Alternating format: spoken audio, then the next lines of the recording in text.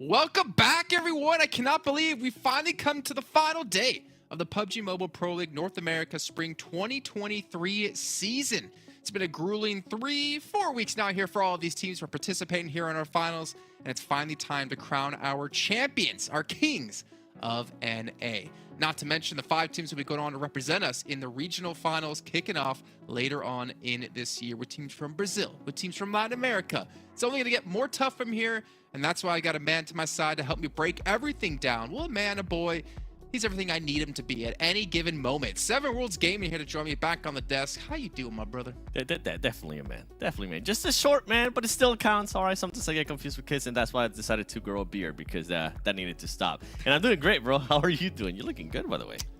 You know, got a little tan on today. Went and go planted some seeds. I'm excited, man, for what spring and summer's about to bring. Not to mention the regionals, PMWI, another season of PMPL, and of course, PMGC at the end of the year, man. It's going to be a crazy year of PUBG Mobile, but it's already been a crazy Final 7. We've had 2 days already out of our 3, and there's been so many memorable matches. I honestly don't know what to say. I feel like we need to take Monster Energy, our official energy drink partner, and make it like our Monster Energy play of the day, because I think Nate in particular deserved it yesterday. As soon as you said that, that's the first thing that came to mind. What Nate was able to do at the beginning of the day yesterday in one match when everybody was counting him out, I have to put myself in that list too, because I didn't think he was going to be able to do anything after a certain point. That man was able to clutch it up in a big way for his team, and kind of sparked them team up, because it wasn't just Nate at the end. Everybody from the Panthers did step up their gameplay.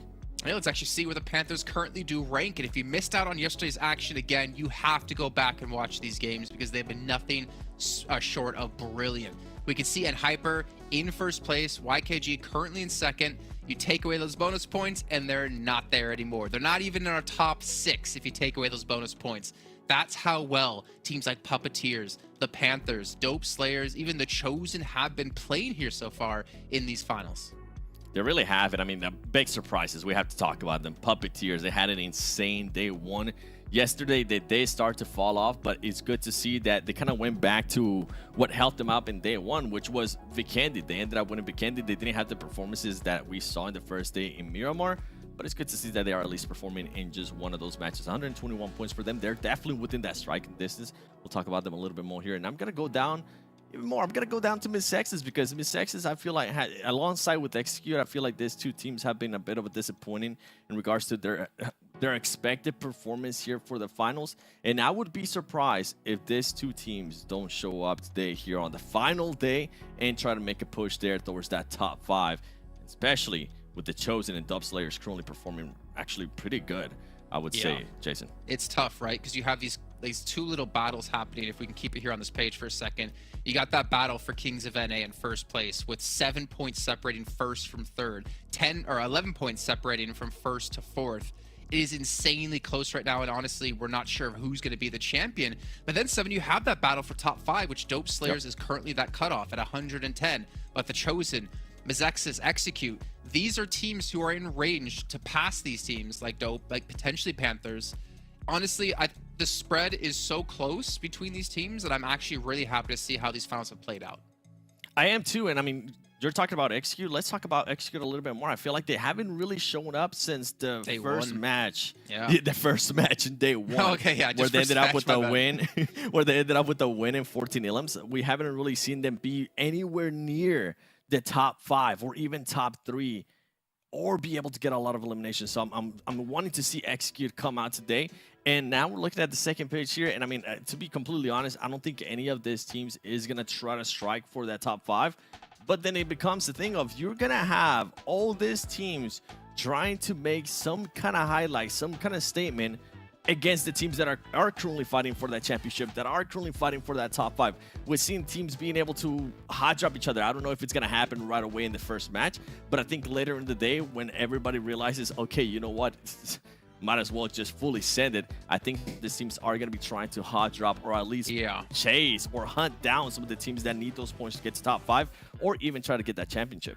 That's the thing, right, is that you don't really know what's going to happen with these bottom teams, but the numbers you need to keep in mind If you can get to 12th place, if you're below that, you go up an extra $500 in your pocket. If you get to 8th place from there, you get another $500 in your pocket. There's still money to be won for these teams, and it is still so close between them that honestly, you have one good match, you could potentially jump up into another bracket of the prize pool. So it's going to be tough. Yeah, you can see all the breakdowns here. It's going to be hard, but I think the most difficult part is how sporadic these teams might act. I don't know if there's a way of predicting of how they're going to play here, Seven, knowing that, like, hey, well, you know, we got nothing to lose, right? Maybe we get extra $500, maybe we don't. Let's just get a little crazy. And when you see teams start playing a little bit crazy, that's when things get even more difficult towards the top.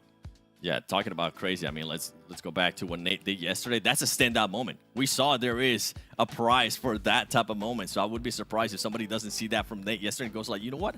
I maybe want to try to do something to stand out. I want to try to get those extra $500 if I'm not going to be going to Americas.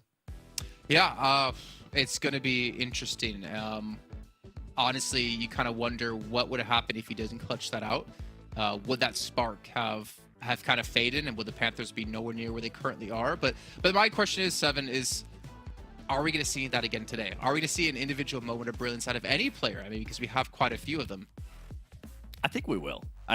But let's go to this first, right? We have Dong. By the way, this is Dong performance from day one in the finals, and that obviously it's an 8 performance from yesterday. What he was able to do, you can see 22 eliminations, 19 eliminations, both being able to get MVP. But the factor that you keep mentioning that I love that you brought up too is that they were able to bring up the gameplay, bring up the morale of their teams, and their players also start performing really well. So you know what? I'm actually going to push away a little bit from Dong and Nate there because I want to talk about 2 other players that might be able to put up good performances like this. And that's going to be Fate from Execute and Anying from The Chosen, because I feel like those 2 players have the capability to actually put up great performances here in the finals, and we have seen them do it throughout the actual league stage of this PMPL NA, where we really haven't seen them in the finals, right? Let me talk about Fate a little bit more. Day 1 of the finals, 7 Illims, 1500 damage. Day 2, only 3 Illims, 600 damage. And then you go over to Anying, The Chosen. Day 1, 6 Illims. Day 2, only 4 Illims. I feel like they are bound to have a good performance, and why not make it here in the final day of the finals? And if you can start up with some great points and kickstart your teammate too, which we have seen what The Chosen can do, we have seen what Execute can do when everything goes to plan according to them, to their game style, I think they can definitely push to that top 5. Well, I mean, like, I think the perfect example, right? You look at Nate, he gets that pop-off game, and then Chronix, who, again, this isn't to me any BM or anything towards him. He was the one player on the team underperforming compared to everyone else. And then he stepped up to be, like, the most dominant player on the team in yesterday's action. So, you know what? We don't know what's going to happen today, but there's only one way to find out, and we have to get to our matches, but not before we talk about our championship contenders here. Now, we're going to take a look at another bar graph here on PMPL NA. We love bar graphs because, you know what? They tell so much information, so much good information. And this is the average points per game from day 1 compared to day 2 for these teams. Obviously, the big thing you have to talk about here is a drop-off, and Hyper and Puppeteer. But in Puppeteer's case, kind of hard to replicate an almost 14 points per game average over the course of 2 days. Yeah, I think none of us expected them to try to maintain that 13.8 out of Puppeteers, but it's good to see that they did just enough, right? YKG and N-Hyper allowed them to do just enough where they can actually be there within the hunt for that championship. Now let's talk about a big drop-off that actually surprised me, and that was that N-Hyper drop-off, a team that has been so consistent. I mean, going back to yesterday at the beginning of the show, we were looking at the stats between league stage and the first day of the finals. They were pretty much identical, and this is a big question mark for N-Hyper here. What's going on? I don't think they're going to be cracking under the pressure. I don't think that's what's going to happen today. I think things might have not gone according to plan. I do expect to see N-Hyper and YKG come to play today, come to show their style that we're used to. I want to see what Joey's going to be doing out of YKG. And then last but not least, you can see the Panthers being able there to bring up the gameplay. Yes, they're talking about Nate, talking about Chronix, talking about what everybody was able to do. But what's going to happen on that first game? What's going to happen if you do end up losing Nate? That's not going to give you that big morale boost. What's going to happen if Chronix doesn't perform like they did yesterday? How is that team going to respond? And that's the big question mark with the Panthers. So you know what's so funny? So I'm kind of like torn when I look at these 4 teams because I want to see N-Hyper and YKG tank it, only for the reason of you said you see no world where one of those two teams doesn't win, and I want to see you be wrong. But at the same time, if I were to compare those two teams against Puppeteers and Panthers, I would say Hyper and YKG have a better chance of succeeding when it comes to the regionals than Panthers and Puppeteers from what we've seen in league play, right? The consistency over the course of those 3 weeks, I think, speaks volumes about how good of these teams they are. But you know what? I'm torn, right? I kind of want you to be wrong, but I kind of want the best representatives when we get into the regionals. Let's take a look, though, at, again, another one of our really important maps when it comes to PUBG Mobile. It's Erangel, right? It's going to be your most played map in almost every single tournament. In league play, we played it twice a day. In finals, we still play it twice a day, but we also get double Miramars. And we're seeing how the performances have been so far here in the finals for these teams. And the weird thing for me is, like, to see, I mean, YKG and Hyper be this low, like quote unquote, not to the low. left. Yeah, I expect them to be like a little bit more towards the front, with again like how league play was. But to see this many teams performing on Erangel is actually really cool. It is really cool, especially with Dope Slayers and the Chosen. I mean, we talk about the Panther just enough. There's really not much to say else about them besides it's not gonna perform. But going to Dope Slayers, I mean, this is a team that actually had yesterday one of their worst performances if we compare day 1 and day 2. By just, if I'm not mistaken, I think it was by like just 4 points. So it's good to see that Dope Slayers is being consistent, and that Erangel, a map that we do end up playing twice today, they're currently performing really well. And then the Chosen, I was mentioning Anying, I was mentioning a player that can definitely pop off. If this team can continue to perform really well in Erangel, and if they can maybe bring that kind of performance, whether it's in a Miramar, whether it's in Vikendi or Sanhok, this could give them the right amount of points to push for that top 5. And we have seen it before, Jason. It can come down to just 1 point that separates 5th place and 6th place, sometimes even a tie. We have to go to a tiebreaker, so hopefully they come in on fire, because if not, all the other teams, I'm just scared about the second page of the overall. I'm scared to see who's going to be surprising us today, because there's definitely going to be a surprise. Well, we'll actually get things going here shortly as we take a look at the schedule, what's coming up today, and it should be the exact same map order that we had the last 2 days. So we got our double Erangels at the beginning and, of course, the end. Our 2 Miramars as our second and penultimate match, and of course Sanhok and Vikendi in the middle. If I'm not mistaken, we've had Puppeteers win Vikendi every single time so far here in the finals. I'm curious if we're going to have that carry over yet again into today, because that would be exactly what they need to catch up. But man, 7, like we talked about, in week play or in league play, you know, you have matches off, you play 4 matches a day. Here you have to play that marathon of 6 matches. But I think the most difficult part is, like, yeah, you're playing 6 matches, but you're playing 6 matches on the final day of the finals. Like, the amount of focus you have to maintain through every single match here is exhausting. I hope they have the coffee. I hope they have some monsters, something to keep them focused here, because it does not get easier whatsoever from each match. If you're in Hyper and you underperform the first game, guess what? You're not going to be first place at the end of that match anymore, because I'm almost sure that we're going to see a team pass you. And to have that pressure on your shoulders, I think is where we're going to really start to see which teams can handle this pressure and which teams can't.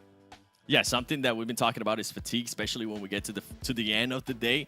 And that's something that happened in a very, very big way to the top 3 teams yesterday. If I look at Hyper, 12 plays, only 2 ilms. YKG, 10th place, only 1 ilm. And then Puppeteers, 14th place, 1 ilm. So you can see whether it was fatigue or things might not work out for them. You can't allow that to happen here on the final day. That just cannot happen. And I hope that they kind of pace to the pressure that they're going to be feeling, because for Puppeteers, I mean, at least for Hyper, you know what? They've been here. Some of those players have been here. They know what to expect. Same with YKG. For Puppeteers, this is the first time that they're going to be feeling this kind of pressure on the final day, where a lot is at stake, whether you can move on to Americas or not, or where you can maybe be crowned an NA champion, and then your whole career is going to end up taking off even more. Hopefully they can handle the pressure. Hopefully they can handle the anxiety that they're going to be getting when they get into those 1v1s. And for Puppeteer, by the way, for Puppeteer, I do hope they end up rotating a little bit sooner, because it worked out yesterday for them. Okay, we don't get to rotate away from this here and talk about socials for you guys who are watching at home. Make sure you guys hit up all of our social media channels, whether it's us here on the show or, of course, PUBG Mobile Esports as well. And obviously, if you ever do post about the show, make sure you use that hashtag PMPL NA, and you can get yourself shown here on the show. Though, and again, it is the last day, so you kind of ran out of time. But if you did, that's kind of your fault for not doing it before. To be honest, I'm not gonna, make it easy for you guys. We do actually have one post we want to show today, and I believe this one's coming out of Rin. Very talented artist. Actually was commissioned to draw these pictures of the Hyper players, and I think it came out flawless. That looks so cool. I might have to give Rin a call. That looks really, really cool. Thanks for using the hashtag PMPL NA, by the way, Ray. Oh, yeah, of course. I mean, you got to use the hashtag PMPL. Yeah, we wouldn't have seen it other way. Yeah, exactly. So make sure you guys do all of that for us, and we can obviously show you on the show. But I think today, it might be closing. So if anything you've learned from this lesson of make sure next season or in the regionals, you guys do fill that out as much as possible. And you guys also, while you're filling that out, make sure you fill out a survey here to give your feedback on the show. I'm not going to say anything mean this time to Seven or anything nice to anyone. Just make sure to fill it out because we'd love to hear you guys' feedback to make the shows better. And then also to help you guys maybe make yourself play better. We have that PMPL crate still going on until the 30th of April, so make sure you guys check that out and pick it up as soon as possible. And then we still have UC to be giving away today. There's many ways you can win it. As long as you're focused on the screens, you're watching at the right time, maybe a code will pop up. And that's exactly when you're going to enter one of these bad boys here and maybe use it towards a PMPL crate as Seven. He has to step down from his box. He has to pick up his phone from wherever it is and try to enter it quickly. Or maybe he's in the bathroom. I don't know. Oh, hey, you're back. Hey, what's up? Nah. I just don't have the best luck trying to get those codes. I keep being hunted by that one guy on Twitter that just keeps tagging me like, hey, I got 3 out of 5 today. Yeah, why didn't you get any 7? What's going on? Well, to be fair, we also could cheat since we see this a little bit earlier than the stream does. But, you know, we're nice here. Yeah. We don't like to cheat. We don't like to steal things away from you guys. We like to give you guys freebies. Just like Seven, if you hit him up over on Instagram and Twitter, he's going to give you a UC as well. Yeah, make sure you follow this man on Instagram because you're going to be seeing him blow some balloons up. And it looks great technique. Great technique. Right, Jason? Yeah, it's a very annoying sound. It really is. I believe it's time to head to casters, right? I believe it's time to get this first match ready. Or is it not, Seven? You tell me. I'll let you control the pace of the show. You know what? I think it is. I'm intrigued. Not yet. Oh, man. Come on. I heard the producer say no. And then you're like, yes. I'm like, wow, this is weird. What's happening? Crush, because I'm intrigued to see what players and what teams Hot Jukes and Suti are going to be picking as well. That they think that they might end up surprising us today, whether it's pushing for that top 5, you know what? Or the teams on the second page where they might just end up hunting some of the other teams, making it difficult for the teams at the top. What if we test production here? What if we have a conversation with the casters back and forth? Maybe that'd be a good idea. We haven't been able to do that on the show. Is that good production? I'm not even a chance to answer. Okay, no, actually, they did answer, and they answered really quickly and very angrily. So we won't do that. But what we will do is we're gonna toss it over to them. And maybe they can talk about the day. I mean, we got 2 ex-pro players here on the show. They can give us their thoughts and experiences of what it's like to play in the finals, especially on a final day when you're so close to taking the crown. Let's go, baby! What's up, everybody? It's Hot Jukes here with the legendary Zute, bro. It's the final day, and you heard we got a chance to hear what Jason said, right? As a matter of fact, I think we can still talk to him.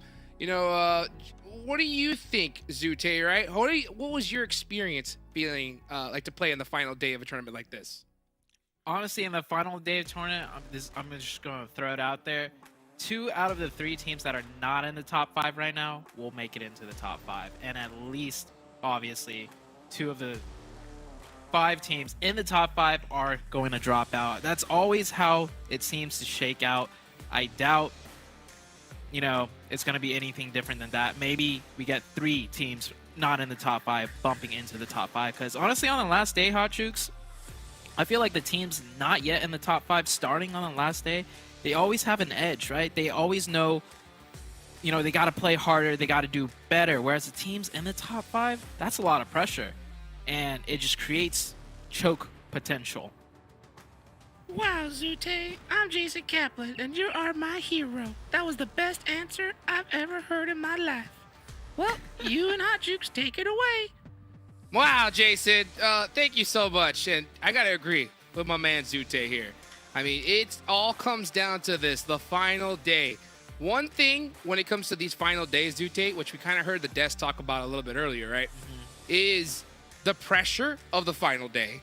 We know what it's like going into this stage, but also the shenanigans of the final day. Because look at this, like Team Mobility, Wanted Vigilantes, BOPE, Golden Eagles, it's pretty much impossible for them to make something happen here and make it into the top 5. So what's on their minds coming into today, right? They could literally play spoiler role for some of these squads. They could decide to try something different and practice for next season. And to be real, there's some players here that already know it's over. Like, they already know it's over. Yep. That we might not even see some of these players play again at this level. And who knows what's on their mind. Maybe you have one solo player say, hey, you know what? I know that I'm not going to be able to do anything with this team anymore. I'm going to go out on my own, go nuts, try to get at least that, highlight real moment and make something happen for my team and hopefully get picked up by another squad. We've seen that happen before too. You're absolutely right. There's a lot of things that could happen on the last day in regards to that. To answer your first question, though, about the teams like that won't be able to make it, I know like every time we are nearing the end of the finals, we want to see something crazy. We want to see one of these teams target someone else, maybe Bad Blood. The narrative is always thrown out there, but I don't think NA I don't feel like we ever really see that happen. Like, teams still just play by the book. They just keep trying to do their best, even if it's like they should try and switch things up, and they don't. So these final days, though, like yesterday and the day before, we've seen some crazy stuff that we would never expect. So maybe this time, on this final day of the finals, we'll see something like that. Maybe in the first game, maybe in the second, who knows? But I feel like we're going to see something we won't be expecting once again today. That's my hope. That's my hope for sure, because the fall season's a long time away, Zoo. And all I know is that if I'm one of those teams in the middle of the pack, I am not trying to sit and wait out until the next season. So if I'm coming into this, even though it may look impossible, I'm like, hey, I'm talking to my players, and I'm like, hey, we got to just go nuts. We got to frag out of our minds. Let's try to pull off some crazy 20 elimination chicken dinner to start things off so we could have a shot at this thing. It's a long one, but at least try something different to make it even slightly possible. Because if you're just going to do the same thing you've been doing, then you've given up. You already know you're not going to make it, right? Yeah. And the other thing is, I feel like this is a show. This is entertainment. That's right. You're playing in front of hundreds of viewers. Do something memorable, on the last day. Even if it doesn't go your way, at least have a moment. This is like your spotlight, pretty much. And if you just fizzle out and we just never see you again, what's the point of that? Right you are, Zute. Right you are. Make something happen. I mean, at the end of the day, this is a tournament. You know what it takes to win. And if you're in a really rough position points-wise, I mean, bust out some crazy strategy, right? Get together with your squad, talk to each other, come up with something spicy to at least try something different. Jukes, like, you don't even have to do anything crazy. You could do what Jason did yesterday. What's that? Sit in a car next to other cars. Oh yeah, we're talking about not Jason Kaplan, by the way. No. Right? He did not broadcast from inside a Jason. car or a Bugatti, right? But Jason from Execute. That was cool to watch. That was funny. Like, I'll remember that moment. So if you guys missed it yesterday, basically shooting range, there's some fake cars, if you will, right, in shooting range. And Jason was just sitting in the passenger seat. He was the last one up for Execute.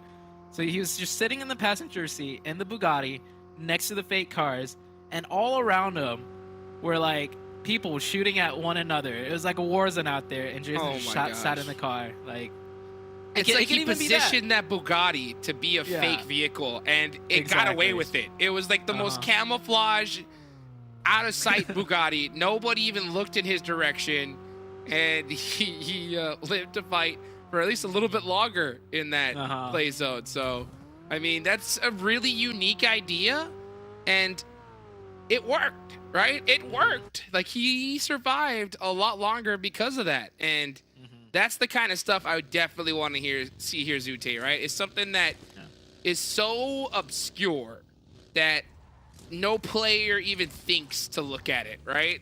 And at the end of the day, that's the kind of stuff that you get away with here at this high level. Because, like, I mean, if you're hiding behind a tree, laying in a bush, or behind a rock, these players are trained, right, to automatically their vision just search those things. But a Bugatti kind of out in the open with some other broken vehicles, it's not the first place you would check, surprisingly. No, exactly. And it doesn't even have to be tactical. I don't know. A four-man team could just start emoting during the middle of like a fight or something. That'd be funny too. I don't know. I'm just throwing things out there. Right? Stir things up. As this first circle, by the way, once again up in the north. So we're getting a lot of rotators in here. It's we had a lot of these 50-50. I think every Erangel game was north yesterday. So once again, up in that north side. Zarky is in the zone. We had Zarky in the zone the other time, but it quickly shifted off. Maybe this time we'll get, a couple more shift towards that Zarky location. We will yet to see that, but surprising thing for me, Jukes, right now is everybody is still alive. Yeah. This does not look like Game 6, Zute, of what we saw yesterday. Oh, I no. mean, Game 6 so far of every single day of the finals has been ridiculous. Like, we've seen half the entire lobby just get eliminated in, like, the first few minutes. And this is what we really expected, right? Nobody down, every single player up, just slowly creeping their way into a position that they feel is going to be the most favorable into this next zone. The Chosen looking to head up onto that north side already. Zarky is still in play, Zute, by the way. So Yeah. there's a chance. Small chance. You talked about TC very briefly. Look at that split TC's doing. That's 2 at the broken airplane and then the 2 at the compound right next to that top hill. That's a 1,000+ meters split. That's a big split right there. Yeah, that's not even. There's no supporting sightlines between those two. So I mean, TC are playing very confident today. Oh, boy. Oh yeah. Oh, boy. All right. This is how we're going to start off the last day of the finals. That is what I'm talking about, baby. I'm all for A it. thick shift all the way to the north. Half of this zone is in water. So Yeah. that limits the amount of playable area tremendously. The circle has literally been cut in half. And because of that, we see every single one of these teams in vehicles pushing to their most favorable spot that they could get right now. Yeah. To better illustrate the zone, if you missed it, 1/4 or 1/5 of the circle isn't even on the map. Wow. So that should give you a good idea of how crazy of a shift this is. Execute crashing right into Puppeteers. Oh, Puppeteers, they're gonna lose one for sure. There goes down It's Dong. Dong. Dong of all players. That is. Oh no, not the Dong on the man ground. himself. Dong on the ground, and Fate's coming for Dong. Runs Nah. over him. Wow. Execute. Is Fate going to They pick push up the Faye first as point. well? I don't think so. I think this Execute team right now, they're so close to that top 5. I don't think they're going to do anything, too crazy right now. They're going to just stick to their game plan, play a little bit more conservative than we've seen. Well, they're already starting to do some splits, trying to look to get into some action. Here's the rest of Puppeteers. Fang barely holding this edge. This is just past Faye, which we saw a little bit earlier. That's where Execute is. So a lot of teams taking this northern side. And yeah, I like the strategy. Like what you could do here from this angle is you could park those vehicles below and then just drive them up. But you have to definitely be careful because one wrong slip and that vehicle's going in the water. Yep. Definitely have to be careful. You could also utilize some smokes too to cover up the vehicles for a little bit.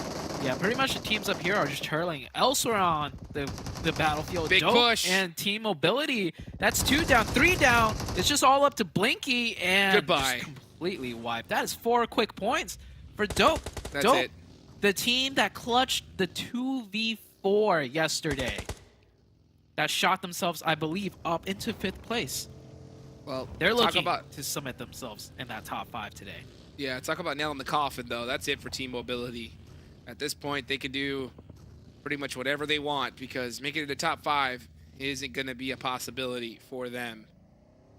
But you know what? It's definitely a possibility for a lot of these teams in this lobby. Rin gets knocked down from Hyper. That's the best performing squad so far. You can see the live rankings right there. YKG right behind them. The Ooh. Panthers, Puppeteers, Dope Slayers, The Chosen, MEZEXIS, even Execute, right? Definitely have a chance at, Oh, let's oh go. my, another shift. All Hard the way to shift. Severny. That's a hard shift. The white is literally touching the blue on the previous circle right there on that eastern side. It's not just that one player that went down from N-Hyper, by the way, Jukes. N-Hyper are down to 2 already.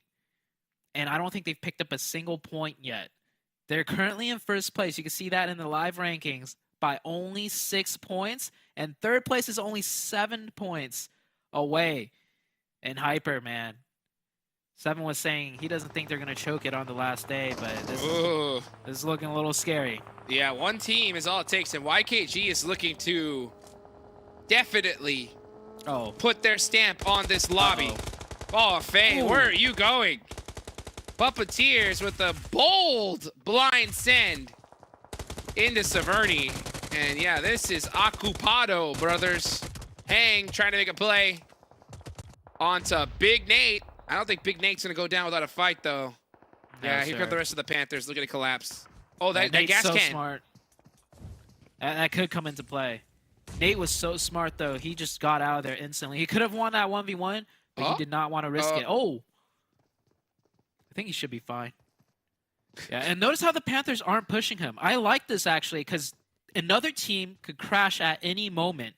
So they're going to wait it out a couple of seconds, make sure no team is, full sending in this spot, and then they'll come in and take him out later. And there we go. Yeah, Hang is down.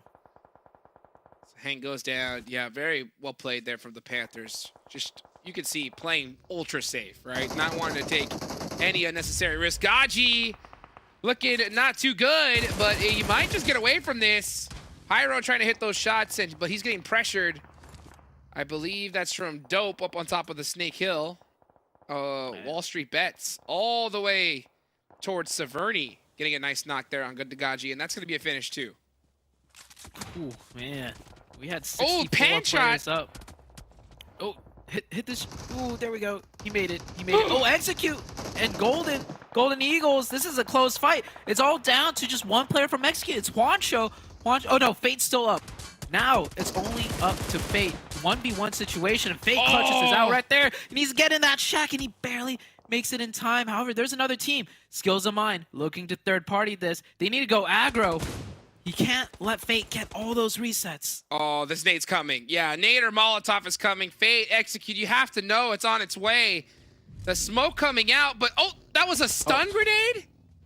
Interesting. Did he just There's stun the nade. himself? Nade bounces out of the shack, I'm pretty sure. This should be an easy finish still. Blue zone. They're all There's trapped the in. molly. Oh, that's gonna hurt. That's gonna hurt. There it is. There it is. And Execute just immolated to dust by the side of Skills of Mine. So, hey, that was a detrimental game for Execute. They still have 5 matches left. They are very, very low on the leaderboards here, Zute. If I were them, I would be very, very concerned. They only managed 4 points, I believe, right there. That is tough. This Execute team, there's a good chance that they might not even make it to the next stage. Wild. Yeah. As veteran of a team that is, I feel like it's just been slipping down and down and down. I got a chance to talk to Juancho for quite a long while last night. Got a chance to play with some games with him as well. And he did tell me that if Execute doesn't make it, it's not his fault. So,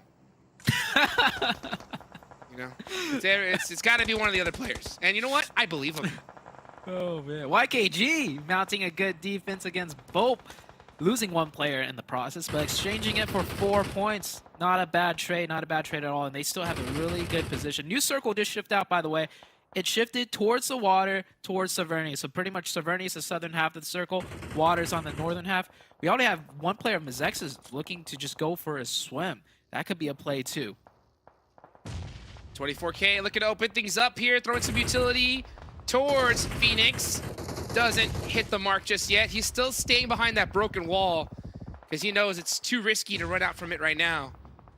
Rest of YKG splitting up, trying to cover all angles. Right now, what they're really worried about is just a team full sending on them for free. They just want to hold the spot. Yeah, at this point, there could be one more team coming in for that late crash with this new zone. But pretty much everything's Occupado and Severny. Puppeteer go out 0 points. That's a tough one. But this circle, of course, was very difficult as well. Man, this Severny fight's going to last for quite a while. We still got a couple of teams not yet in Severny. Dope on the hill west of Severny in a great position. They could hold that spot for just one more circle before they most likely have to push closer in.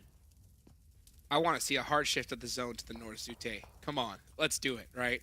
Why not commit to the most ridiculous circle we have seen so far this tournament? That'll definitely get the blood rushing. Let's see what Exotic can do, as WALLSTREETBETS have had the roughest first 2 days I think we could have possibly imagined. I mean, we definitely saw some heat from this team in league play, but they have yet to show up in this finals. Honestly, if there's any time to do it, right, it's the first game of the last day. Yeah, they got to start right now, man. But they fell off so hard. Wanted Vigilantes against K19 here. Is this a 1v4? No, there's more players in the backside for Wanted Vigilantes. It's a 2v4. Nemesis holding down the front. His support in the back is knocked, so this does make it now a 1v1 situation. Ander, oh my gosh! Through the smoke! Nemesis just threads the bullet right into him. Nemesis! This is from Wanted Vigilantes. One of the teams furthest down on the leaderboard, Zute. You can see them. They were in 15th place. Just, detrimental to the dreams of K19. Next zone! A lot of it is in the water, Zute. It looks like Inactive is already committed. That's Northern Shift. Yeah, so yeah, Inactive could be swimming up there for quite a while. We still have a few 4-man teams that are able to fight for Severny. Got the Panthers, and I believe Dope is going to have to make a move. I think all eyes are on Dope for me. That's 4-man team about to press in. Oh, Rushy going down. YKG confirming that. That's another point for them. 5 points now. They have the edge of circle. They're looking to just maximize points before rotating anywhere else right now. Oh, this zone is a difficult one. You could see even in Hyper trying to figure out what do we do in this position, because if that zone commits to that water, we'll see a full swim strat coming out here. And Hyper, oh, D right in the open. This should be easy pickings. Yeah, Kindness getting caught by D. That's 5 eliminations for WALLSTREETBETS, as they are on the southernmost side of this zone in Severny. They're going to have to push through the Panthers, YKG, the Chosen, so many of these squads. And QZZ, he could cause some trouble too, even though he's down to just himself. Here comes the push over from WALLSTREETBETS. This team, like you said, has had a rough first 2 days, but if they can QZZ. Yeah, QZZ. Nice. I thought that was WALLSTREETBETS Nate bouncing off, but QZZ with the bounce, a follow-up bounce. That hurts him up a lot, but D rushes in and finishes it out before any more damage could be done. YKG, meanwhile, man, they have held down this western front and have cleared everyone out. 8 elimination points for YKG. This is the YKG we've been waiting for, right? I think they are looking to take that first place spot right when it is needed. For them to go proactively take out Phoenix Esports at that moment was so smart, because they did not want to risk having to take a late circle fight in the middle of blue zone and then getting wiped out right afterwards. So they are in a good spot. They still have 3 players up. WALLSTREETBETS, again, super low on the leaderboards, looking to make some action. I'll tell you what, 6 eliminations is, I can't even say it's good for this team, Zute. It's just okay, right? They need a lot more. It's not nearly enough, but with shots like that, they might be able to make it happen. That's the opening for WALLSTREETBETS to push in. This WALLSTREETBETS team, they need to play like this for the next 5 games. Yes. If they want a shot. This has to be the WALLSTREETBETS that we see, and they have to continue. They have to finish here. D leading the charge for his squad. This player has definitely disrupted the lobby many occasions during league play, and it looks like the finals, he's finally woken up here, Zoo. Woken up indeed. Quan, last man standing now for the Panthers. This city, you could just sign it over to WALLSTREETBETS. I mean, I know we got YKG in the mix, but they got to cross the open road, and Trick is looking to take down at least one of them. Meanwhile, by the way, Dope has just completely hunkered up on the shoreline side with their 4 players. Wow. All the way on that northern side. The Panthers decided to go for a crazy split, and Chronix gets taken out. So the Panthers looking to try to just sneak away some placement points. They're only going to have one player up left as Trick catches the nade onto Joey. Wall Street Bets. They are turning up here in the final day. Yeah, this needs to be a win for them. They could have had a win yesterday, but let's not talk about that. Yeah, let's not talk about that one. New day, new game. This should be theirs. The zone could shift over to Dope next, though, and that might cause a problem. But they need to first clean this out cleanly. They can't lose a single player here. Kubi with a beautiful low toss nade. A Molotov. Now throwing a nade. Second thoughts. Pre-fire through the smoke. You can see the paranoia at an all-time high right now. And it definitely needs to be for Wall Street Bets. This is a great nade right here. Quan, goodbye. See you later. There go the Panthers. As that's going to be another elimination for Wall Street Bets. That's 9 total, Zute. And I guarantee you, they know that. Look at that shot. Yeah, he got the point there, too. They're getting as many points as they can. YKG back up to 3, however. Dope still holding down the shoreline. The circle did shift again, I believe. Yeah, everyone is pretty much in zone on this new shift. If Wall Street Bets takes out YKG here, we could see the rematch between Dope and Wall Street Bets. Oh. Are they going to choke it again, Juice? Oh, no. Don't say that. They just might. And, going fishing, 24K. He already knocked one. Looking to get the finish and get the other player. Zone closing in. Oh, inactive getting caught out in the water. Everyone's pretty much just fishing right now before the next circle pops up. Yeah, everyone's just waiting, not looking to run out in the open. MEZEXIS does get eliminated. So Sup Pig, the only one up left for the Chosen, just holding his breath for as long as he possibly can. He's using that broken boat to help protect him so he can get a little bit of breathing room, but 24K had his number. Yeah. Oh, nice knock for Robert right there onto the Wanted Vigilantes. Wanted just down to 1, just doing what they can to survive. Hold on. Kubi! Return fire. That's from Wall Street Bets inside. So they do have a beautiful angle here. All these vehicles are going to be exploded in the next few seconds. Nesquick and Dope just looking to get some points onto Wanted Vigilantes. Oh, he's going for the revive. Soulfly. Oh, he sees him. Got him. Really? I mean, I guess on the next circle, there's not much you could do either way, right? So he tries to go for the revive. Definitely a risky revive. We'll see where the zone goes now. YKG, Wall Street Bets, and Dope. Oh, that's terrible for Dope. Well, I'll tell you what, it's actually not. That's because this is already a great game for them, right? Dope are putting some great points on the board, especially considering that you got N Hyper down. The Panthers are already down. You know, they put 9 eliminations already. They're going to get at least a minimum of 3rd place. So this is a great start for this team. Definitely want to finish strong here, though. And they're going up against YKG, one of the top teams in the lobby. Wall Street Bets. If they have finally woken up here, they're definitely not a team that you could just push around. That's for sure.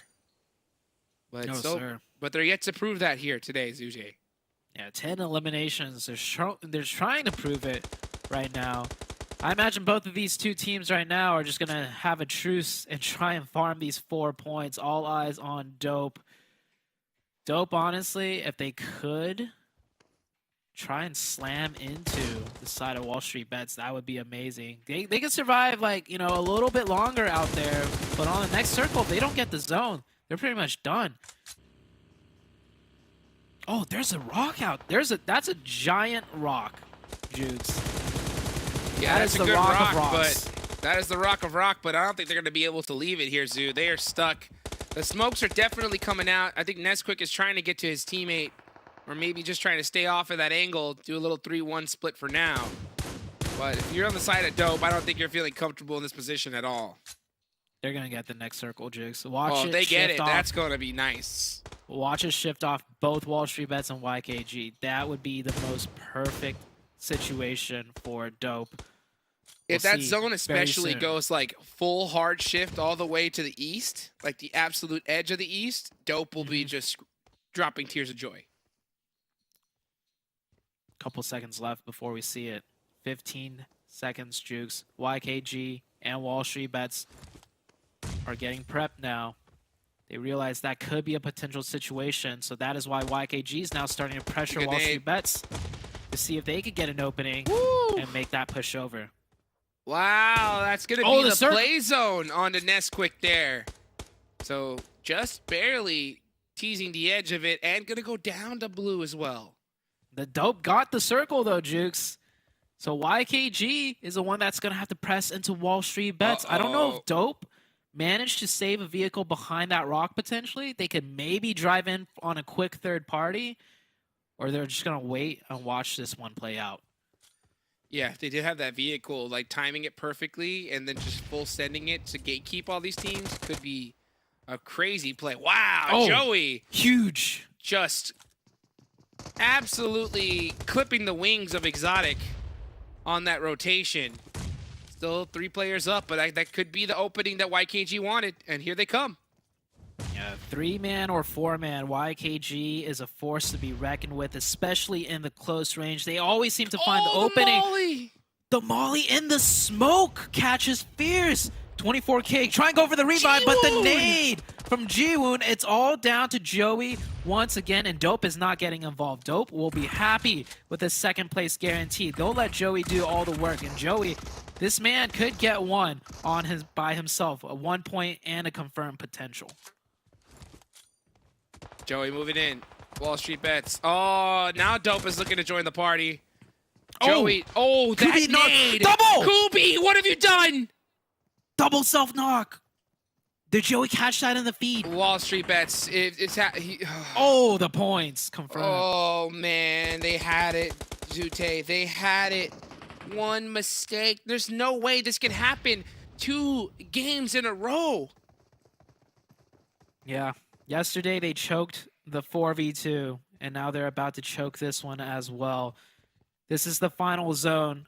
Dope is shaping up to once again take the chicken dinner away from Wall Street Bets. The circle is favored towards Dope. The center of zone, definitely giving them the advantage. Oh, Jiwoon saw Joey as he is forced to move in a very, very rough position. Oh my gosh, all these players are stacked up right here. Easy pickings for Dope, but one good knock could do it. Play zone's gonna get Joey. Jiwoon's gonna go out to play zone, and looks like Exotic's gonna do the same. So Wall Street Bets having the chance to get that revenge onto Dope, and they let it slip through their fingers, Zute, as Dope's gonna win game number 1 today. And with all the teams that went out early, Dope is gonna be very dangerous on this leaderboards here, Zoo.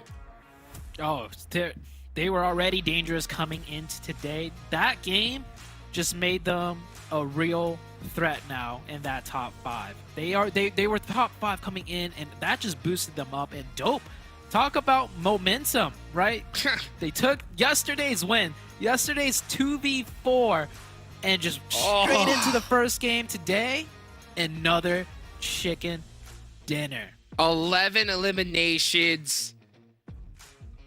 Chicken dinner. I mean, I'm sorry. I'm just at a loss for words here, because Wall Street Bets are like a dagger into my heart, Zute, right? After seeing what happened at the last game yesterday to seeing what happened now at the start, they look so strong. They look so good. And they just have a way of just tearing all my trust and hope away from me, Zute, in just 1 second. I want to say I wish I could feel that pain, but I wasn't here for week 3, so hey, it happens, right? But hey, anything can still have Wall Street Bets. Maybe they still have a chance, but don't go anywhere, guys. We still got 5 more games to go, so we'll be right back after this quick break.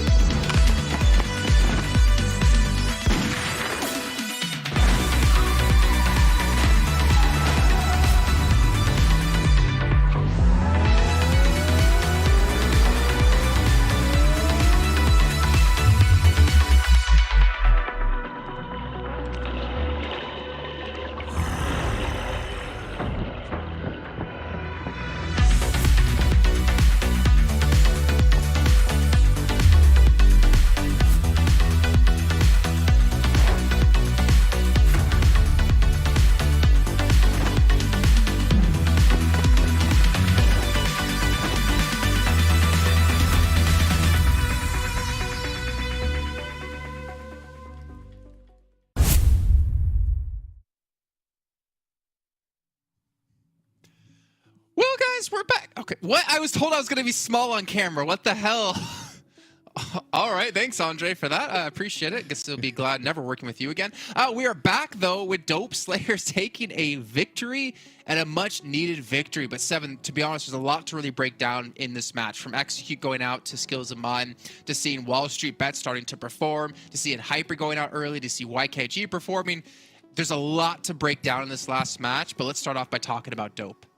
Dope Slayers being able to get those 21 points, that's going to be massive for them. I can't wait until we see that overall, because they might just push themselves into that contention to actually push for the championship. By the way, WALLSTREETBETS, a team that, if we're talking about underdogs, this is how they needed to start their day. If there's even a slight chance that this team might push towards that top 5, or at least, if not, if they don't end up pushing for the top 5, they could at least try to get more of that prize pool. YKG too. 14 total points for them. We saw Joey go down at one point there in severity. I thought it might have been over for the team. Somehow they were able to just recover and do really, really well. And then I'm going to go down a little bit more, because Execute is the big question mark for me in this game. And the reason why is because of something that you mentioned earlier, Jason. You said, what would have happened yesterday if Nate didn't clutch up for the Panthers in that first match? What could have happened to the Panthers? I feel like that might be what could happen today with Execute, because the team, you saw Fate being aggressive, you saw him pushing to get those confirmed eliminations, you could see the team wanting to get those extra points, and they just ended up getting shut down when they were starting to carry a little bit of momentum. It could hurt them in a big way. Yeah, and we're obviously going to take a look at this, especially when we get to the overalls. Just keep in mind the 4 points they got is all they got in this match. But then again, and Hyper only getting 2, Puppeteers getting 0, MEZEXIS getting 3. That's 3 teams that kind of need the points, because Hyper, they for sure lost first place. Puppeteer, I'm pretty sure they've lost second place as well. They definitely lost second place because Hyper took it. They're falling further out of the equation here when it comes to top 5, and they need to bounce back, and they have to do it quick because they're running out of time. But time is also something we're running out of, so let's quickly see Dope up against YKG here in this last match of their stats. And honestly, Seven, you know, you got to give credit to Dope. The thing is, they rotated out of Severny early, and they set up like a little fortress with those buggies, right? Because they expected the zone to shift away, and they didn't want to have to play with like the hecticness that comes with the city finish. And then they, I think, saved 1 vehicle left as well to transition back forward if the zone did shift away from them. It was a really ballsy play, but it worked out in their favor. It worked out in their favor in a big way. By the way, they tricked us too, because we're looking at them and we're like, at one point, like, didn't they just blow up all their vehicles? They're not gonna have any vehicles to rotate. They had one in there somehow, and I love the way Dope was able to actually use the fight between WALLSTREETBETS and YKG to push up 2 players to that airdrop that was near them to kind of provide different angles. They're a great play out of that team. Sometimes what we see is teams stay a little bit too passive when other teams are fighting. Glad to see Dope decided not to do that and went up a little bit on the offensive when they saw the chance. But overall, WALLSTREETBETS, man, I felt like they could have won that if Kubi had not naded himself and another teammate too. That was tough to watch. Yeah, let's take a look at their player stats really quickly, just because we have to give some life to them. I remember the first 2 days of week 1, Kubi was on par with Joey, but then he kind of disappeared for the next few weeks here. But to see him, you know, D, able to put up some good numbers here is a good sign. But they have a lot of work to do, as you said before, Seven, and we'll actually just go straight into overall so you can see exactly what we mean, because they needed at least 60 points today just to be in contention for top 5, and that's with the other teams not getting any movement. And we are seeing, and Hyper actually's fallen from 1st to 3rd, Puppeteers to 5th, and Dope has moved to 2nd. Like, this is some great. There's 14 points separating like 1st and 4th. There's 15 points separating 1st and 5th. I'm happy that anybody could be a champion right now, and I think I'm going to have to use my worst. And Hyper, please don't choke today, okay? Make sure you guys don't end up being out of the top 5. By the way, Puppeteer, 121 points. This team cannot have the performance that they had yesterday. They cannot wait until Vikendi. They need to do something in the upcoming Miramar. And for WALLSTREETBETS, this is a slimmer side of hope if you're able to at least be within the first space. If you're looking at that 5th place, you're like, you know what? It is a tough ask. But this is that team that can possibly have that it factor. You mentioned Kubi in the past. He has shown up great performances. They could push for that top 5, and it would help them if Puppeteer continues to in a way, throw a little bit. Well, 38 points they have to climb up if they want to break into top 5 without anyone else scoring some points. Execute as well, found off the front page, which is honestly insane to see. Maybe they need to bring Zute back here and he can help take them to the next level. But we'll go actually head over to our casters now with Zute and Hotchus to take us into Miramar, our 2nd match of the day. Here we go. Match number 2 coming up. What do you think, Zute? You ready to suit up, bro? Nah, man, I am retired. sure? And I'm staying retired. I'm good. I'm good. My heyday is over. But I mean, Jason touched on execute, and I don't know, man. This team, I respect the grind for sure. You know, Fate, one of the players that started execute, he was the one that picked me up and gave me the opportunity, you know, to make it to globals again. And I respect him putting in the grind. It's not easy. And honestly, man, it's looking rough for Execute. But Execute, they've been in this position countless of times. I feel like almost every year, every tournament, they come into the last day looking like they might not qualify, and then they barely squeak on through. I'm fingers crossed that will be the case again. But the lobby, right? It's looking tough, man. Dope stepping up. Puppeteers out of nowhere, right? Yesterday and the day before. It's gonna be a tough task. Even WALLSTREETBETS, right, made some noise as well. I mean, they have a lot more noise they need to make, but when you have teams like that performing when it counts, right, it's gonna make things that much more difficult. So when it comes to, we talked about digging a hole, right? Execute have definitely dug a pretty big one for them. The zone could be favorable for them. It could be a really good sign, though, right? They like to land in the southern part of Miramar, so this is definitely their territory. I think if we really want to put our hope and dreams into Execute, like so many have, because, I mean, this is a roster that, by all means, we should see in the top 5. They have that potential, right? But it's just, I think it's simple mistakes that just keep plaguing the squad. You know, doing a little too much. These little 2-2 splits that are too far apart, them losing some players early on. If they just tighten some of those screws, Zute, I think we could easily see this team in the top 5.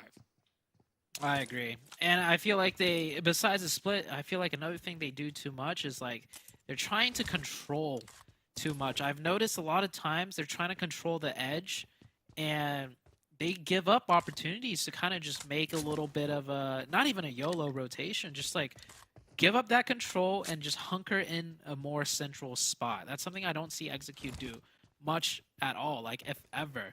And I think sometimes they just need to do that and pray to the circle gods just a little bit, right? That the circle will center up, which, you know, percentage-wise, it should, you know, center up more often than not. So they need to take advantage of that. They have 5 games left. I feel like if they do decide to switch their game plan up a little bit, which, you know, I think they should, that would be the main thing I want to look out for. Focus more on just rotation and positioning, less splits, less controlling the edge, less, you know, maneuvers like that. Yeah, I mean, by all means, I think this team has such a ridiculously good level of gun skill individually, right? The thing I think they struggle with the most is being able to utilize it properly. You know, like they have been doing these angles, this control like you're talking about, and they have one player focused on this area, this one focused on the other. When they all focus on the same goal, when the one play is obvious, we see them win. We see them do really well. When it's a question mark, what should we do? Do I focus on this side? Do I focus on that side? We see them make mistakes like that. You know, now we think about that one Erangel game where Fate was forced to make a crazy play, right? And it worked out. But it didn't even have to do that. It didn't even have to get that far. They just played together and focused like same brain, right? Like a turret, right? Yeah. I mean, this team, I think, would be like a very, I wouldn't say unstoppable, but very hard to beat. Yeah, they're just playing too high, in my opinion. And I think I said this maybe even week 1, right? They try to do what they see like the top end teams do, but sometimes it's like in certain situations that is not the play. Even if you have that top tier skill level, you see top tier teams even dumb down their plays sometimes because it's just simply not necessary. But I kind of want to change the topic because Execute aside, man, Puppeteers, you know, this is a team that I got to ask you, do you want to see them qualify in that top 5? Because league play, right, didn't show much at all. Is this a team you want to send out of NA to rep NA in the next stage, Jukes? I wouldn't mind seeing some Dong in the finals, in the global finals. Zute, Oh, what about you? All right. I know looking at him exactly right now. why. I know exactly why, because you just want to see more Dong in the Honestly, upcoming because the stage way of the he's been tournament. playing, Zute. That's fair. That is fair. That's all I want to see sometimes. I mean, he has had a crazy performance. I want to see players like him. I want You're to see right. players like Nate, right? That have the capability of putting their team on their back, Zute. You're right. You know, I wouldn't mind it either. We do get 5 teams, right? So why not throw the Puppeteers in there? But they got to work their way in. Rough day, or not rough day, rough first game. We'll see if they could bounce it back a little bit. They're still in that top 5, but I hope this doesn't, you know, make them the Puppeteers of league stage. That one bad game that they just had, I'm scared, you know? Like, but what if they go back to the ways of old and they lose? They don't get any points. They'll drop out of that top 5.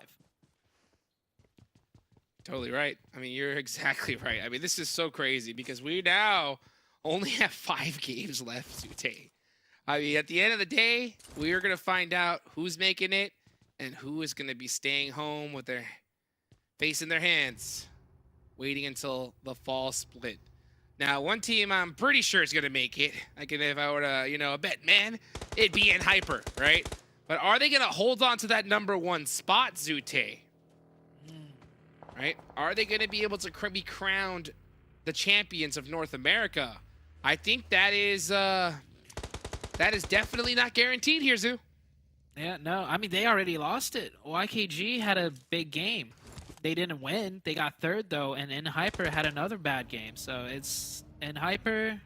This is a team that I just don't think they have the oomph, so to say, to take first place in the finals. So right? They're a team that just does so consistent, like top 3 easily, but they're just missing like that clutch killer mentality. Because when's the last time you've seen in Hyper pull off something like clutch? Like they were supposed to lose, but they won.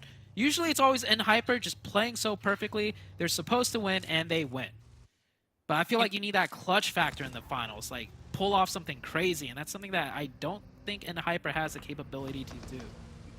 let me try to see if I can describe this. Okay, when it comes to N Hyper, as we watch a couple squads going at it from mid-range, and that's going to be Kubi going down. I don't know if, I don't think WALLSTREETBETS was looking to pick up Kubi there, Zoo. WALLSTREETBETS, man. I think they let him go after that last game. They're just like, you know what, dude? Just go in timeout, you know? Go in timeout, come back strong the next game. But okay, as we're about to see this next circle pop, when it comes to N Hyper, Zute, the best way I could describe it is I think like this team has like an internal risk safety meter, okay? Okay. And what I mean by that is whenever this team does something a little too risky, when they play a little too loose and they lose, right? Yeah. It's like they all that meter gets reset and they automatically go down to full safe mode. You know, full safe mode, full tactile, zero risk gameplay, and that works for them. But there are certain scenarios where you have to play risky. You have to just make this kind of crazy full send. And after a bunch of consistent games, I think we see that meter rise and we see N Hyper start playing a little looser. But then they just go a little too risky and then they get punished for it and then they immediately start back over. Does that make sense? I can see that. Yeah, I can see that. With only 5 games left, though, they're going to need to make some big risks. I feel like if they want first place, there's going to have to be at least one game where we're screaming, oh, N Hyper, they've got to do this. Like, there's no way they could do this. And then they pull it off, right? They need, like, a Nate type of play if they want first place. Now, top 5, they could keep doing what they're doing. And it's starting to sweat just a little bit, right, that they won't make top 5. But I'm feeling fairly confident still for as far as N Hypers in regards to them. And you know what? You can't teach clutch, but cut clutch over time, right? could definitely come a little bit easier more often than not. Let's see right now, though. Hang with the drive. No. Oh, instantly getting punished. Oh, that's Faye down too, I think, that I just caught in that elimination. Oh, Faye. One more shot. And, ooh. I mean, I wonder what's going through the mind of Team Mobility. Oh, I think they got him. Yep. They got him. Okay. All right. That's Puppeteers down to 1 player now. Jukes. Oh, man. Ooh, this is Getting- also It's getting Team rough Mobility. out here. And then Hyper. Uh-oh. We were just talking about him, Jukes. Uh-oh. Ooh. This is not looking good, Zute. I mean, Ooh. this is the curse. This is honestly the curse that has happened to N-Hyper. Playing so good all tournament long, and then come finals time, right at the end, Yep. not pulling it out. And so far, Zute, this is looking to be on that same trend. They need to turn this around the next game, Zute. I do not want to see another scenario like this from them. If YKG gets some points, that's going to be dangerous, Sue. YKG already got points, Jukes. But They already got especially points this last game. I don't think N-Hyper should worry about YKG taking first place and securing first place at the end of the tournament. I think N-Hyper should worry about making top 5 now. That's wild. That is a wild thing to say. Mentally, with the way they just went out right now, that's probably what they're thinking. They're probably feeling like, oh man, we could lose top 5. This is not good. This is not good at all. But Puppeteers are also dropping. K19 up against BOPE. Close range engagement. PAPPETEER trying to find an angle off to the backside. BOPE will just hold up in that fortress. K19 is going to have a tough time cracking this one open, especially with being shot at from distance from another team.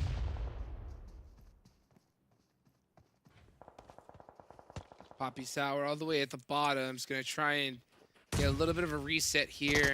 Go into this fight with a little bit more utility. Sanhok and the rest of BOPE very, very nervous right now.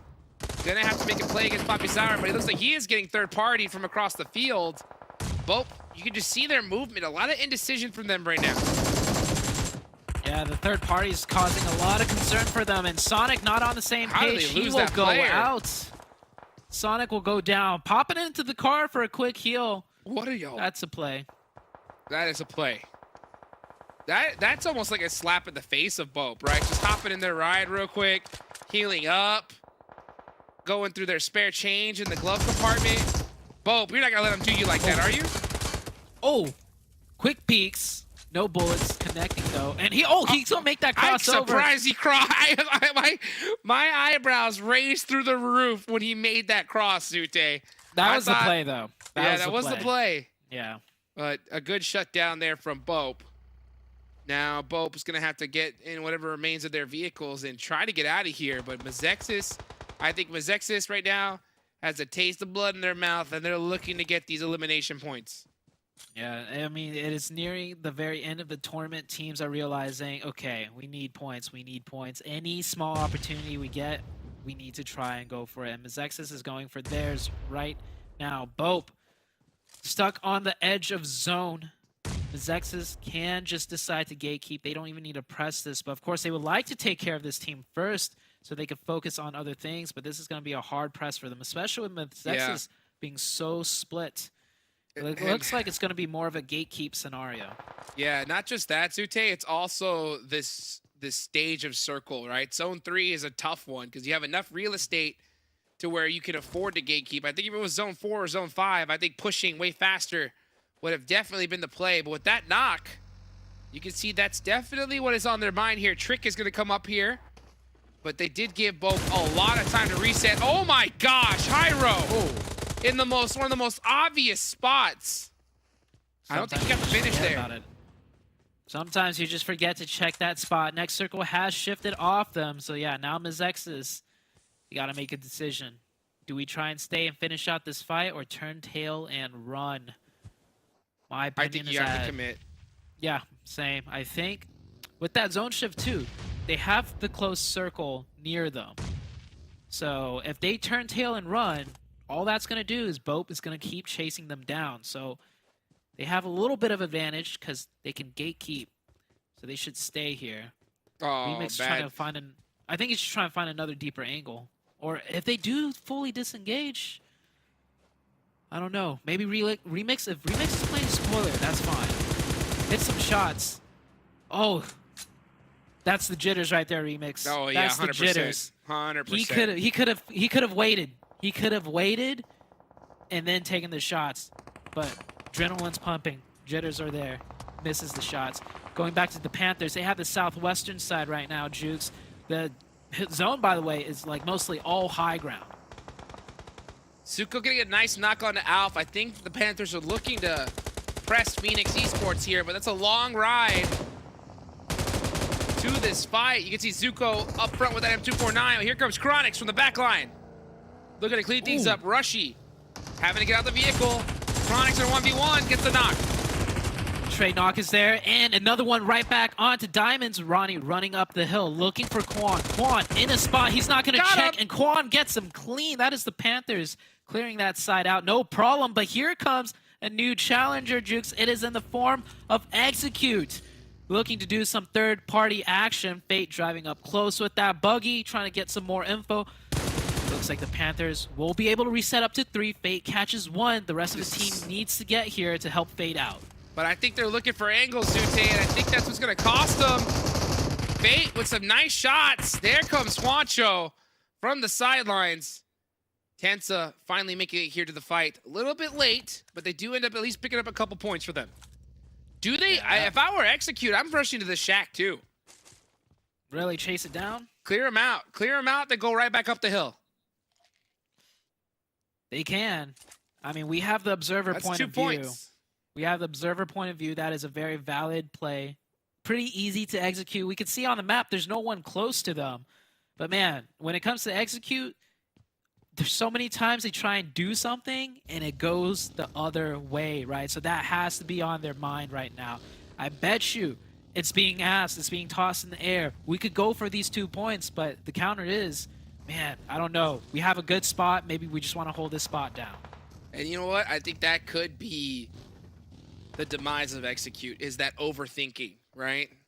At the highest level, especially as we get into stages in the future, these teams, they make decisions almost instantly. 50-50, those IGLs know that timing is a matter of the essence. You just pick one. You just pick one, choose, and commit. So the more kind of communication that you have of trying to decide, that's precious seconds being wasted. And the opportunity for that play to work, Zute, goes into the toilet as time goes on. Next zone is going to go off a little bit over to the west side. That's going to allow YKG Chico to be dead center and Execute looking to possibly push for a more central position. Yeah, I mean, they got the high ground to work with. They should just look to pick up potential points, get more info at The least. Panthers? To figure out where to push in next. The Panthers, yeah, they're out of the zone. The Chosen, by the way, Jukes, still have 4 players up. The Chosen is a team not in that top 5, but on the cusp of it. So if the Chosen can do something here in this game, that would also shake things up in that leaderboard. Oh, Stellar getting a couple little taps to the shoulder from Trixie Boy. As we see the Chosen doing a 3-man split on these buildings. Sup, Pig? Oh, actually, that's Peralta there. We're getting the knock on the Baby Tang. Oh, the shots. You're going to have to shoot through those tires, Apollo, or you're about to lose your teammate. Chosen in a great spot right there Oh, on my the edge goodness, of zone. Peralta. Yeah, the toes. Always got to watch out for that. Got to watch the toes.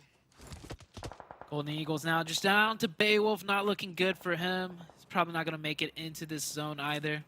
He should just take that 1v1 with Peralta, potentially. Get a point. Get at least Oh, he's something going to see him done. run out. He's going to see him run out. Actually, he does it. Oh, he's going to try and go for some type of rotational play here. Might find the edge of zone. Yeah, he might just get into it. Find a rock, perhaps. Oh, no. Peralta, not the wrestler bus.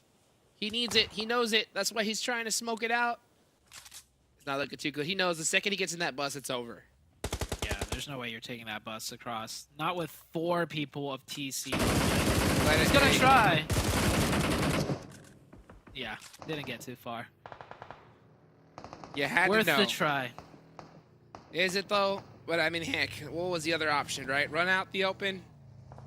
You never Shoot know. like maybe 5-6 shots. Get double headshot at best. Knock one player and go out.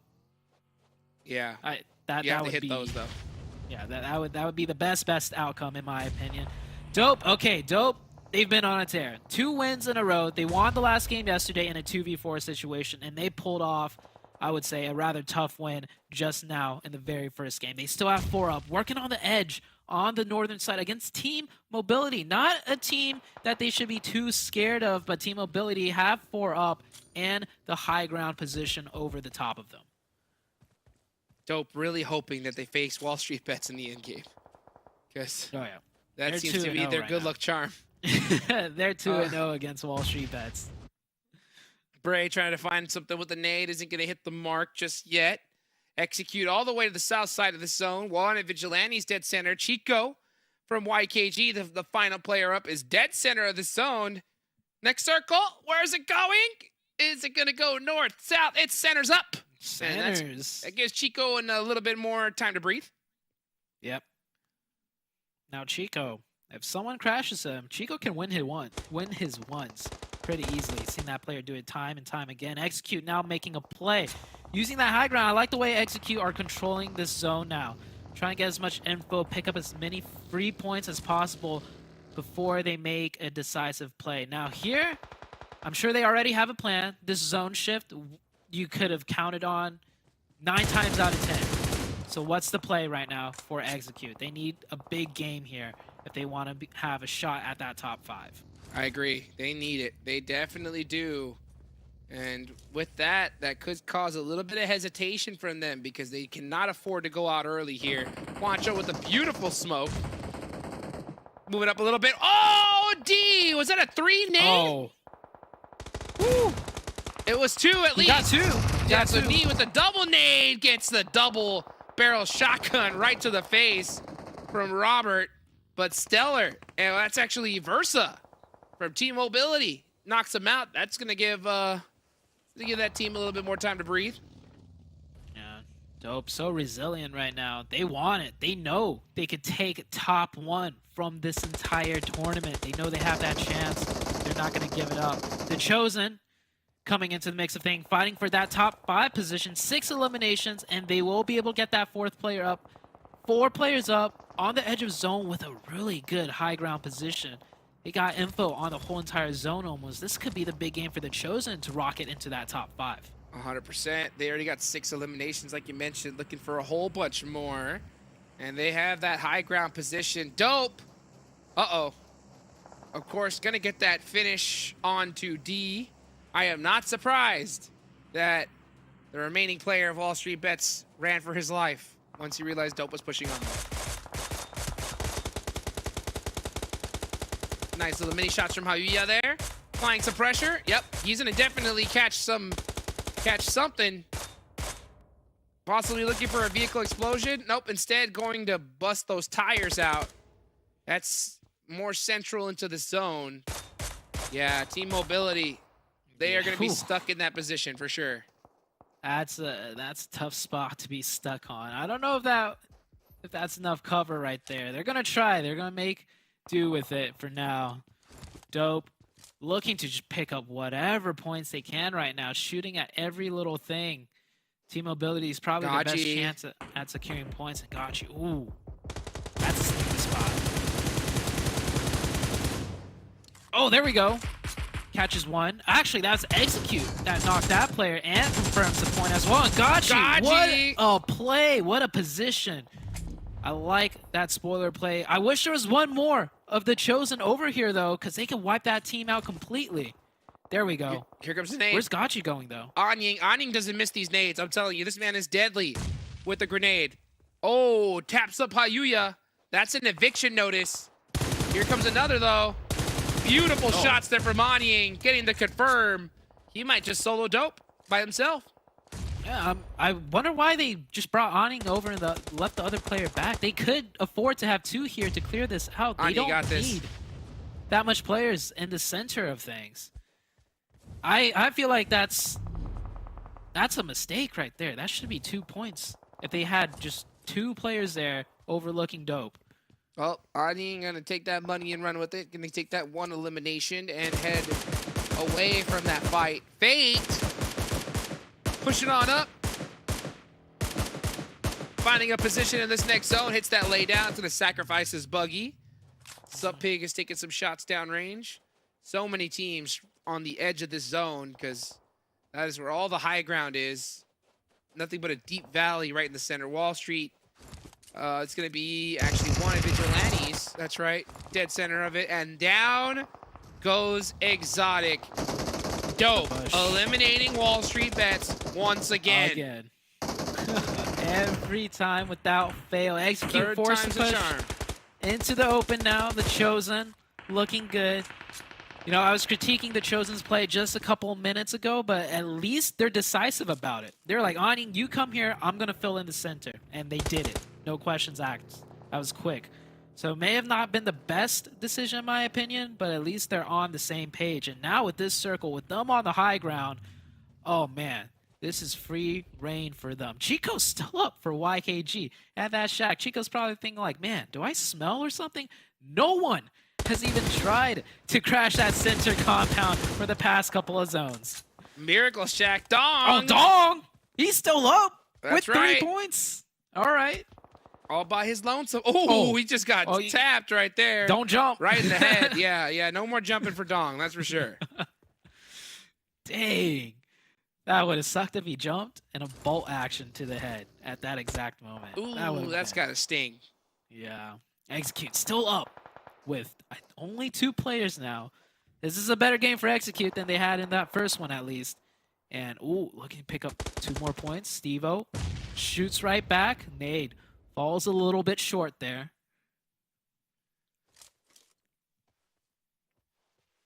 Fate, Casper, the final 2 players for Execute. In a duo scenario, we've seen them stuck in this kind of spot multiple times here. Fate with a nice knock on a Steve-O. Casper with the confirm. Good find for Execute. Now they just got to push over that top ridge, but the Chosen's looking their way potentially. Fishy's still there. They don't know where Fishy is exactly. And we can't forget about Trixie Boy. He's going to be looking to play huge spoiler. No, he's behind that burning buggy. The smoke blocking the vision. The smoke from the buggy blocking the vision. Trixie Boy with the possible 1v2 in the back. That's 1. Casper with the turnaround. Oh, that's a throw your phone down on the floor moment for Execute right there. Spike the phone at this point. That is gotta hurt.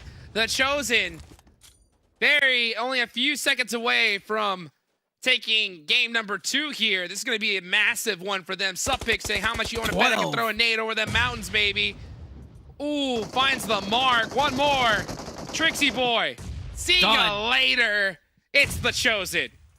The Chosen. Coming into this match in 6th place and then getting that chicken dinner. What a better... There's not a better time to do it for the Chosen. And they got it done with all 4 up and a massive win as well with so many elimination points, Jukes.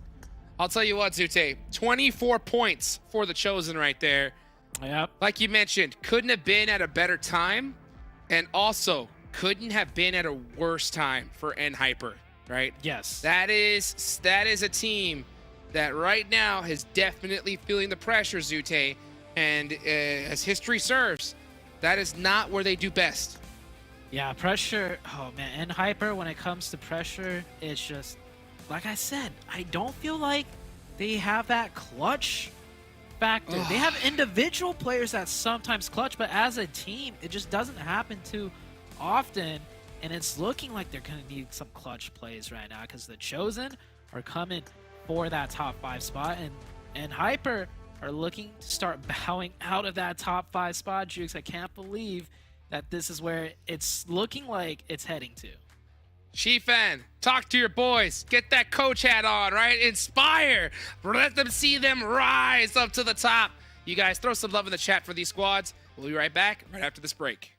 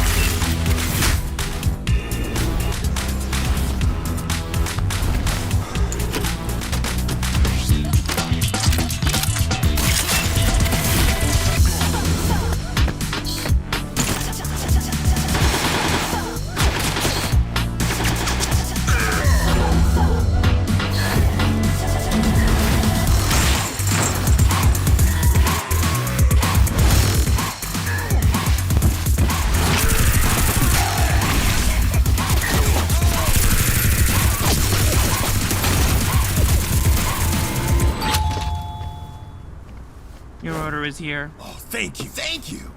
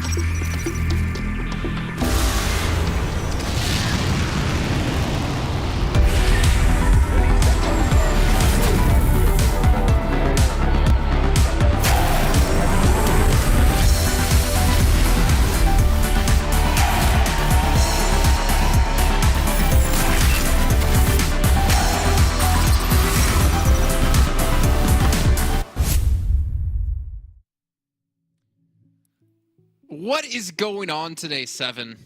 Like, that match was so perfect for so many different teams to start to climb the leaderboards or to like get in a better position for top 5. Honestly, if every match continues to develop this way, I don't know who's going to win. I really don't know. I don't know who's going to be top 5. I mean, Zute said he thinks 2 of the teams that are in top 5 right now will drop out and 2 of the teams who are not in top 5 will get in. Honestly, it could happen. It could be even more than 2 teams at this rate.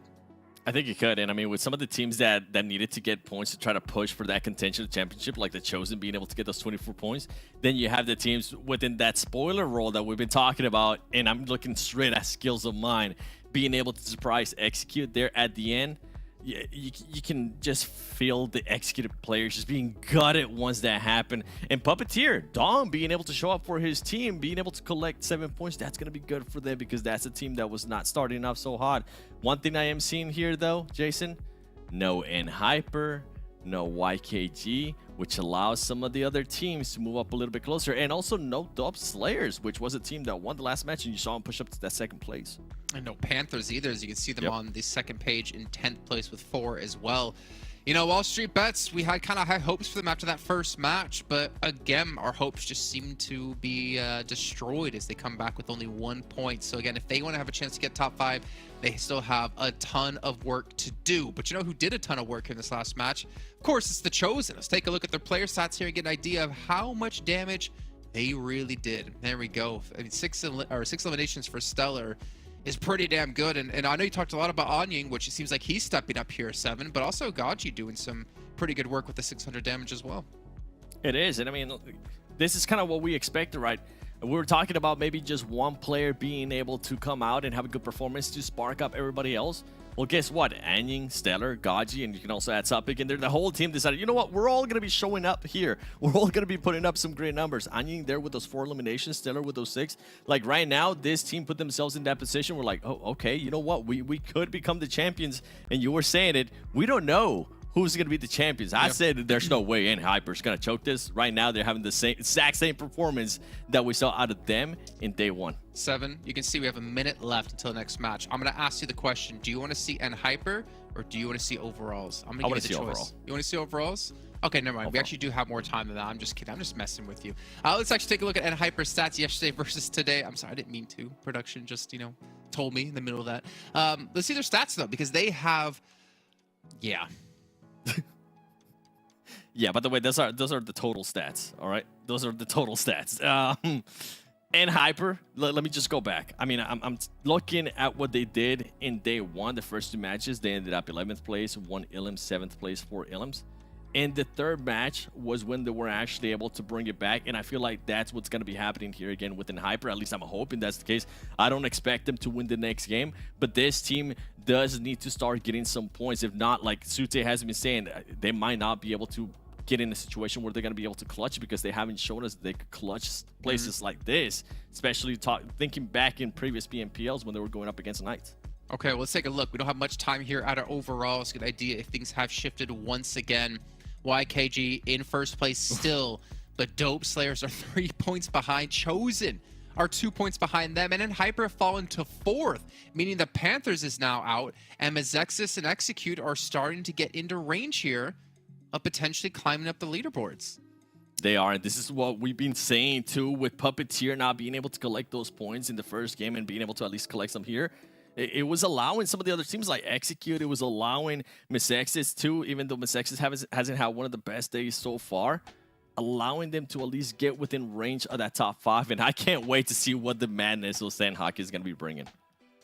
Well, we guys at home, we still have the viewer survey going on here, and you're running out of time to fill it out because we only have 4 matches left to go today until we're done with the whole thing. So make sure you guys check that out over in chat.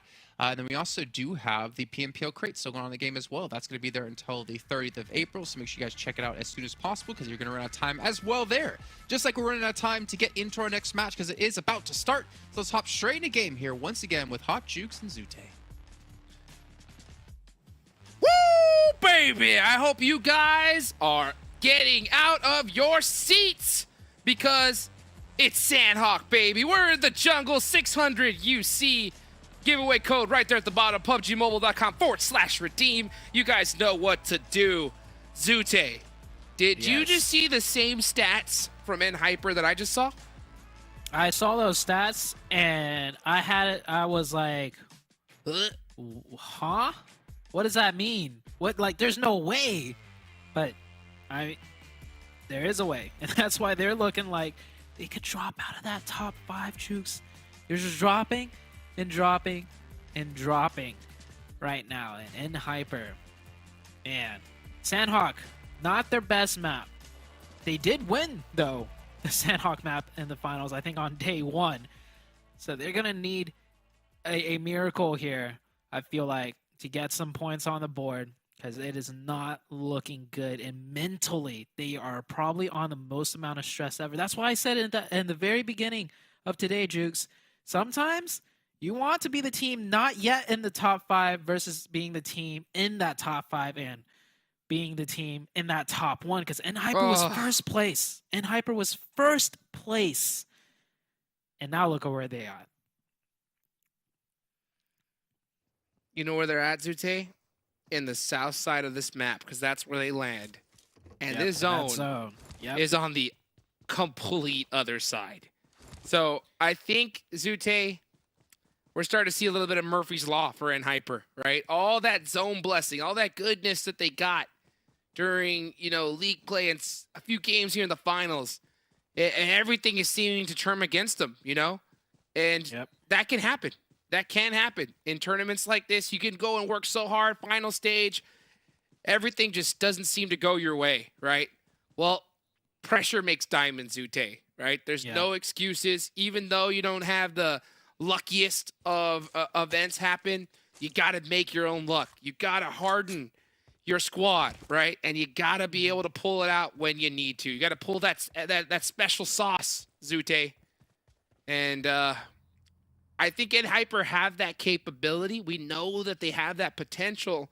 We're just, we haven't seen them do it. So that's why there's a big question mark right now. Chat, what do you guys think? Do you think that EnHyper have what it takes? We definitely know that they do, but do you think they will do it here, right now? Because there's only a few games left here today, Zute.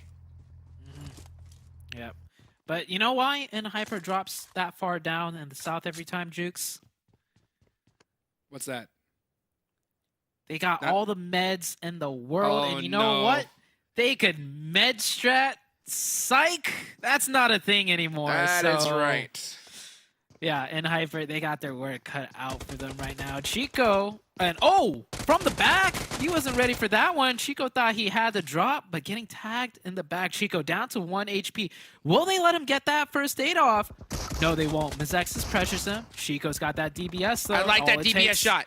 That was beautiful. He pre-fired the DBS. That's exactly what he did. Just said, back up, boy.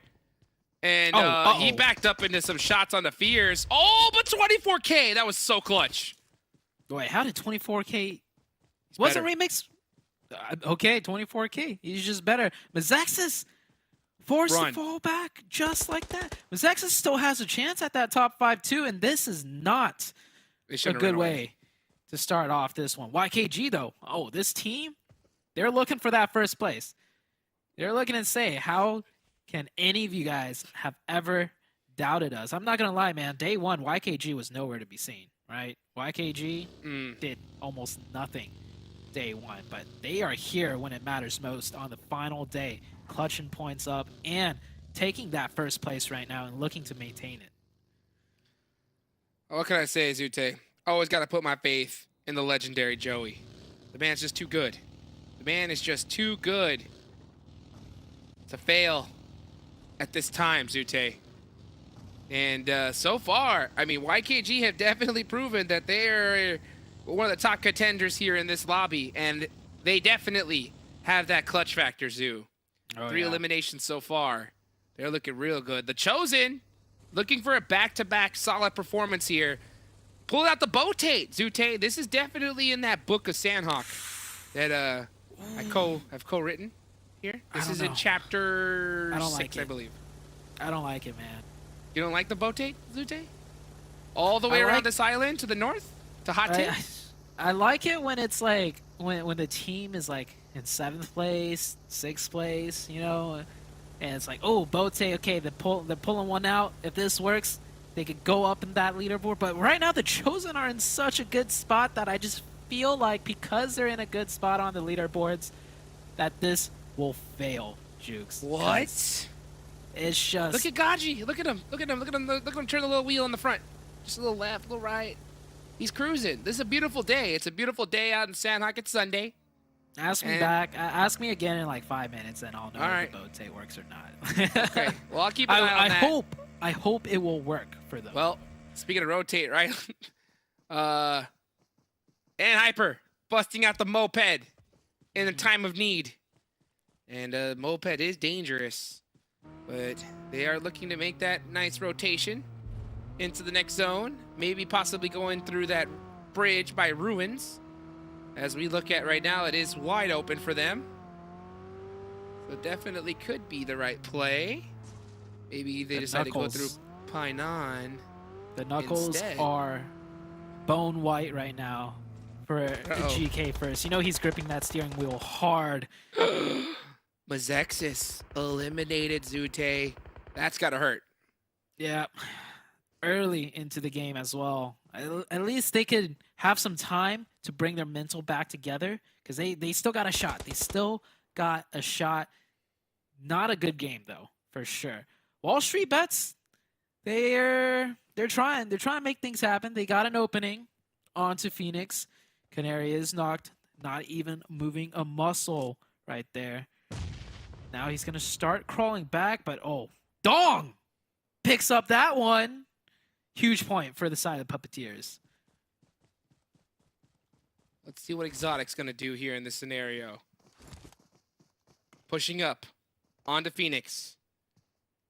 This could get interesting here. Wall Street Bets in desperate need of some serious points. Second thoughts, turning around. Guess who's on the other side of things? And Hyper. This side's not looking better.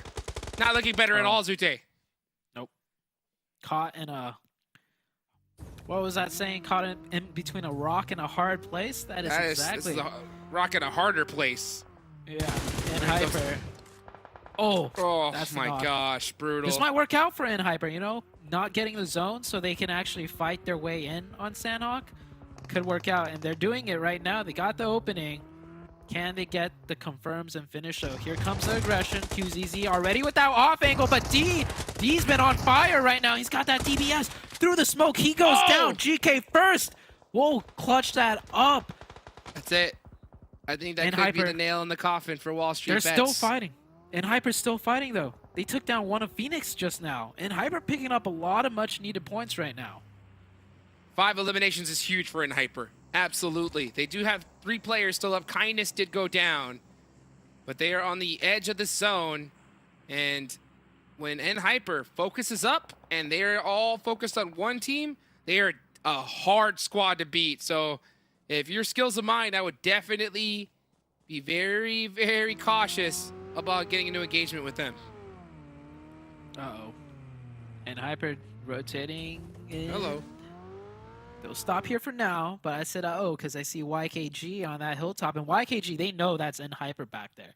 They heard the gunshots, and they know that's a team that they need to target if possible. Not because, you know, they need to get more points, but mainly keep them out from getting momentum, because if Hyper start picking things up, Hyper would be the team to overtake YKG potentially. Out of all the squads, Hyper wants to go up against a full squad of YKG is definitely not one. That is for sure. And you got Puppeteers nearby that position as well. Panthers just leaving Paradise Resort. They're on the edge of it. Right now our eyes are on Wanted Vigilantes and BOPE. I don't think either of these teams are in a really good spot here, Zute, to try to get top 5. What do you think? Yeah. Like, unfortunately, these two teams, they can put on a show for us. I think that's the most they could do right now. And, you know, get some more of that prize money, because there's still prize money on the line for all of these teams to be able to attain. So, you know, that's true. Pad the piggy bank a little bit. Panthers, though. Panthers definitely in the thick of it, running it wise, but the team mobility are all the way at the bottom. So we could definitely see some of those highlight reel plays. Trey, solid player for the squad. Just unfortunately, this team has not been able to get things working out. Versa goes down, and if he gets thirsted, I wouldn't be surprised if we see the Panther push. Potentially. The Panthers are in such a strong spot, though. I think they want to hold it down for at least the next zone, especially if it's favorable. Yeah, I don't think they're going to push across that road, especially with Golden Eagles by them. And new zone shift. Well, you asked me about the Chosen's BOTE. It looks like it worked out. I'm surprised it did, but I'm glad it did. And look at where Execute is, Hot Jukes. They always just play on the edge of things, and they don't prioritize, you know, just rotate in. You don't have to control everything on the edge. So now that's going to be a difficult push for Execute, and I don't think they're going to get very far. GK first, or Hyper. Look at that. Dead center of zone. They made it in somehow. If Hyper could do it all the way from the bottom of this map, yeah, any team can do it. That's for sure. Well, then again, not every team is Hyper. But let's see who's going to end up winning this circle. Right now, Dope is in a good spot. The Chosen are in a great spot. The Panthers still quite have a few players up. It's still anybody's game. Right now, K19, Skills of Mind, even YKG are going to have to start making some moves here. Minute 50 on the clock. That should be plenty of time to get things set up. Yeah. Teams moving in right now. YKG and Puppeteers right now just next to each other pretty much. If the zone shifts off either of them, that's going to be a clash of titans. Teams, meanwhile, still trying to find their way in. Skills of Mine here coming down on the southern side. Might run into YKG, but they know better. They know better than to go on top of that hill. This hill always taken by a team. So they're going to go for a swim. See how far they can make it in the next few minutes. This new zone doesn't change all too much. Teams on the edge of the previous zone just got to move in a little bit more. Let's see. This is the calm before the storm, everybody. Get your popcorn, get your Monster Energy ready. Because in the next couple of seconds, we're going to start seeing something pop off. And oh boy, do we. K19 putting some nice shots on the Skills of Mind. YKG doing the same. So Skills of Mind, are in a really tough spot. Yep, they're in a full swim mode. And YKG's going fishing. Let's go fishing. Yeah, Fears right now. Thinking about it. He's got to be careful, He wants though. it. He's got his fishing rod. I can see it. He's pretty far exposed if he goes up on that ridge line. So, YKG, they're in a great spot. Zone's about to shift too, and they're going to need a 4-man team to press anywhere else if the zone shifts off of them. So, yeah, Fierce is definitely going to come back. They're going to try and utilize a full squad for the next push somewhere. And we'll see very soon where the circle goes. Execute did manage to swim across on that northwestern side with all 4 up. Nice. Looks like the Chosen not able to do any damage on them. And the Sun All right. center's right up. The Chosen in a great spot. Dope, even better. And Hyper down to 2 players. Will they be able to fend off the push that's going to be coming? Dope making some very good decisions here in the final day, Zute. This squad is getting hot right when it matters. Golden Eagles so far away from this zone. They can see it. There's only 36 seconds left on the clock. They're going to have to leave Paradise and start running into this next circle. Ronnie barely gets in, but he's only got 27 seconds. Yep, 27 seconds. Last one up. This is where you enter, Sanhok snake mode. Just snake behind teams and try and take one out if possible. The Panthers, looks like they made their rotation as well. They rotated from their previous compound and almost got all 4 players into this building, but they will lose 1. Sometimes you got to make that sacrifice, rotating from one place to the other. Losing Quan so close is definitely going to hurt, though. Onder drowns. Soulfly setting up a trap with that gas can. For everybody that doesn't know, those gas cans do explode, so he puts in a couple shots where it only needs 1 in case a player tries to crest that spot. Oh, Fang had a wide open angle onto Chico, but YKG just too quick. Uh-oh. Puppeteers and YKG. YKG definitely kind of on the back foot since it's the low ground, but they already got the opening shots in.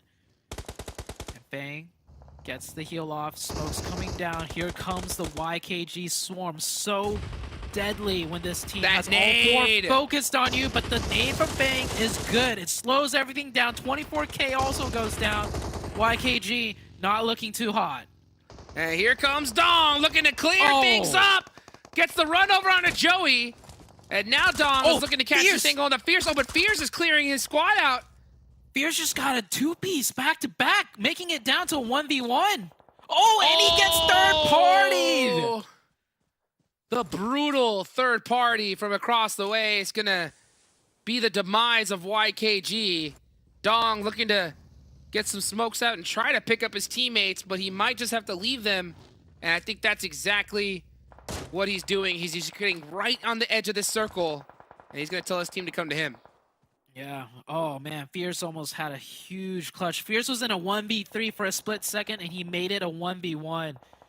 But getting shot by, and Hyper, I think, was the player that shot him in the side. But Dong continues to live. Puppeteers continue to play this game, and the Dope team continues to get the circle blessings their way. Execute in a strong position, however, on that northern side. So I'll eat my words. Execute. Looks like they know what they're doing, and the Chosen now have to leave their compound.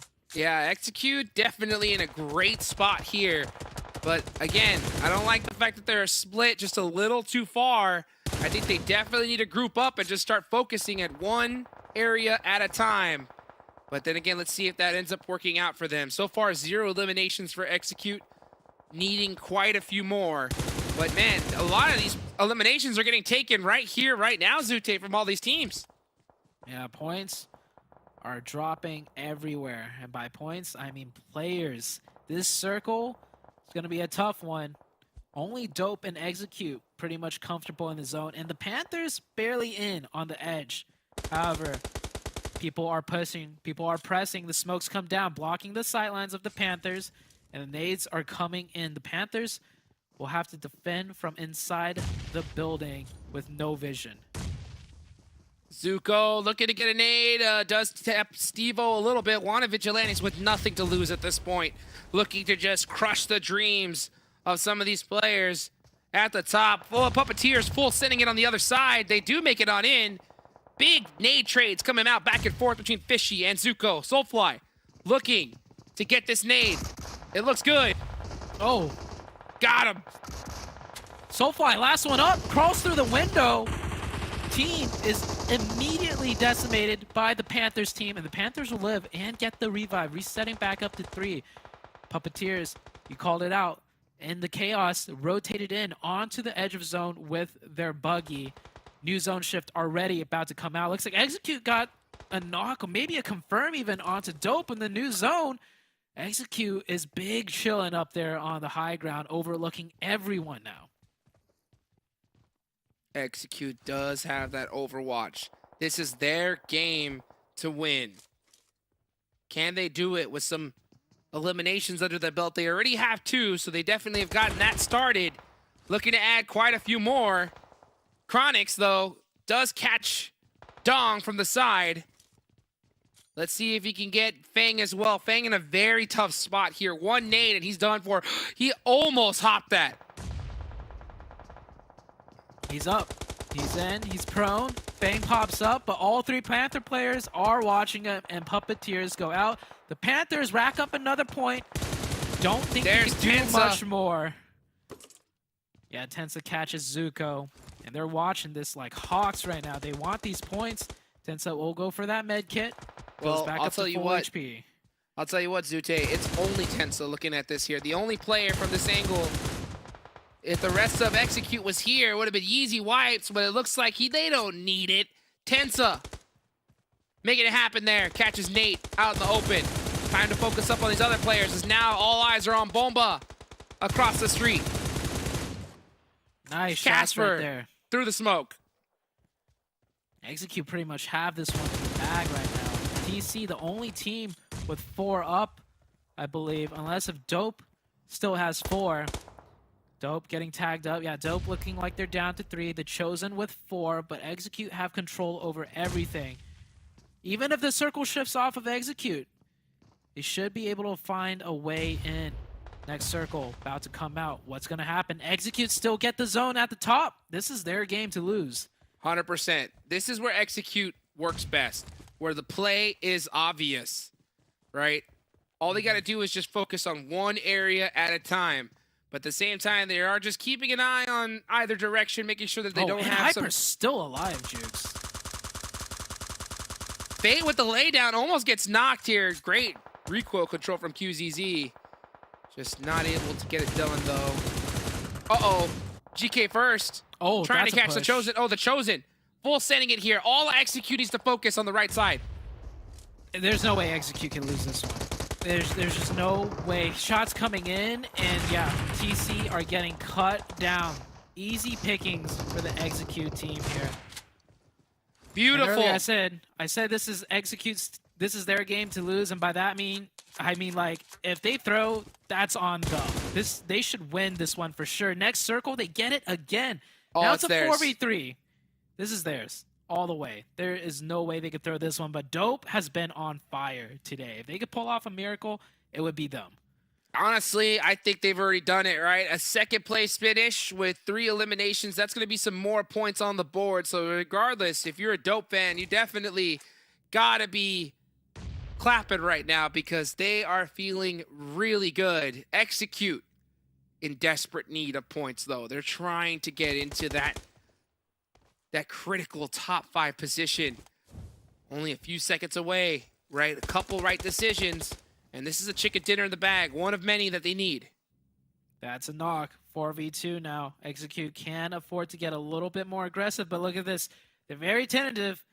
They've thrown games before, so they're not even going to risk a 4v2 rush. We saw Dope win a 2v4. That's team true. through it. Tensa will go down. Robert not traded and still almost full HP. This could get very bad. Oh. They get it.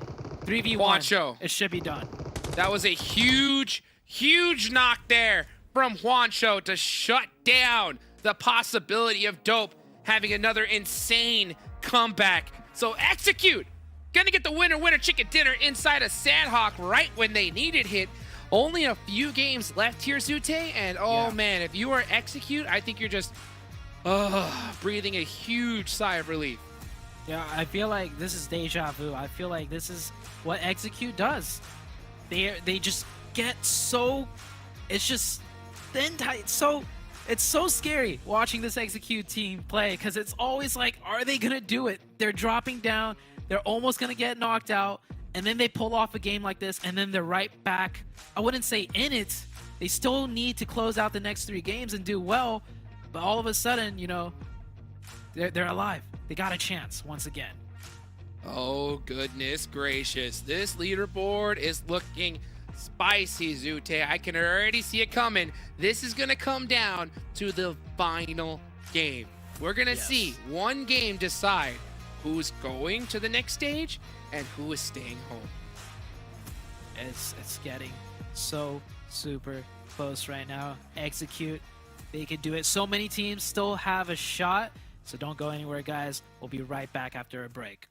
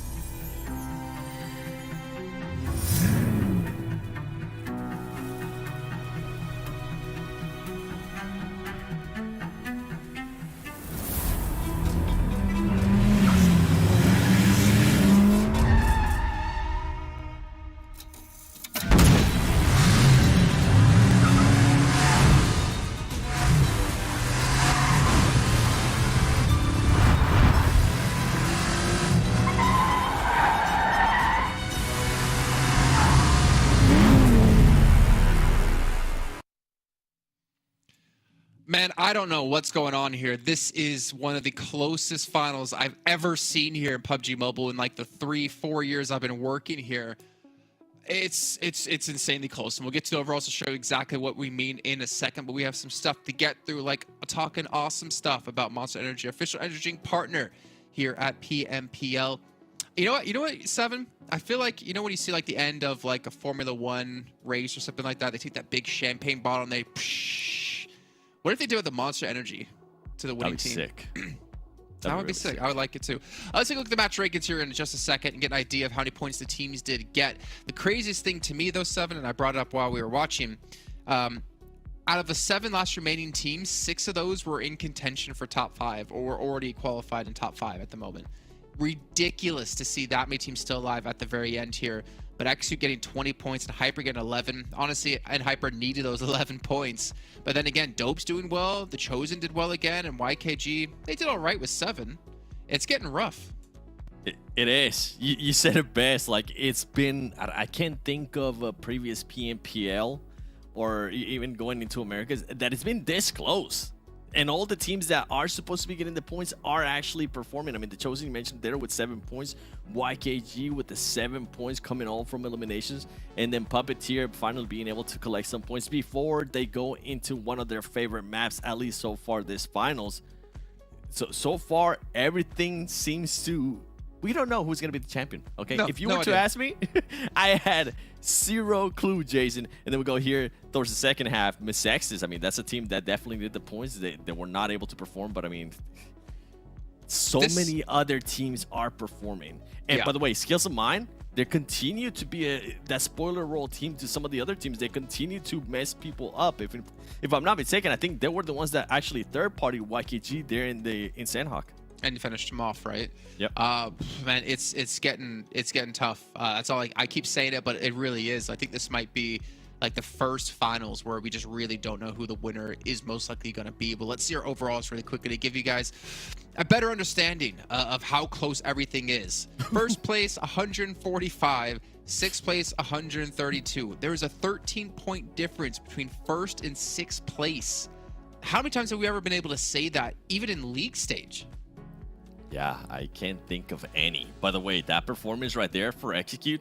So you're telling me there's a chance right now if they end up with a good chicken dinner and Puppeteer and the Panthers don't end up performing, like they could put themselves there within that 5th place. Now it's going to come down to some of the other teams, right? For Hyper, this is a good start. This is what I was saying. Like they did exactly what they did in day 1. They didn't perform well in the first 2 matches and they used Sanhok to kind of spring themselves for the next performances. Can they actually perform in Vikendi? If not, guess what? The Chosen, Puppeteer, the Panthers, they could pass them. And I'm kind of hoping to see at least a little bit of passing at some point here. Really put the pressure on these top teams and really force them to either turn into diamonds or just remain as coal as the pressure is mounting. And looking down, I mean, mobility, 16th place. Again, the cutoff's around like 12th place if you want to go up in the points and then into 8th. So it's going to be tough for those teams still. I keep saying tough. I need to find a new word to try to climb up for some extra $500 in their pocket every single time they get to that new little stage. But let's focus in on Puppeteers and Execute here, because why not? I mean, Puppeteers, Execute. Puppeteers had a fantastic first day, really skyrocketed themselves up. Execute had a pretty okay day 1 and then a pretty lackluster day 2. But day 3 starting to look pretty good for them. They really are. And I mean, right now, you can see they definitely outperformed them in that last match by being able to get more eliminations, by definitely being able to get more of those placement points. But now the big question mark, as I was hinting at, Puppeteers is going to be going into Vikendi, which they have been just absolute kings. The King Dong might end up showing up again, and I wonder if they're going to try to go for being able to get the 3 wins in Vikendi every single day. Execute needs to continue to play the way they've been playing, and we kind of seen a bit of a shift, right? They still go with certain splits, but at times the splits aren't as crazy as they used to be. They're at least a little bit more compact and allows them to, if they need to pick up one of their teammates if it goes down, it's a little bit faster, which is good out of Execute. I'm enjoying the changes that I'm seeing out of Execute. Well, keep in mind, right, they're not playing with Jason today, they're playing with Wancho. So a little bit of a change up into day 3. How that's going to affect him, obviously, time will tell us. Let's take a look, though, at Vikendi's map stats here in the finals, because Puppeteers should be extremely far ahead of everyone because they've won, like you said, 7 both times we've had it. If they do it again, that might be that like final oomph they need to maintain top 5, honestly. Yeah, and I feel like they definitely need to do it again if they want to make sure that they maintain that top 5, because the Panthers right now, even though they might not be here, guess what? Execute is up here with top performances. If Execute can actually put up a performance like that, and we just saw them get a win, if they can go back-to-back chicken dinners, I can definitely see them passing Puppeteers for that 5th spot. All right, well, it's time to head into Vikendi. We have 3 matches left in total today, and it's going to be on Vikendi here to kick things off. Hot Jukes, Zute, please take it away. Boom! Take it away is what we're doing, baby. We're going into the icy tundra. That's Vikendi Zute. This leaderboard is looking mighty sexy. What do you think about it?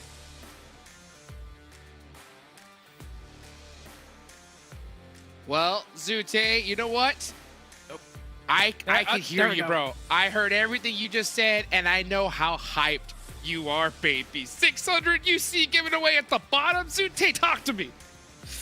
Oh man, I was saying it's getting down to the wire, and I gotta agree with Jason. the leaderboards have never been closer, right? Usually there's at least a somewhat of a gap with first and second dropping down to third, right? But if you saw that top 5, it's points, single digits between one another. Points. Yeah, like single digit points. It is. I've never seen it this close, and top 5 couldn't be more perfect in my opinion for the cutoff to be right there. This is ridiculous, Sute, because all right, let's rehash these numbers, okay? So YKG's in first place with 145 points, all right? In fifth place is Puppeteers with 134, okay? That's an 11-point gap, Sute, right? That's an so 11-point gap. So many times in tournaments before, we've seen that first, second place team have such a buffer that nobody could catch them, right? So we know that who's going to get first, who's going to get second. This isn't the case here. Puppeteers, could, with especially the zone like this and where they land, they could be the first place team after this game, right? And we know that they body in Vikendi, right? Dong on a roof, dangerous, all right? So all these teams, if I'm any team in the top 5, I am talking to my squad. You got to put those eyes down and you got to get to work, baby. Especially if you're Execute, right? All the way down in 7th place. Execute is 22 points away from Puppeteers, all right? Yeah. They need a chicken dinner right here, right now, honestly. And I'm not going to lie. With this Execute roster, seeing Juancho on the squad, they're feeling a little bit different, at least in my eyes here, Zute, because I saw Juancho get a very, very clutch knock that finished dope. So I think if Execute now, making a couple of mix-ups on the roster looking good, if they can continue that, they're going to be in a position to steal top 5 away from one of these teams. I think they need a top 3 finish in this game right here, right now. Juancho might be the secret weapon they need, right? You told me you played some games with him, and Juancho told you if they lose, it's not their fault, right? You know what he didn't say? What's that? If they win and make that top 5, it's all him. And I think he's getting ready to drop that. Hopefully. He winked at me, though. He did. Oh, he did. okay. I did get a little bit of a wink. Okay. So I'm feeling good about it. I'm feeling good about it. Execute seems to be feeling good about it, right? Because they got a chicken dinner in the last game, right when they needed it. And I think just seeing their play style, they look to want to go to those same kind of strategies, Zute, but they tighten things up right when need be. And honestly, that rotation that they made wasn't the easiest one. And they did it perfectly to get that chicken dinner in the last match. Yeah. I will say, I'm surprised TC did let them cross the water, though. If memory serves correct, they had sightlines of that cross, and it wasn't like Execute wrapped too far around. But hey, things happen. Execute, they made it through, and they clutched it out, and they did a great job at it. A team I want to talk a little bit more about, though, as we're, getting to the end, that I feel like deserves way more praise. And, once again, it seems like they just have a knack for flying under the radar. It's dope. This dope squad. What do you make of dope, shooting themselves up this high in the leaderboards and potentially being the champions? I mean, it's not a team that we, talk too much about during the league stage. And coming into the finals, they just out of nowhere playing so consistent, clutching games out, clutching a 2v4, back-to-back chicken dinners, from yesterday to the first game of today. Like, this dope squad, where is this coming from? Yeah, you know what? I'm not going to lie. They are that one mystery team, okay? We see it every tournament. There's one squad that we don't talk a lot about that's kind of hiding under the radar, and last second, they just bust out a crazy performance and could possibly steal the tournament away, right? Right now, it's dope. During league stage, it was MEZEXIS, as we see their Vikendi stats. Now, MEZEXIS, unfortunately, they have 98 points going into this one. That is a 36-point gap? Oof. That's a lot. That's a big gap, yeah. That's a big gap. It's not impossible, though, Zoo, right? It is not impossible it's chicken dinner time, though. They need, Yes. I say, a minimum 10 eliminations and a chicken dinner here. Huge fight. Massive fight. This is going to Six- determine a lot for Execute. And the first player already knocked for Execute. And Big Nate, he's got that DBS jukes. And Oh! he hits it. Tensa gets dropped. But double knock out from Casper. It's all up to Juancho. The man, the myth, the legend. Can he do it? 1v2 situation. He's up close. He's got the DBS. Gets one! But the trade! The trade from Zuko. If he got a two-piece right there, Juancho would have cemented himself Puppeteers! on that roster. Oh, no. Puppeteers. This is huge for them. Oh, it's They're huge for letting the revives. Panthers. Oh, no, Faye knocks Quan. And now it's just Zuko. Zuko's going to be all by himself. It's done for. The Panthers are eliminated. This is the worst case scenario for the Panthers and for Execute. Zute, this was the 6th place team. This was the 7th place team.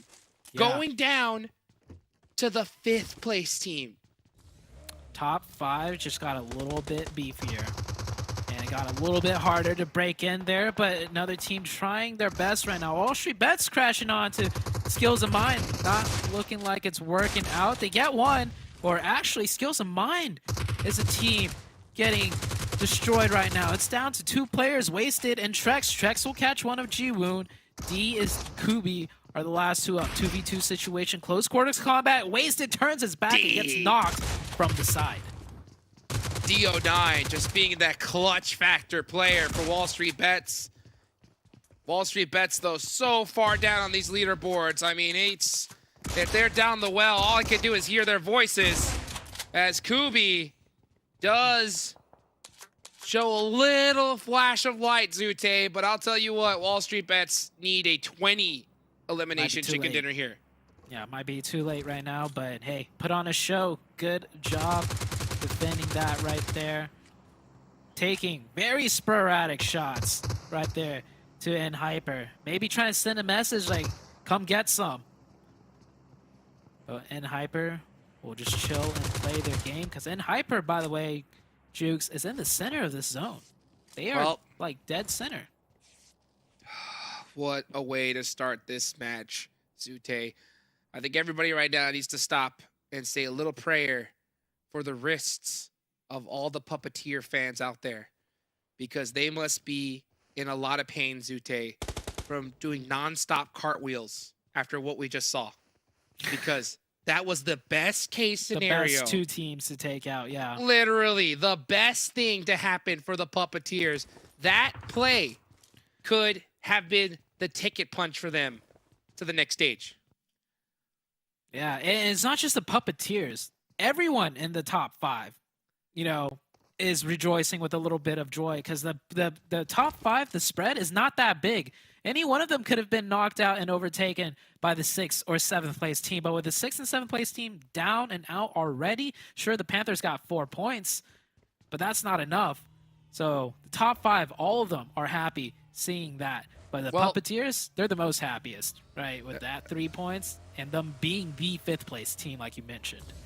Yeah, well, I'll tell you what, 2 teams, well, pretty much all the teams need to watch out, though, because YKG, Dope, and Hyper, and The Chosen can't afford to go out with a goose egg here, right? If they put up some good, solid points, it could be just enough gap, right, to close the door on these teams like the Panthers and Execute that are trying to pass them up. So if they go out with a goose egg now, that door is still open, Zoo. So they're not done You're yet. absolutely right. There's still 2 more games after this. The Panthers or even Execute can still clutch out a big one. Puppeteers right now looking to take that first place away, and Vikendi is their best map to do it, because, man, their Vikendi stats have been insane. Puppeteers is just ridiculous on Vikendi. It is insane. Next time I'm going to go on up. I would bet, I'll bet the house that it goes dead center, Zute, in typical Vikendi fashion. I wouldn't be surprised. Hard shifts rarely ever happen, and we've had this circle so many times, and Puppeteers are playing in the same spot. They know how to play this circle, especially if it ends around their area.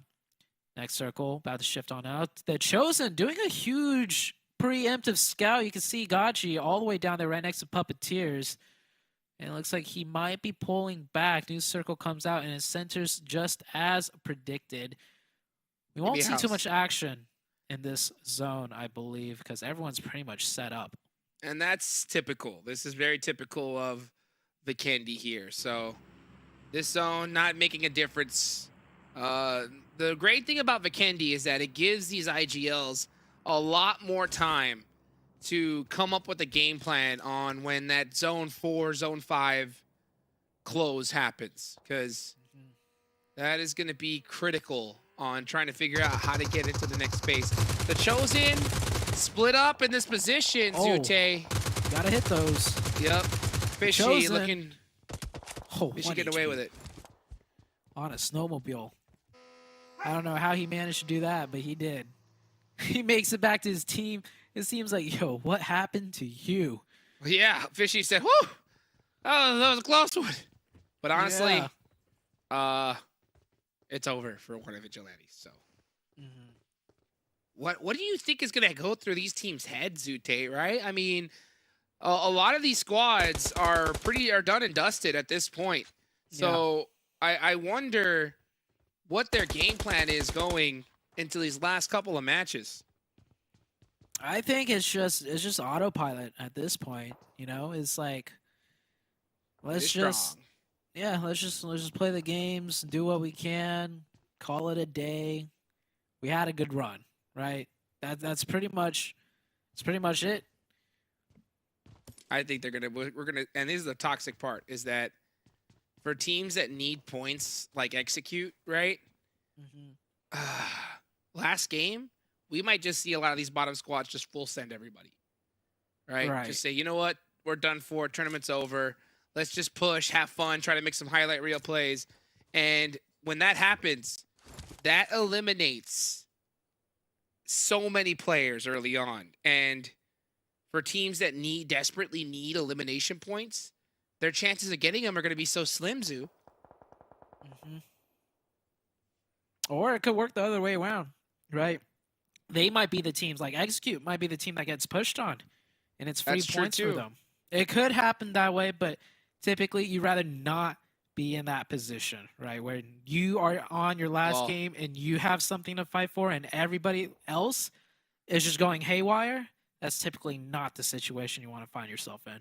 Well, Execute's in that position, and they're going to be in that position because they're too far down on this leaderboard, Zute. Like, unless they have a 20 elimination chicken dinner in the next game. But good luck with that, especially with how some of these teams have been playing recently. MEZEXIS is still in this, Sue. Okay? MEZEXIS are quite a bit away. Like I said, they are 36 points away from touching the top 5. They have a good spot here in Movatra.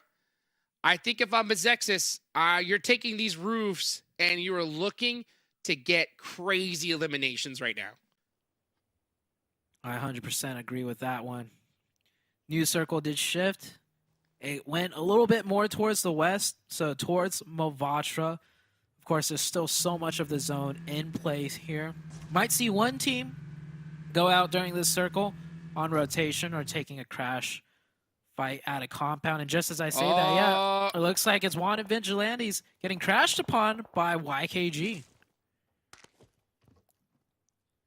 Can Wanted Vigilantes make a highlight play? Can they show the world that they could take out YKG? What do you think, Sute? You think it's going to happen?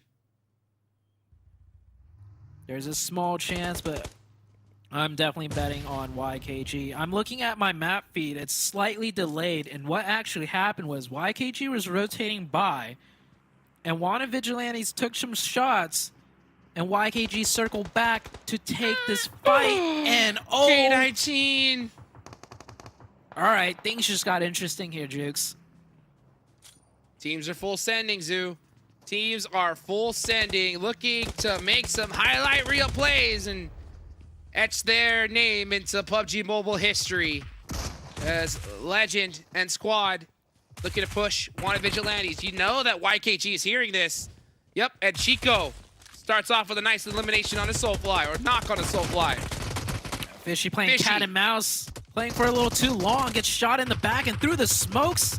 I believe both teams are getting cut to pieces, and that is perfect for YKG. Chico gets knocked by Fang. That's Puppeteer. So Puppeteer's getting in the mix of looking from across the way. And I think they might just push this.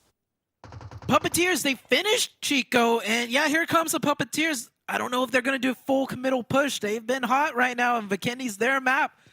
They're getting closer, and I think with them taking out Chico, they realize, oh, that's YKG. Let's back off just a little bit. K19 Esports eliminated.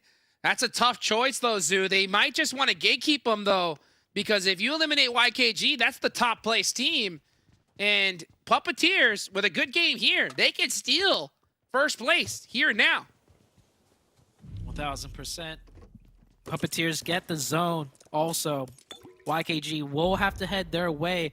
YKG can avoid them pretty easily. There's still a lot of space to work with, but the zone did shift in a way where Puppeteers have a chance to gatekeep if they spread out a little bit more. So YKG, they're going to try and see if they could get an opening. It's a 3v4 situation, but of course, that never stops YKG. They play like a four-man team all the time, and that is why Joey finds the opening and wanted Vigilantes.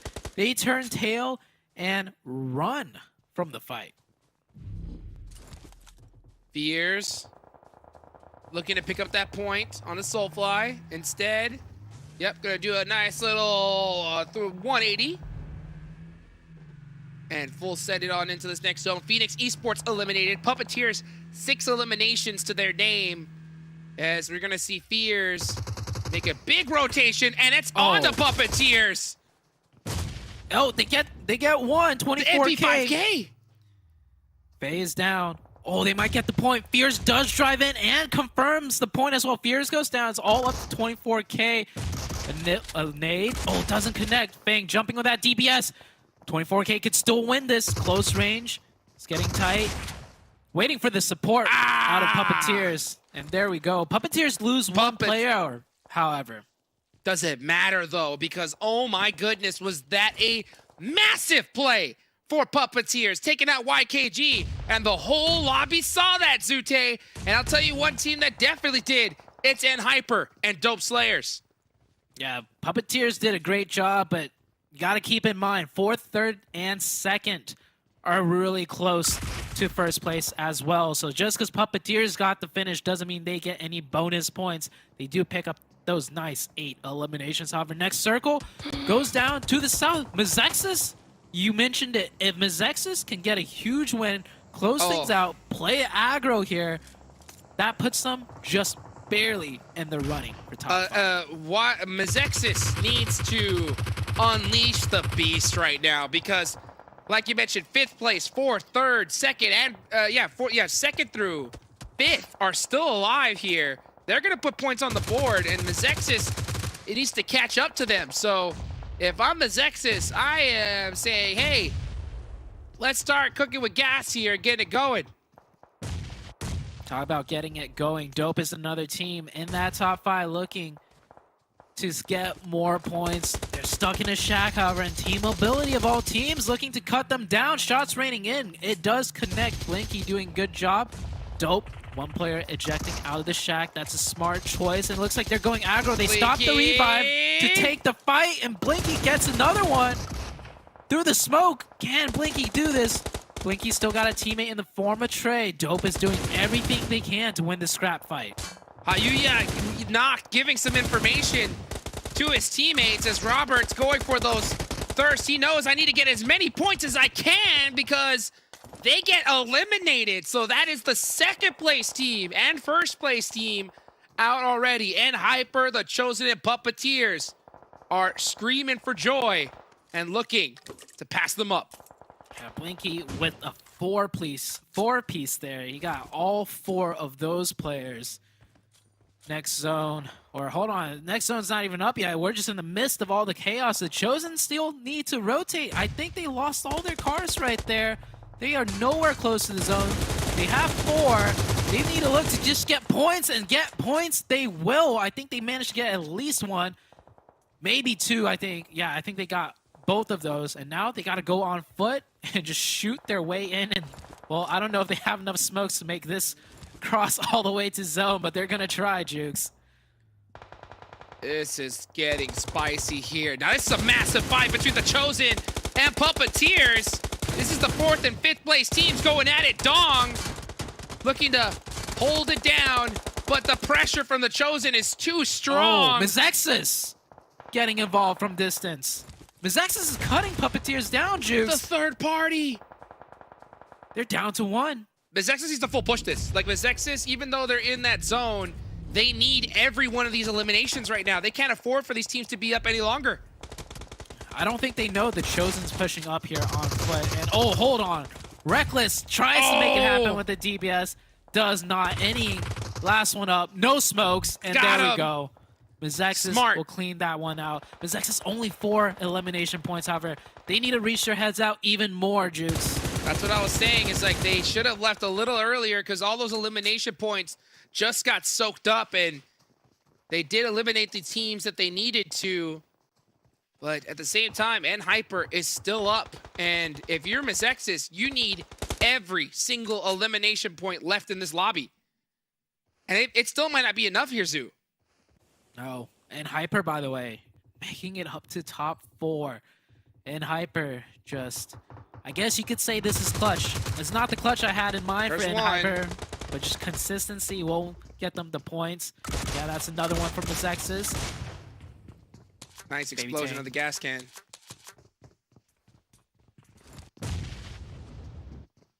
Golden, pushing MEZEXIS up. Remix needs to come to this side. Like, they need every elimination point. There's only a handful left. They know it. Trick gets the knock on a Baby Tank. That's going to be huge to open things up.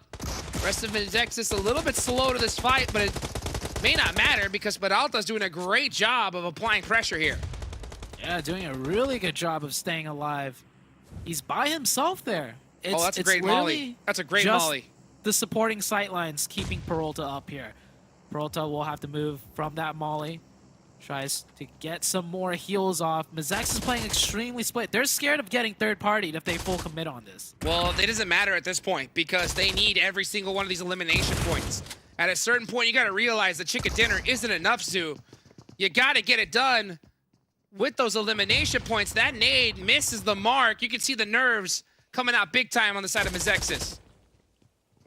Golden Eagles can't deal with Peralta. He's right there, and finally Beowulf makes a play, and that's the confirmation This is as a well, misplay. just as the smoke comes down. Very well timed for Golden This is a Eagles. misplay for MEZEXIS. They are focused on way too much right now. They need to be worried about one team at a time. Remix is lucky he survived that grenade because WALLSTREETBETS is now coming.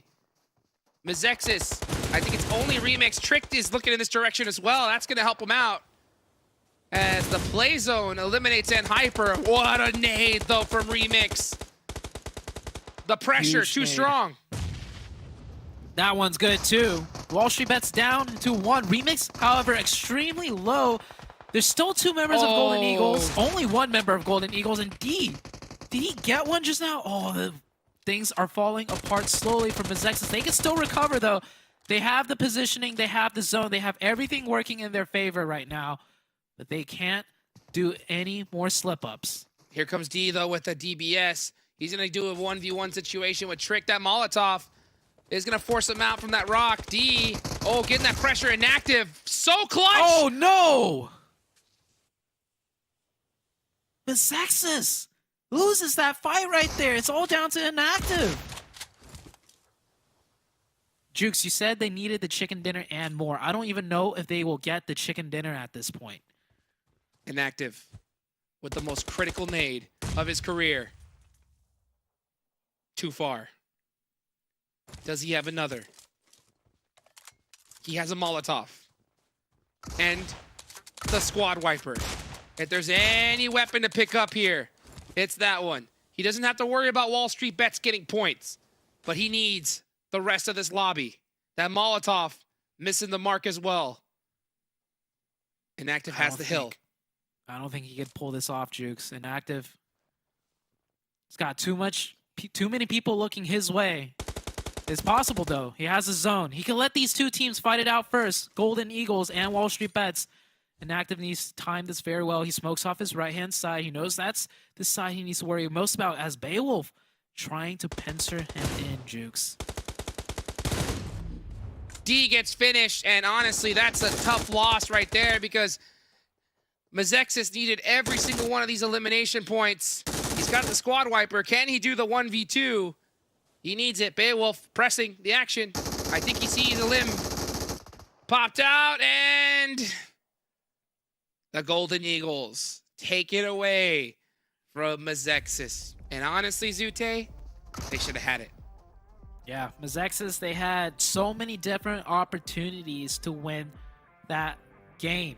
First, it was against Golden Eagles when Peralta doing so much on his own, getting a knock from his support sidelines, but they didn't push it in. They didn't clear it out. And then the split they held to defend against Wall Street Bets, that also fell apart when they should have took it and won that one.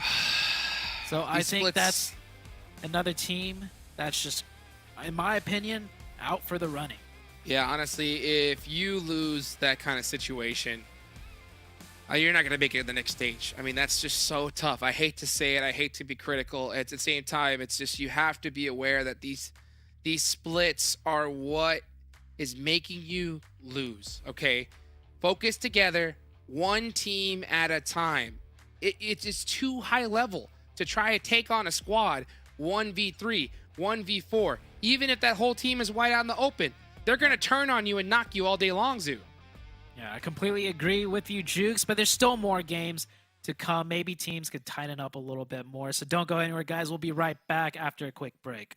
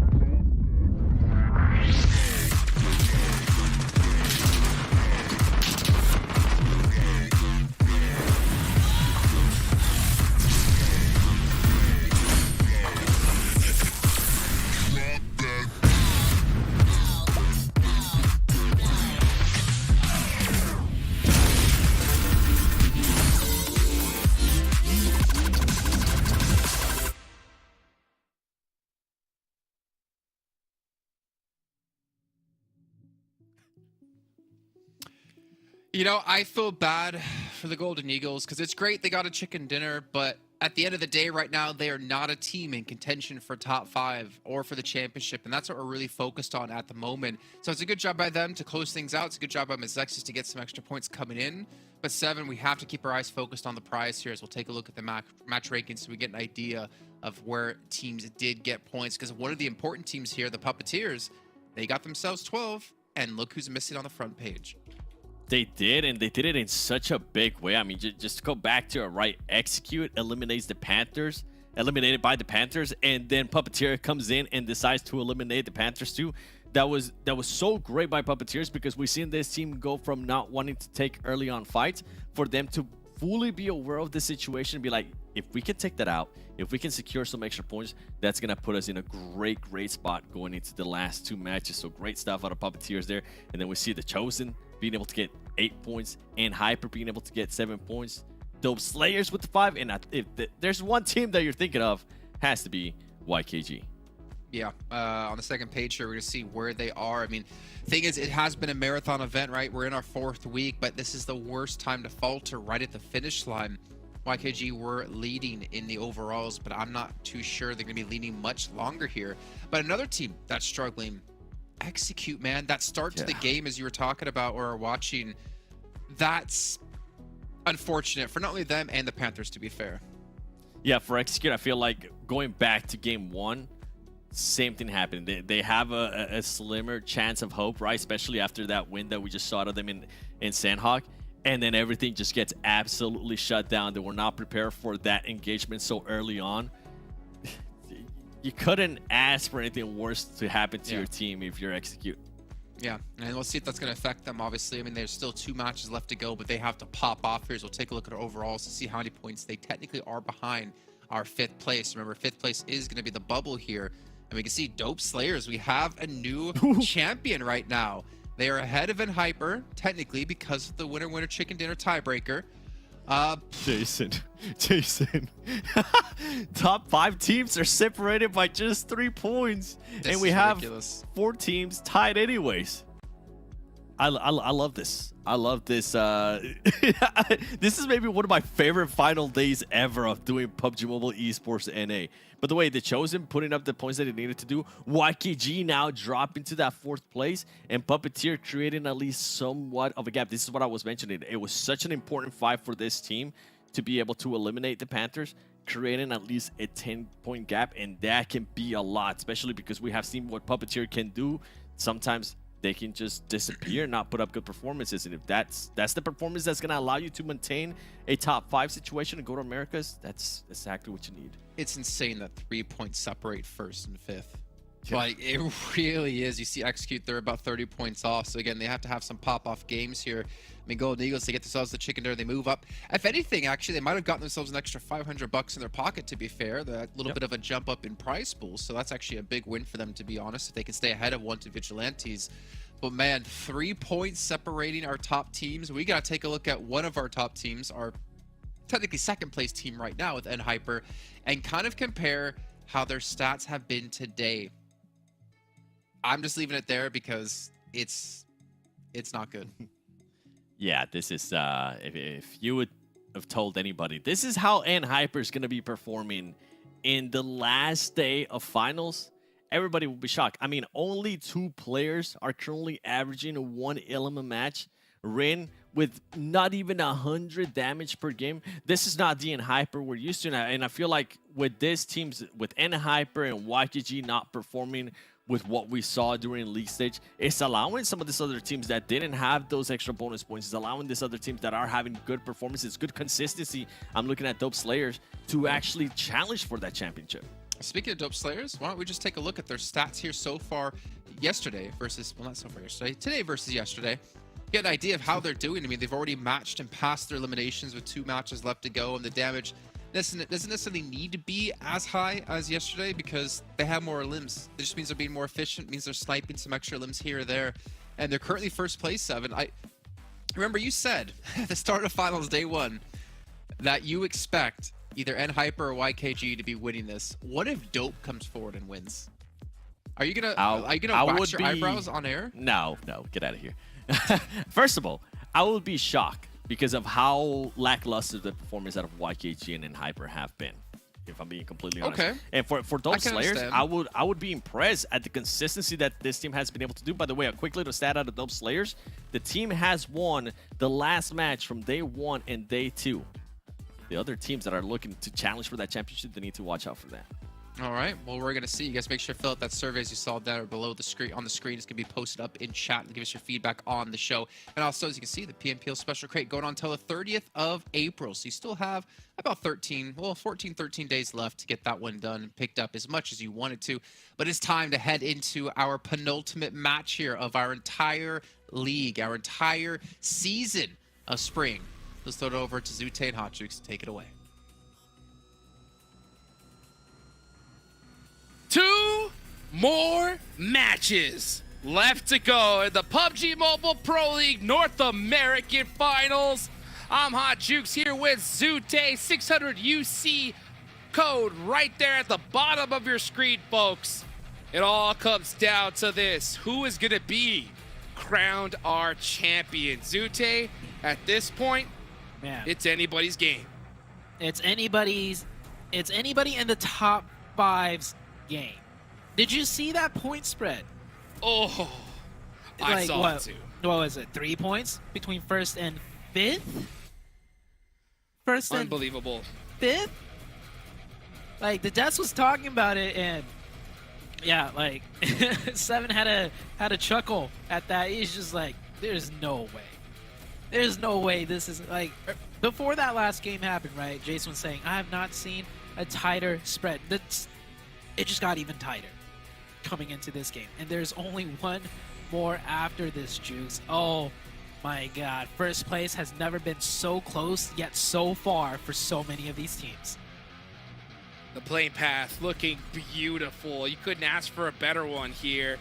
This zone, so tried and true.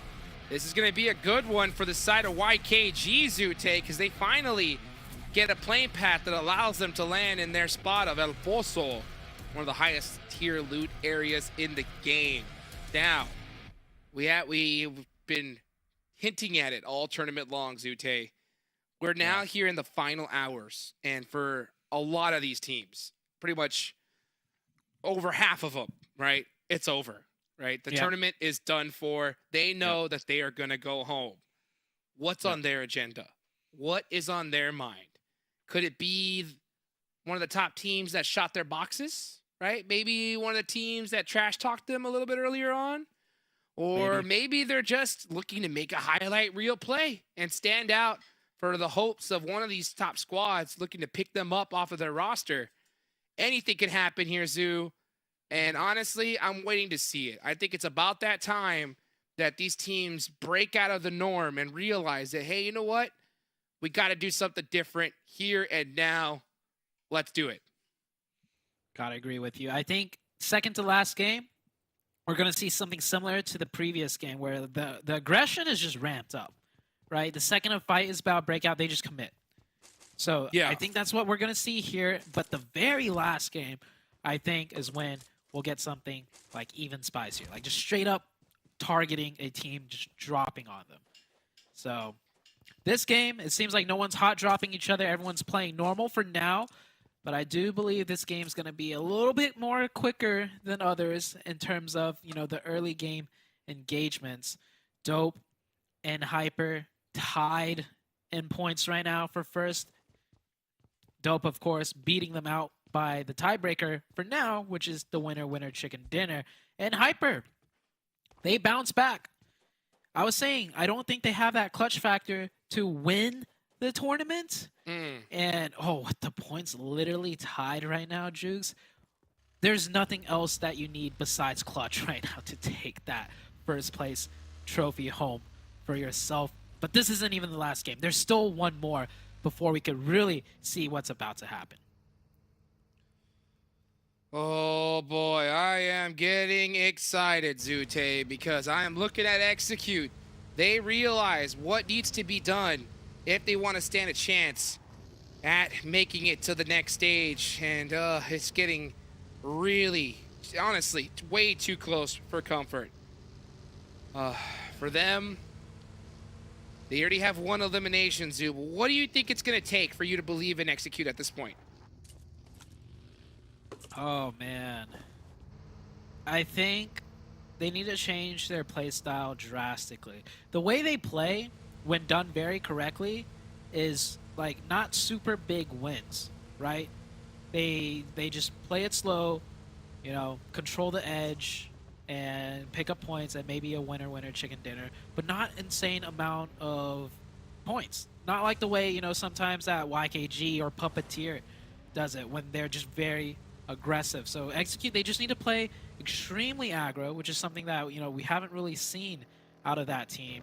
And I think that's the only way they could get it done. And, well, they started off with getting a knock and confirmation onto Puppeteers. Yep. They have the full send. Full send Puppeteers. They need to start hunting. That was a split, though. Fang, I'm looking at the minimap. He's a ways away from the rest of the team, and he just got caught. Well, they need to hunt him down. Like, Execute needs to hunt down Puppeteers with a ferociousness that we have never seen from them, because they have a 33-point gap, Zute. There's only 2 points left, and yeah, Puppeteers full drive away. Because honestly, let's be real, right? More cash money is great. Top 5 is a must, right? Yes. Puppeteers would much rather be safe in the top 5 than risk it going for a higher placement point, right? Now, they could still win this tournament, absolutely. But they want that security. They're fine. This vehicle switched. Oh, they're lucky. Execute's just far away. It looked like they were on top of that hill, but a little too far away. And they're going to be fortunate for them. But I am so shocked not to see Execute just full driving around looking to eliminate Puppeteers here. I mean, to be fair, Execute did drive quite a bit after picking up that knock. They drove. It's just that Puppeteers was that split. Like, 2 of the Puppeteers, remember, were still in Cruz de Valle when they got the knock.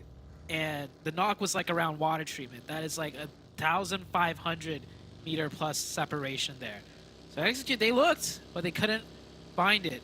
But they are doing what you're saying. They're trying to find these points. They're trying to take out at least one of the teams in the top 5. Because, you know, honestly, Execute could take out any of the teams in the top 5. Because it's not like one of the teams have that much more points than another.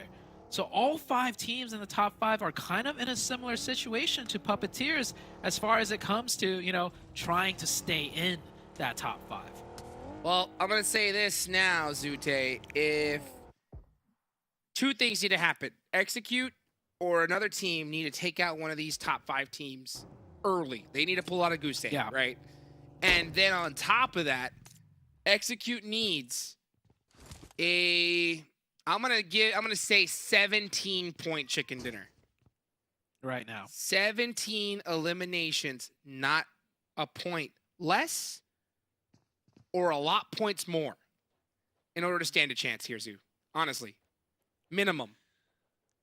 It's a tough task. And I don't think I've seen any team in history be able to pull off that big of a comeback with only 2 games left. So I want to believe, but it is a tough ask for the Execute team. 17 points. That's what I'm going to leave it at. I do not think Execute can do it with anything less than a 17-point chicken dinner here and now. Next zone about to pop. Where's it going? Oh, it goes quite a bit down the ways. It's pretty centered up from the map, but quite a bit far away from the side of Execute. This is going to be just south of Monte Nuevo. Let's see. I'm taking a look now. The Panthers definitely have a shot at this here, Zute. They are going to need, I would say, well, honestly, just a solid chicken dinner. A solid chicken dinner and some decent elimination points, and they're in the run of this as well. I'm taking a look at the positions of the other teams. YKG in a great position right there near the middle. And Hyper as well, rotating now towards the center. The Chosen coming in from the northeast. All of these teams I'm mentioning are basically, you know, in that running for the championship. Remember, 1st and 5th place separated by only 3 points. So whenever I mention top 5, it's not like one team has more points than the other. Just think that they're all pretty much tied right now. Let's see what QZZ... Oh, Dope. Knocking Dope is critical. And I guarantee you, if Hyper gets a finish and realizes this is Dope, I think they're going to get aggro here. I don't know about that, Jukes. You got to remember, Hyper is not a super aggro team. They're positioning up to get a little bit more aggressive. But I don't expect a full send, because remember, even if they take out Dope, there's still another team. There's still 3 other teams right behind Hyper's neck doing it by when himself, it comes to points. QZZ is doing this by himself. The rest of the team not close by. He is risking this big time. Oh, he could have got it knocked right there. And he's about to. Oh, that was so clutch. That was risky. Hyper. That's what I'm saying. They're not known for doing these aggressive plays, and you see why. Like they're just not comfortable with it. And this is what I think is separated. This is what I think is the reason why they're so down on these leaderboards, right? And by so down, I mean where they could be if they decided to make those commitments. Because I think with that knock going against Dope, I think they could have had that. They don't know it's Dope though. They don't know it's dope. And Well, they're so we're- center jukes. They're so center jukes. But that was still a Look at how very many bad play, teams- though. No matter who Yeah, it yeah. was. Yeah, no, that was a bad play. They shouldn't have done anything at all, basically, is what I think. They get the knock, and then, all right, you know, see if you could do more from distance. Otherwise, you don't just commit one player. They're surrounded by so many teams. And in Hyper, they're just, I mean, in Hyper, all the 5 teams are so close in points. Oh, that's what I'm saying. It's gotta do. You gotta do one or the other. Full commit to one play. But yeah, splits like that are the reason why your team could get eliminated early on, and your dreams can be crushed. Honestly, we shouldn't even be really keeping an eye on either of these squads, as they don't really matter for contention at the top 5 point. But it's good to see if maybe one of them can make a highlight reel play. They're trying. Skills of mine on the defense. Phoenix going aggro here. Trying to get every little point they can. Maybe get that highlight reel you're mentioning. Ronnie going up the stairs. M4 pre-fire is good. Threads it through that doorway. And here comes the second challenger, and Ronnie will get that 2-piece for the team. Get the heal off. Next circle did shift down, though. So YKG, they have to travel a little bit further south. They're currently on the edge of zone. In Hyper Joey! now find themselves on the edge of zone. Joey gets a knock on Puppeteers. That is something I really want to keep my eyes on, because that is 2 teams very, very close on the leaderboards here. It looks like it was just a knock from distance. Not seeing the feed light up just yet. I'm taking a look at the map feed, and yeah, these 2 teams are quite close together. But so far, so good. We may even see Execute press up on a YKG in just a minute here, Zoo. Yeah. Right now, WALLSTREETBETS taking the fight. Dawn goes continuing the down. fight. Oh. It's just long distance knocks from what I can tell from the map feed. So no full committals. And Puppeteers, they're in an area of the map with a lot of ridges. He's probably safe for now. The only real action with potential deaths is still right here, centered on this fight. This is the center of the circle, pretty much. And Ronnie finally gets dated. WALLSTREETBETS going in for the kill. Diamond's trying to mount a successful defense and will finally go down. That's Phoenix Esports eliminated. Again, not a team in the contention right now. YKG 24K getting a knock on the Nemesis, looking to put some points on the board. And now, yes, this is what we were really trying to look at. Puppeteers and YKG a good little distance away from each other. YKG doing a 2-2 split. What do you think about that here, Zoo? I mean, YKG, not really known for their splits, but they don't really make too many huge mistakes either. Oh, And Hyper, ooh, QZZ is down. 1 player knocked. That's going to be a tough revive, and they're going to want every single player up. The question is, do they just play with 3 to try and maintain a top 5, or do they go for this revive and have the punching power to get that first place at the end of the day? It looks like they will go for the revive. A little bit of a risk. GK first far in the back, providing a lot of info and Overwatch. And BOPE, they need to get a little more aggressive. That nade was huge. No knocks, though. And there's a suppressive fire. There's the push from BOPE. Huge knock from Kindness. Massive knock to just stop that pressure and allow Hyper to reset a little bit here. Fuego looking to crush the dreams of Hyper. If Hyper gets finished here, I mean, this could be that one fight that determines if they're able to make it into the top 5 and stay there, or get relegated down. And Hyper just a step too fast for BOPE. Immediately responding and cutting down the sightlines of BOPE, corralling them into this position. At first it was BOPE that was getting this surround, but Hyper just are a bit too fast for them. And BOPE getting cut down. Hyper picking up much needed points. And there we go. BOPE down to just 1. Hyper outmaneuvering BOPE. The only team that I've seen to outmaneuver Hyper would have to be Puppeteer. Beautiful. Oh, okay, they're fine. Gets the full revive. 3 points for the side of Hyper. Those were must-needed points. Oh, so clutch for them to survive that with all the players up. And you can see YKG's Saw and Hyper get some eliminations, and they cannot let that sit. So YKG looking to get aggressive here. Push onto Dope right outside of the zone. Here they go. This is the first place team. First place squad. Bray standing 0.000 chance against Joey. Goes down. And Fears getting that thirst on the Bray is going to be another point on the board for them. And Hyper with 3. Execute with 2. YKG with 2 as well. And like I said, for a team like Execute, they're going to need at least 17 eliminations in a chicken dinner. And one of these teams needs to go out now. Yeah, Puppeteers. Could be Puppeteers. Getting knocked again. Reckless gets finished this time around. Oh, Puppeteers down to 2. Execute needs to full send them. That nade! Q and Hyper versus YKG. This is huge. I think they know this is YKG as well. They were right there when the shot's gone off, when YKG picked up Dope. Oh, if that nade bounced just an inch more, that could have been over for YKG, but they'll get the revive, and most importantly, they don't give in Hyper a chance to aggress on them any further. I think QZZ is that guy that wants to push this, but the rest of his team is just not coming with him. So QZZ forced to just sit back and watch as the possible push is now gone completely down to 0. YKG gonna stay alive a little bit longer.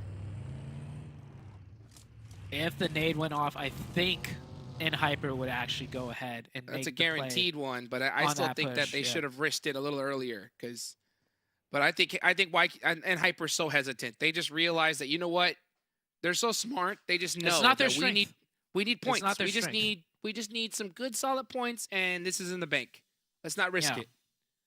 I'm perfectly fine with that. They should play to their strengths right now because they're not in a desperate situation. So no need to play to something that they're not used to doing. Now, if the tables are flipped, if it was YKG doing what we just saw, yeah, they would push. In this circle, well, YKG and Hyper will probably have to fight.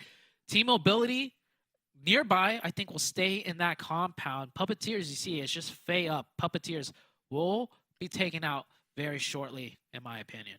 Yeah, and honestly, like I said, Execute needs to make sure that they're the ones to do it because they need a ton of points here.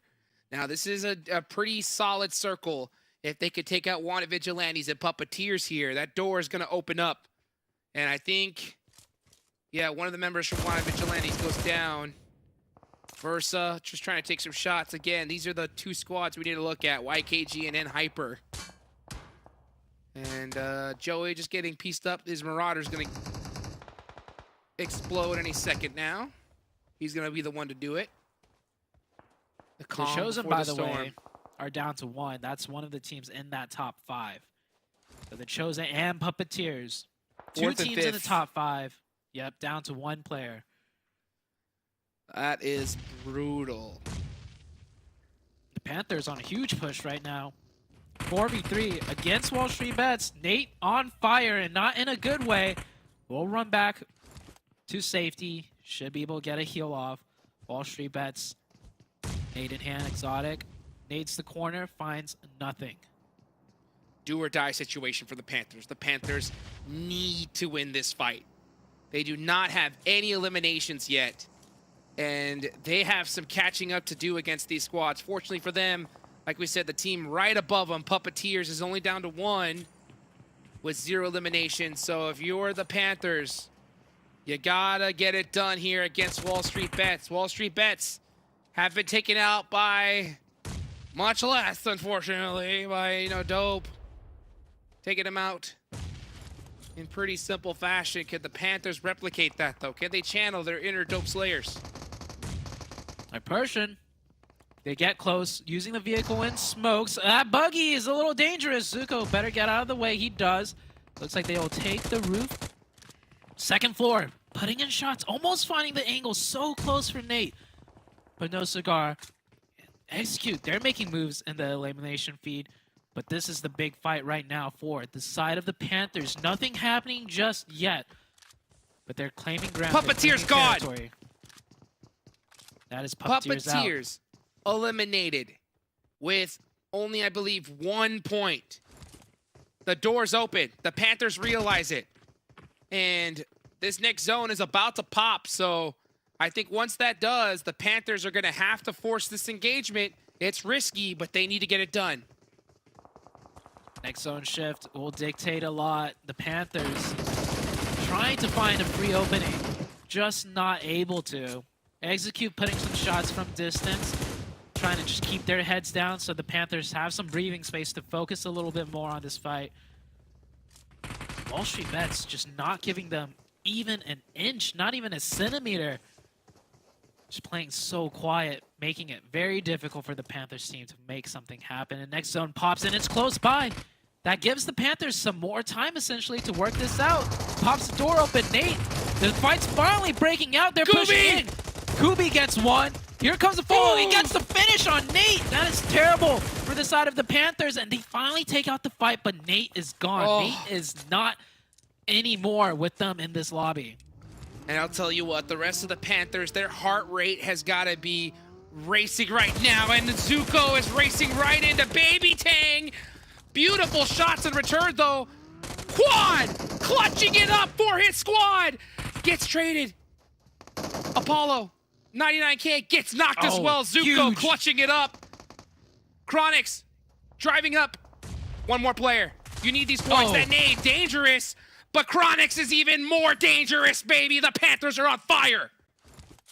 From one fight right into another quick response, and they managed to get Quan up. YKG, what happened to YKG? They're down to 2, and they're stuck in the middle of nowhere behind a burning car. Execute, making it happen. You said you want 17 from them, Jukes. They are already up to 6, 7. Make that 8, a full squad wipe. Make that 10, Jukes. Oh my Is it gonna happen for Execute? The top lobby, their hands have got to be shaking right now, uncontrollably. And Hyper looking to clutch things up as well. Joey has been the man, the myth, the legend for his team, running wide out in the open with no choice. And Hyper eliminates YKG. That's gotta hurt. And Hyper looking strong right now. This is the team that's probably going to take first place after this game is over. But the big question for me is Execute. Are they going to make it come down to the last game? They first need that 17 that you were talking about. They're up to 10. They have 4 players up. They're controlling the western side. The Panthers, I think their reign is finally going to stop here unless if Zuko and Chronix can pull off something insane. They need this knock on Pappy Sour, but Pappy Sour gets it back. Instead, it's all down to Zuko. The Panthers' tournament lives right now rests on his shoulders and not able to get it done. Devastating end to the Panthers' comeback. A lot of teams went out early, though. It's going to come out to the final game, guys. I hope you all are ready, because that next game is going to be an absolute nail-biter. This one is in that same category, though, because Execute have 10 eliminations. I said they needed 17 minimum with the chicken dinner if they want to stand a chance of making it into this top 5, Zute. And so far, it is not looking too bad. This next zone really needs to head towards them, though, because if it doesn't, they're going to have to make a push, most likely onto Dope. And yeah, it centers up. So this push need to happen in the next 30 seconds because they have to win this game. That push is going to be so tough because in Hyper, they have sightlines right into Dope. So if Execute crashes into Dope, which is probably their only play here, they're going to get third party from distance. Execute, what are they going to do? Are they going to go for the obvious play right in front of them? Yeah, that shack is in zone. Yep, and Hyper, though, and Hyper might have to just focus up on the other team because Hyper has to face against a 4-man team of MEZEXIS. So that might give Execute a chance in without getting third party. There's so much factors to consider right now. And with only 1 second left before the blue zone closes, Jukes, we're about to see all chaos break loose. Here we go. The blue zone begins to close in the next few seconds. What is Execute gonna do? Full send coming out. Rin looking for some angles. MEZEXIS still in this as well.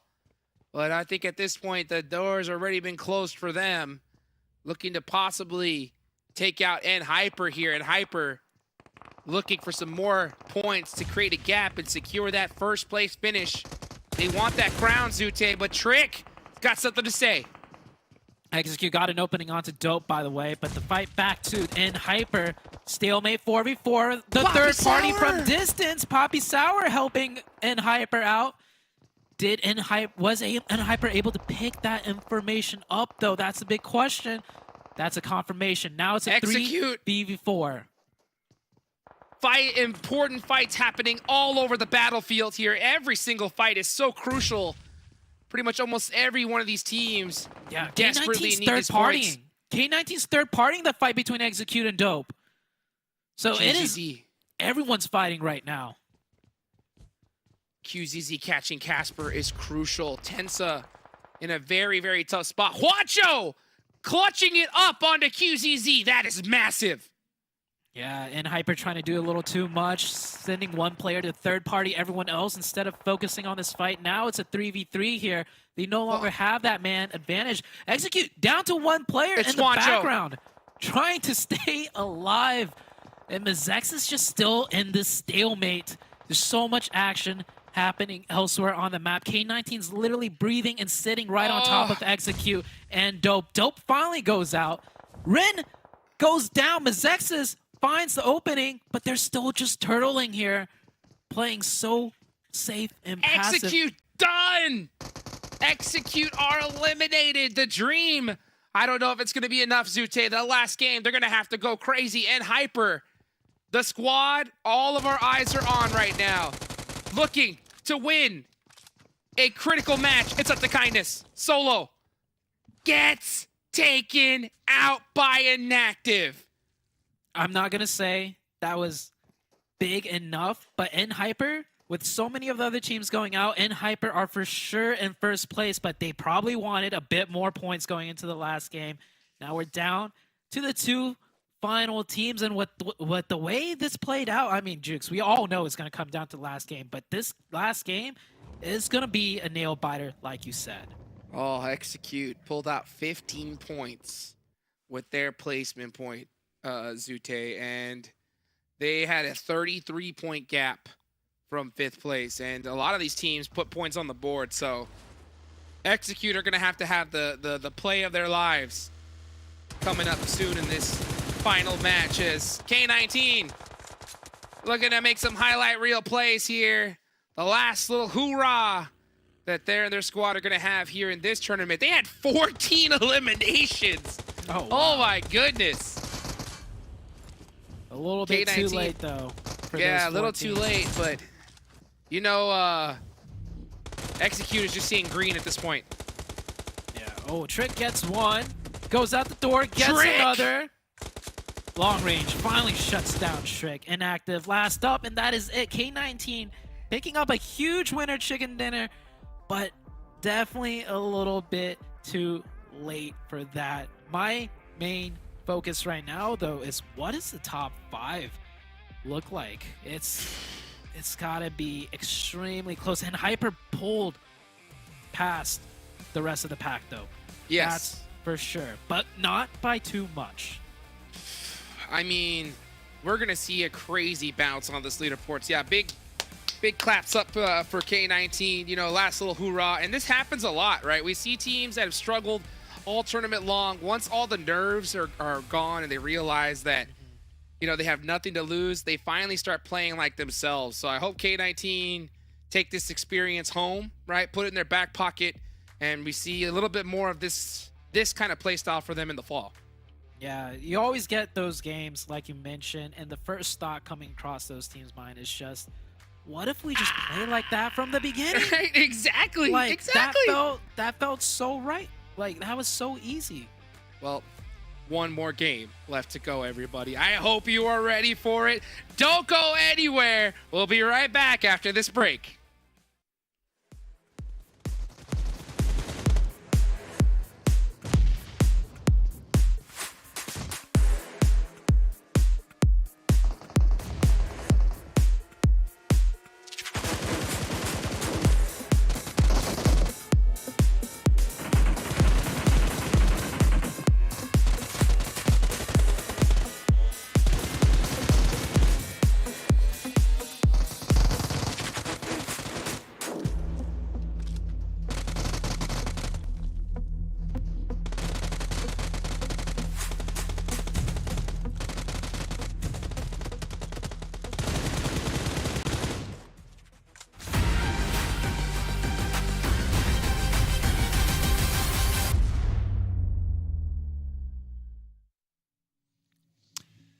Well, it all comes down to this final match here. I mean, K19 taking a victory, but again, when it comes to top 5, there's no chance they're going to be able to make it into that position. However, maybe it bumps them up when it comes to the money that they're going to be making off of the finals. Let's hop straight into our match rankings, or maybe even 7. Talk about Our official our energy beast drink partner. Yeah. Yeah, Monster Energy. I mean, you I said you forgot were to going to get pour a one. monster on your head, I right? know. Bro, I just remember. It's fine. Americas. At regionals, if we're there, I will make sure there is a monster poured on your head. A whole bucket. No, out of the can. So you know it's fresh. And, you know, I didn't replace it with a different, liquid. Okay. K19, 27 points, 17 eliminations. Ridiculous out of them. But again, it's like Hotchuk said, why didn't they play like this the whole finals? And then Execute, getting 11 elims, making a big push here towards the end. I think some of they're still in reach technically, but it's the final match, and they have to show up in that final game. There's a slight chance, and I'm pretty sure we'll see when we go to overall. But yeah, there's a chance, but it's very, very slight. By the way, Hyper did exactly what they needed to do by being able to get those 12 points. And can we, you know what? I'm actually gonna wait a little bit longer because I'm not gonna start talking bad about that player just yet. I know you know which player I'm gonna be talking about. Those layers with those 4 points, I mean, that's good. It doesn't allow the gap between them and Hyper to be super, super big. And then YKG, I mean, if they want to have a chance at winning this, I can't wait to see what they're going to be coming out like in the last match. I mean, I think I was saying to you before while we're in the break, right, that this last match is going to be...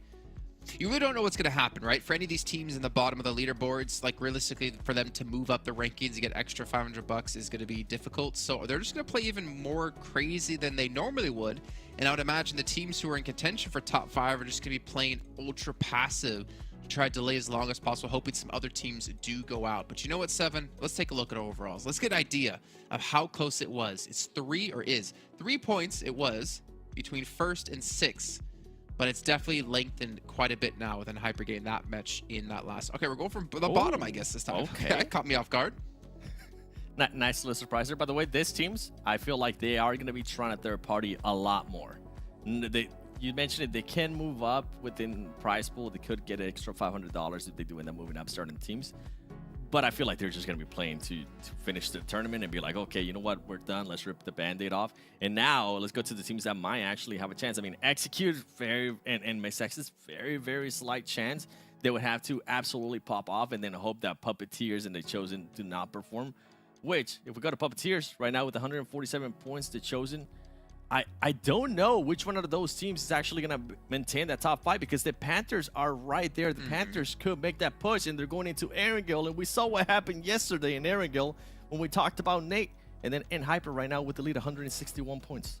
You know, they built up their lead here, and all they have to do is really just stay alive, put the pressure on the Dope Slayers and YKG and the Chosen and Puppeteers and the Panthers to try to pull off an amazing game. But realistically, I think I don't even know if any of those teams can catch them right now because, actually, no, I'll take that back, right? Dope Slayers, YKG, only one team can be knocked out at the moment unless Execute has a pop-off game from top 5. So some of those teams should be gunning for Hyper here. But the other teams like Puppeteer, the Chosen, even the Panthers, they have to play, I feel like, so passive just to survive, just to hold on to hopes they can make it. If they ever see one of the teams below them, or above, I guess technically below them, go out, then it's like, okay, well now we can play more loose because we know we can't drop out of top 5. Yeah, what's crazy too, like in a certain scenario, Puppeteer could go from 5th place all the way up to 1st place. We've seen this team drop a win with 20 eliminations, 30 points. Like that's massive. I'm not saying that's what's going to happen here, but we know that they have that firepower to move up the leaderboard in a big, big way. But it comes down to what you were saying. Are they going to be playing passive? Are they just looking to secure that top 5? Or do they want to take that risk and try to go for a little bit more eliminations if the option is there and try to snipe Hyper from that top spot? And then a big one for me, a team that has been a bit of inconsistent, YKG. I can't wait to see what this team is going to be doing. I mean, we've been talking about it. We talked about how aggressive they've been. They showed us amazing gameplay at times. I would be surprised if they aren't a little bit more aggressive here in this final match. Okay, well, there's a lot being said here, but obviously we have 2 minutes until we hop into that final match. So let's take a look at Dope versus Hyper and their stats today. I think that's the important part, right? Yep. Dope have been actually kind of been playing better. Look at the survival time, look at the average eliminations. The thing is, Hyper, like, all they needed was that last match to put that pressure all back on Dope's shoulders. So now Dope, who's 7, there's a stat you wanted to bring up for them that I don't want to take away from you. I don't want to give you a chance to say it. There is. I hinted at it earlier. Dope, going into the last match, they have won every single last Erangel in the finals. Day 1, they ended up first place with 14 elims, and yesterday they ended up first place with 7 elims. So that's something that Hyper needs to keep an eye on. I expect Hyper to continue to play their game. With Hyper, the big question mark for me right now becomes, what is QCC gonna do? Because boy, oh boy, if Cameron was here, that man's face would be super red in anger. We've been talking about it since week 2.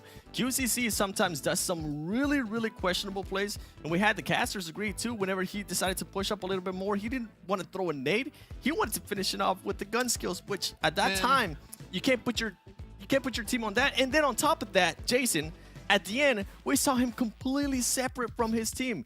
Whether it was trying to third party or not, that's not the play at that moment. You want to be with your team and try to go for those points, secure the focus on the team that's ahead of you. Keep in mind, he like went off to go against BOPE and got knocked as well, like earlier in that last match. And then we're like, well, I guess they're going to play with 3. You heard the caster saying, oh, they're just going to play with 3 or try to rescue him. And luckily, he did get rescued, though a nade came in and did a lot of damage to him and his partner who was picking him up. But yeah, questionable things. But the fact is, they're still in first place right now. And I want to question as much as I possibly can, but they're still first. The thing is, they did go back and pick him up, right? They did risk a little bit because it was BOPE. A lot of these other teams like BOPE and those teams on the second page of overall are going to be a lot more aggressive. They're going to be willing to third party. They're going to be willing to, you know what, let's just send it. Let's see if we can get a highlight here in the last match. They need to watch out for that. All right, well, we need to watch out what's going to happen here. It's the final match of PMPL NA Spring 2023 season. We're going to find out who our kings of NA are going to be and which teams will represent us in the regionals in this match. Here we go, baby! Final match of the PUBG Mobile Pro League North America Spring Finals. One team is going to be crowned champions at the end of the day. 5 squads moving to the next stage, and the rest are going to stay home. And for you folks at home right now, 600 UC giveaway code at the bottom of your screen. I hope you already typed it in because I believe this is the last one of the day. Yep. Zute, oh baby, the nerves have to be at an all-time high here. You are absolutely right. The lead, so much riding on the line. We haven't even really talked about what it means to make it to top 5, right? If you make it to top 5, it's not that you just go on to the next stage, but everything gets bigger on the next stage. The teams, the challenges, the prize pool, the money, and the fact that you get to keep playing. Because if you don't make that top 5, you are on the sidelines. You just sit out and you have to wait a long time before you get another chance again. And Jukes, on the Northeast, I see Puppeteers and MEZEXIS really close to each other right now. Well, you know what? I think that could be the right play, because if you are MEZEXIS and you want to pull off some crazy Christmas miracle, in order for that to happen, one of these top teams needs to go down immediately, and you have to just full push everybody. So what's Puppeteers gonna do here, man? I like it. You know, hey, if there's still a play, I like the fact that you're at least going for it. And oh no, the Puppeteers are in huge trouble. Yeah, this is horrendous right now. Remix already getting a flank in. The other 2 members of Puppeteers, nowhere close, Jukes. The Panthers, they're not in this fight, but the Panthers are on the cusp of that top 5. And the first player to go down is Faye. Puppeteers are biting their nails right now. They could lose it all right here, right now.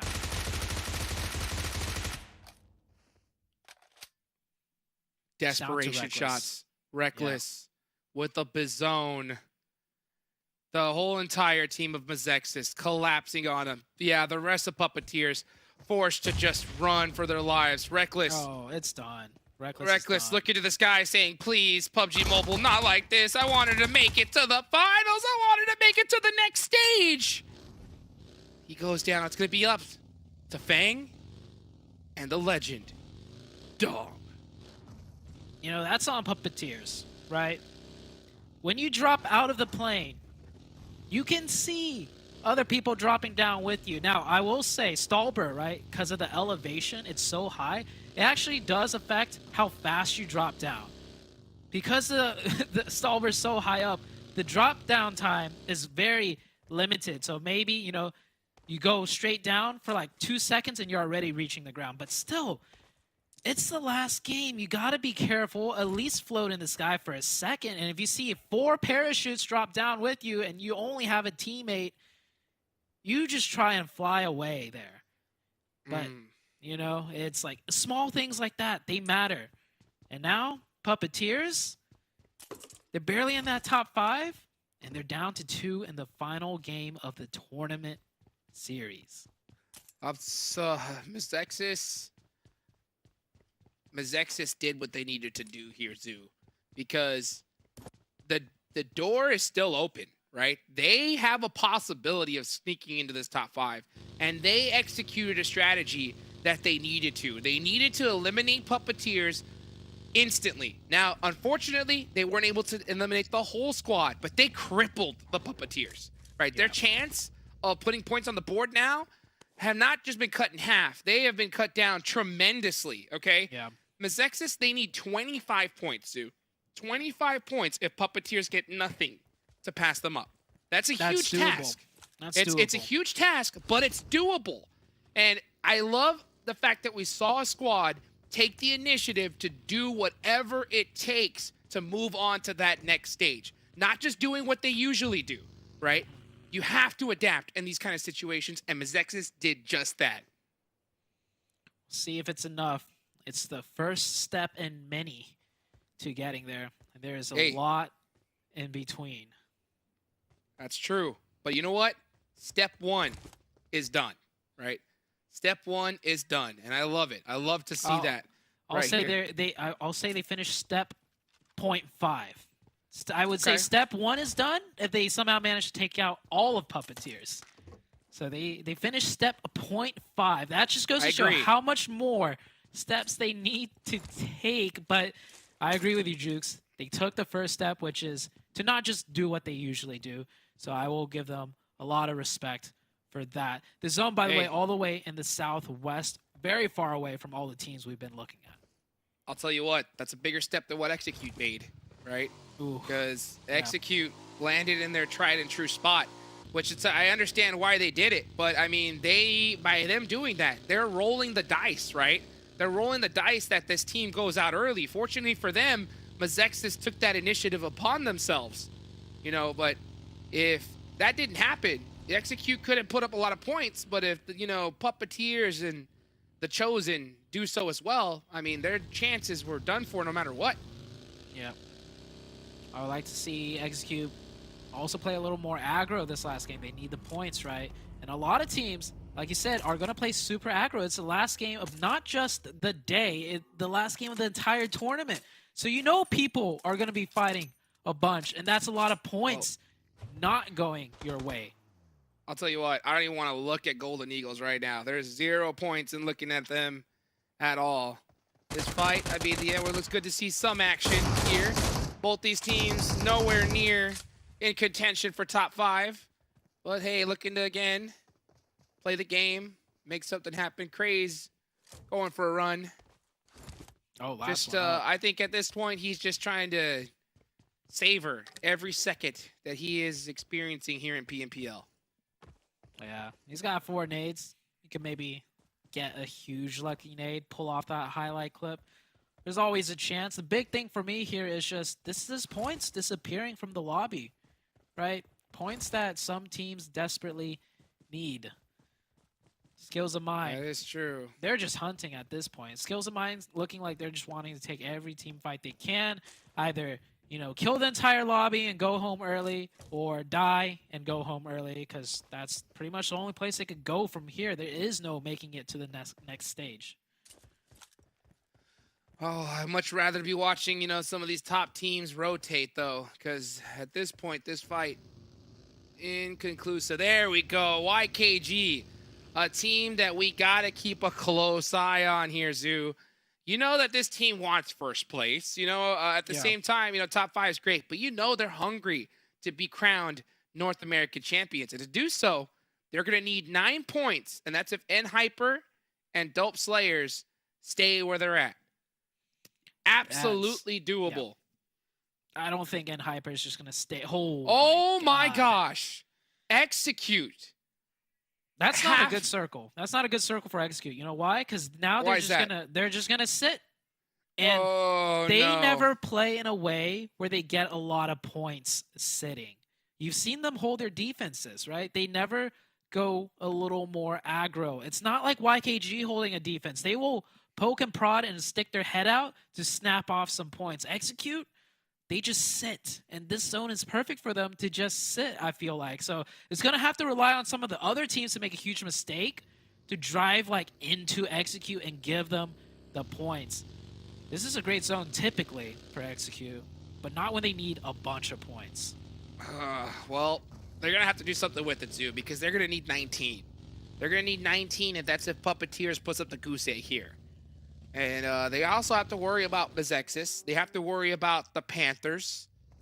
And so I think they're going to need probably like 28 points, if we're being real, to confirm that spot. That's going to be my guesstimated bubble for them. And 28 points, that's quite a bit. What a zone shift, though, for the last game. At least it's not military base. Right, for these teams, at least it's not military based. So a lot of these teams might not be a familiar circle, but it's doable. They're chosen. Execute with a big 4-man split, too. Big 4-man split, and teams are coming. I think we're seeing them group a little closer together. There's Juancho on the tail end of the zone. Yeah, you can see just how far Execute is split from each other. That isn't a split, I think, that is looking to get 18 eliminations in a chicken dinner, Zoo. I mean, if the split's to get the info on which side to attack first, like when they immediately group up, that's perfectly fine. They're getting a lot of info on potential targets to choose from, but they need to play, you know, the next step correctly. And either way, though, like I said, that's a huge, like you said, that's a huge split, and it's difficult to play with that much info coming your way. Let's see, MEZEXIS, another squad we got our eye on. They got 3 of that 30-point game that they need to try and get into that top 5. Puppeteers, devastated right now. Dong, trying to put the team on his back. YKG's got eyes on him. Oh, no. If Fang gets knocked on a rotation here, you know YKG's pushing this to eliminate him. Oh, even that's risky. Super risky. Next zone about to pop. Where's it going? It looks like a lot of this is going to be in the water. That's going to eliminate a lot of sight lines. There's a lot of hills here, though, and a lot of cover that could be taken still, Zute. But this is going to get interesting. And right now, it looks like MEZEXIS, a team desperately in need of a ton of points. I think this is where they work best, though, right? Just pushing from the edge and getting a lot of points. That's what they need. The Panthers are kind of in that same boat. And Hyper, dead center. Looking to just continue to hold on to that first place crown. Yeah, and Hyper, this is a type of zone that just might do it for them. One of the trickier zones to play, but in Hyper are just good at playing those tricky zones and playing those splits. The Chosen in a decent spot as well. Not too much control, though. Yeah, they don't have too much control here. They have a lot of safety, but they can't control the BOPE team over the top of their heads, and they don't have the zone. So all of these teams out here do have to scooch in a little bit more. MEZEXIS find a knock on to BOPE. Remix getting that confirmed. That's going to be another point for MEZEXIS. MEZEXIS doing what they need to. Like we said, 0.5 of that multiple step plan is now underway. And Trick is hunting down some more of those much needed elimination points. It looks like he's on the hunt for Sonic here. Yeah, this is what they need to do. Get as many points Hunt him as down, they baby. can. I expect the buggy seat change. Yep, there we go. And just in time as he crashes into the rock. Oh, you missed! Oh, he's fine. He's 1 HP. He just needs one more shot. There we go. Trick gets it. Hunts him down. Sonic under pressure. Crashing into the rock. Nice. MEZEXIS. Bloodthirsty right now. You see, MEZEXIS is that one team that I'm looking at right now that is doing what they need to do, right? They realize it. We got to make these risky plays. We got to get those points. Nice knock. Oh, clutch. Clutch teamwork right there. And this is some much needed points that they're looking for. Oh my god, look at this. And they're going to get it. Yeah. This is how some teams can play from day one of the tournament, but they don't until their backs are pushed against the wall. MEZEXIS still have a long ways to go though. And Trixie Boy, he's just got the challenge. He knows he doesn't have much left to fight for. It's gonna help out MEZEXIS though. MEZEXIS does lose Peralta, putting them down to a 3-man. That's gonna be tough because they're gonna need this chicken dinner and a whole lot more. Trixie Boy, honestly, they need to just full send this. They cannot be affording to eat this much blue zone. The run over coming out clutch. That's 8 of the. That's 8. I think that honestly, MEZEXIS, they are barely halfway there for the amount of eliminations that they need. Yeah, and they got in hyper right on the top of that mountain. Next zone comes out, goes a little bit further The south. Panthers! This is the Panthers play. Now, Panthers getting involved in a 3-way fight, but they have the huge advantage being the third-party team with 4 members up. They're cleaning things up. They're cleaning house. Down to 2 members of K19, down to 1. And the Panthers are pouncing with ferocity right now. Big Nate looking hungry, trying to finish out the rest of wanted Vigilantes. They desperately need these points, Zute. That's a nice Molotov. Oh, so close. Oh, he steps looks like back in Steve-O it. is on fire. Gonna get finished here to Chronix. It's just so far, and he's done for. Big plays from the Panthers. Panthers with 7. More importantly, they have 4 still up to work with. The Panthers That looks good. showing their claws. They got a little Honestly, bit more to go, though. They got a lot more to go, and I'll tell you what, it's not over yet because the PUPPETEERs, the Chosen, heck, I would even be on the eyes for MEZEXIS right now. And Execute. Execute still playing this way too quiet, Zoo. They need a lot of eliminations, and they are getting taken out by the second. Yep. I told you this zone for Execute is the type of zone where they just sit. They're not too aggressive as a team, and they need those points, but if they could clutch out a huge one starting from now, that could still be enough points, even though they have 0 eliminations for now. MEZEXIS meet their next foe in the shape and form of Execute, and they know they have to take this fight. Nades coming out. So huge. This is a critical fight between these two teams. Want both these squads in desperation. Now, I'll tell you what.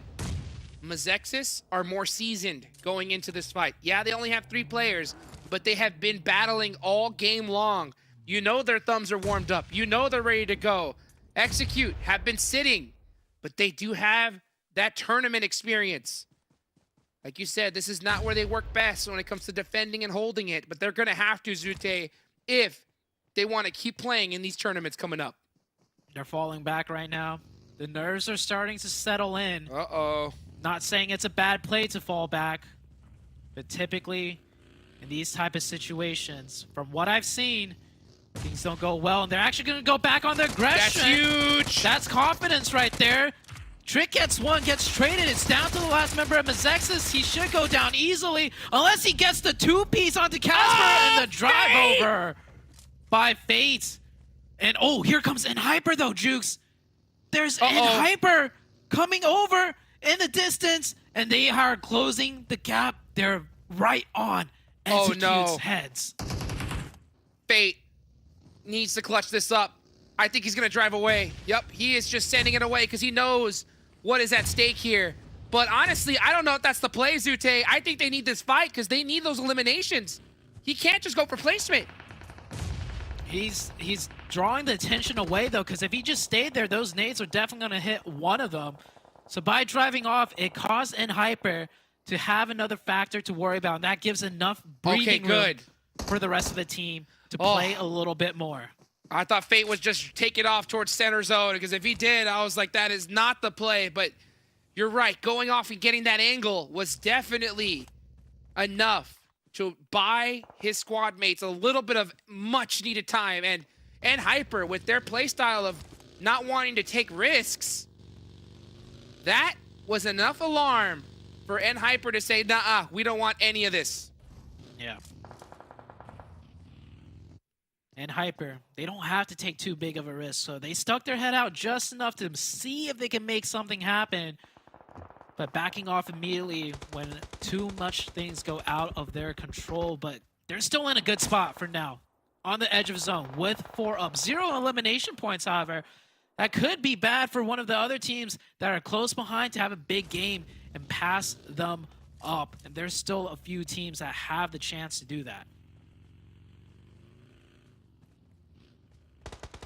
And Hyper, we got all eyes on them right now. They are getting third party, especially if Baby Tank catches them from this backside. It's going to be Rise taking down Rin. That is devastating for the side of Hyper. They are so split up, Zute. And again, some of these splits just not paying off for them. The most crucial thing was that was their player in zone. He had the foothold in the circle. Now Hyper don't have a spot in the zone Nice point to play with. And Execute will steal that one away. And look at Hyper. They're caught in the middle of two teams. They don't know what to do. On the high ground. They're going to have to find a deep crevice and tuck their head down. That's probably their only chance now. And Hyper stuck between a rock and a hard place. They are not sure what to do. You can see the indecision. QZZ, that aggressive player for the squad, forced to just smoke out and hold his position for a little while longer. He now finds some shots over on the side of Execute. But I think Hyper are going to have to call this their home. The Golden Eagles, they got nothing to lose, Zute. They can play a huge spoiler role, and it looks like that's what they're looking to do. Golden Eagles taking shots at Execute across the way. This will be a stalemate. If any of these teams look down and wrap around, it'd be Hyper at the most risk. Hyper slowly being crunched in by the blue zone. They're leaving the safety of their hill cover inch by inch, and they hate doing so because they do not want to lose any more players. But it's either that or the blue zone. Beowulf putting some shots on a GK first, and he gets the knock. Another devastating knock for Hyper. They are getting obliterated now. QZZ goes down. That's only one player up left for them. It's Kindness. And you know Execute is looking to finally finish out Hyper, and it might be Golden Eagles to do so. Oh, and that's it. Hyper is done with 0 points. The goose egg. That just begs the question. Hyper, if they were more aggressive as a team, they had a huge opportunity on Execute. But that right there is why I say Hyper, they're not that type of team, and that could be their pitfall. It's not done yet. Puppeteers, 2v4. They already got one. They get two. Puppeteer as a 2-man are taking out TC, the Chosen. Another huge thing to watch out for. That's the third one. Dong with the big off angle from that position. Just Chosen are down to just one. Oh, Fang got knocked, though. So it's all up to Dong to make the play. Dong looking to penetrate in the final hour. He has to take out the Chosen. Full sends and gets shut down. Devastating for the Puppeteers. But you know what? Do you hear that, Zute? That's the sound of the door opening for YKG to take the crown away from Hyper. YKG, they still have 4 up. They have the high ground. They have control. Hyper now just forced to watch and pray that they could keep that first place position. And YKG, they're not going to let them have it easy. Execute's still in the game. So is the Panthers. The Panthers are up with 7 points gained already, and they have 4 players up. The Chosen had a huge reset just now, and the Chosen are still involved in this game as well. Same with Dope. Dope is still in there too. So many teams. Zute. 3 teams could take this tournament. It is 3 squads. It is Dope, YKG, The Chosen, all hunting down that first place finish. The Panthers looking real good to secure that spot in the top 5. Execute. They have a chance as well, but Execute really needs a lot of these eliminations to do so. They have 5, and they have 4 players up. They're coming in from the west side with not much to work with. They're kind of just caught in between everything. If they have to move any further, it's Dope and The Chosen with sightlines on them. They're cowering their heads down right now at this little toll booth intersection. It's going to keep them alive. They're going to gather their wits about them until they have to make the next play. Smoke's coming out, giving them a little bit more cover and breathing room to work with, but ultimately the zone will decide their fate. Execute needs to at least double. Oh no, the toes, Fate. Not skipping leg day. Looking a little bit too big in this scenario, but the Chosen, this is a team that Execute needs to eliminate here. Execute needing to double their elimination points and win the game if they even want to stand a chance, an inkling of a shot of making it in here, and even that might not be enough. So here we go. Here we go. Execute. Yeah, going Smart on the push. aggression. I like it. They know if they stay there any longer, they're just going to be trapped in. Smokes out. Tensa's on the front push. The Chosen, luckily for them, are only down to a 3-man. They pre-fire the Perfect shot. trees. The game sense The nade. gets one. Sub Pig does not connect. It's just Sub Pig and Stellar. They get Fate. They're shooting back and forth. Sub Pig is down. It's all down to Stellar. There's 3 of Execute up, and better yet, no one's really in a position. Third party, but Stellar gets another. They're gonna have to commit to this. Casper falls out of the car, and YKG are coming too. Stellar in the 1v1, the DBS. This is it. Execute are about to go out unless if they clutch this. Shots missing back and forth. Can he clutch it? No! He does not. Either way, Jukes, YKG is already here to finish things up. Even if Tensa clutched it, I don't think it would have been enough. YKG already at a moment's notice to capitalize on any points. They only have 4. They want that first place for themselves. YKG looking to take this crown, and they're looking poised to do so. The Panthers trying to punch their ticket as well. They're gonna have to get through the Golden Eagles to do so, and it's looking real good. That's 3 down. That's gonna be 10 elimination points for the side of the Panthers. And if you're Beowulf, you may look to just deny the point because, hey, why not? You ain't got nothing better to do. Instead, looks like he's going to go out to the blue zone, denies that point from the Panthers, but that's 10 eliminations. Panthers looking real good. Dope is still in this, Zoo. Yeah, Dope is still in this. So is the they have 0. Panthers. Oh, you're right. They have 0 points so far. And placement points, as we know, have had a huge nerf.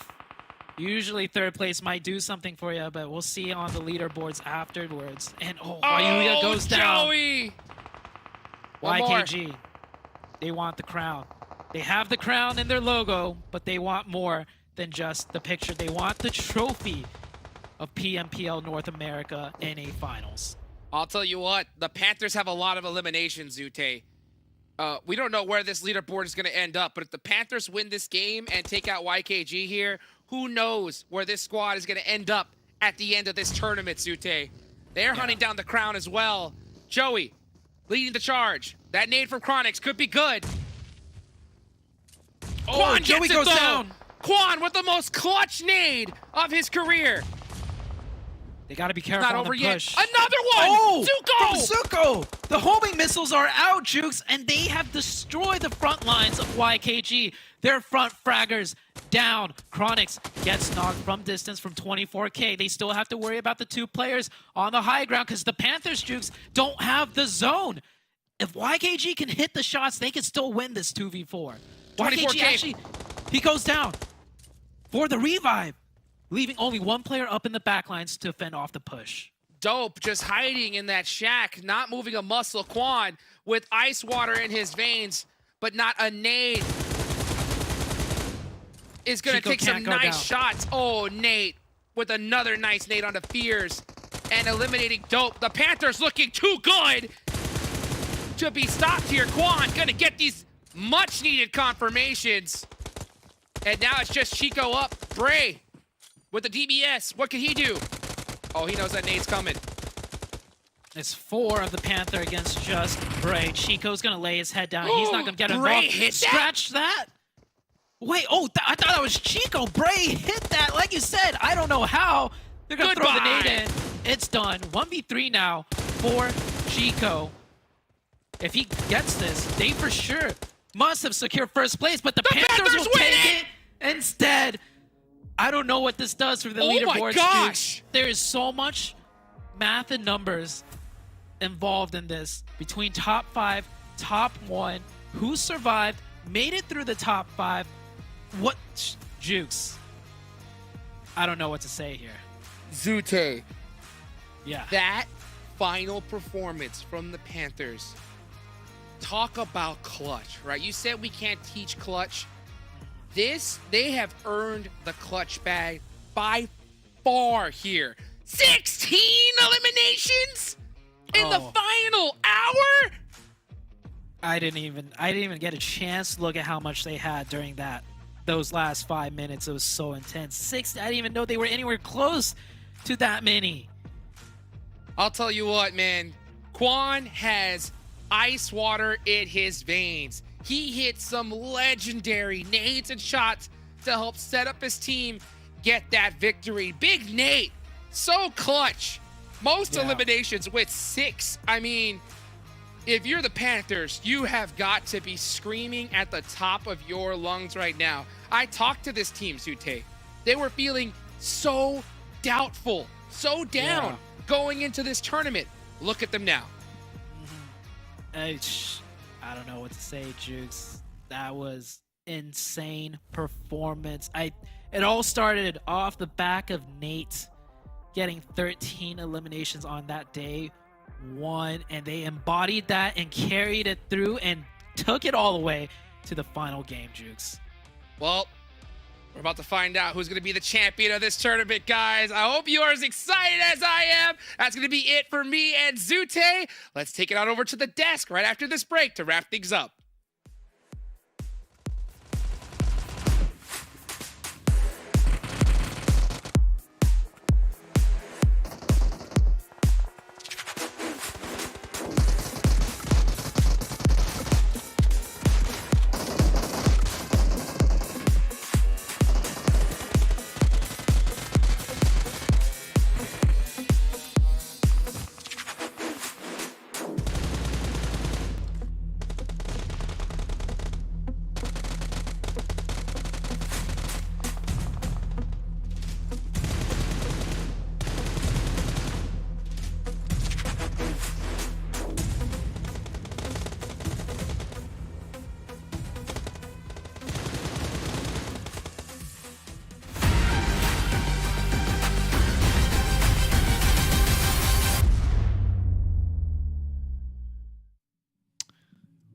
What a final match here of the spring season of PMPL NA 2023. The Panthers, 16 eliminations, 10 placement points from the chicken dinner, 26 points on the final match here 7, and we know how close the leaderboards were. The question is it enough for them? Well, I think they had to have made top 5. But now we got to talk about for sure. Yeah, right. But now we got to talk about something else. Could they have just won the whole tournament off that last match? They might have. They might have because N-Hype. Let's go to the match ranking because N-Hyper got 0 points. YKG was able to get a good amount of points. 30. Oh my goodness. Could they possibly pulled a 6th place before last match and go from 6th place to 1st place? I don't know, man. I mean, looking down the list here, YKG, 13 points. They were already in 3rd place, I believe, going into that match behind Dope. The Chosen, 9 points. That should not be enough to catapult them, but does make them safe in my head at least. And Execute, you think about that 1v1 with Tenza. What could have happened? Could they have actually shot up their rankings high enough? But Dope only getting 5. Let's see the second page here, because you mentioned Hyper getting 0. 0 in the last match. It kind of continues on with what Hyper has been doing even when they were known as Nova. Nothing has changed with this team. They're always just so close, and then when it comes time for them to perform, it doesn't end up happening. By the way, a big one too, Puppeteer with those 2 points. I don't know if they even end up in the top 5. I don't think they end up in the top 5. I don't know, man. I almost want to get into seeing who our champion is now. I don't know if we can call on it just yet. I mean, I don't have any confetti or anything with me. But this, honestly, before we do see the champion, like Seven, this has been a ridiculous finals. Like, this is definitely one of my favorite finals that I can ever remember in my history of PUBG Mobile, because there's been so many great individual plays, thinking back to Nate, thinking back to Dong. There's been so many great team plays, so many teams showing up in these 3 days alone to propel themselves. Are you ready, Seven? Yes, I'm gonna let ready. you do the honors. I'm gonna let you do the honors. No, I don't want to do it. My hands are so sweaty, bro. I love this. Well, ladies and gentlemen, let's find out who the new kings of NA are here and who are our champions of PMPL NA. Oh, the Panthers! My God. Bro, you think back to day 1 of the finals. If Nate doesn't get that clutch, do they have the spark they need to carry on through? I mean, Chronic stepped up massively in day 2. Zuko and Quan as well played like pretty damn well the entire time. But to clutch it out to this?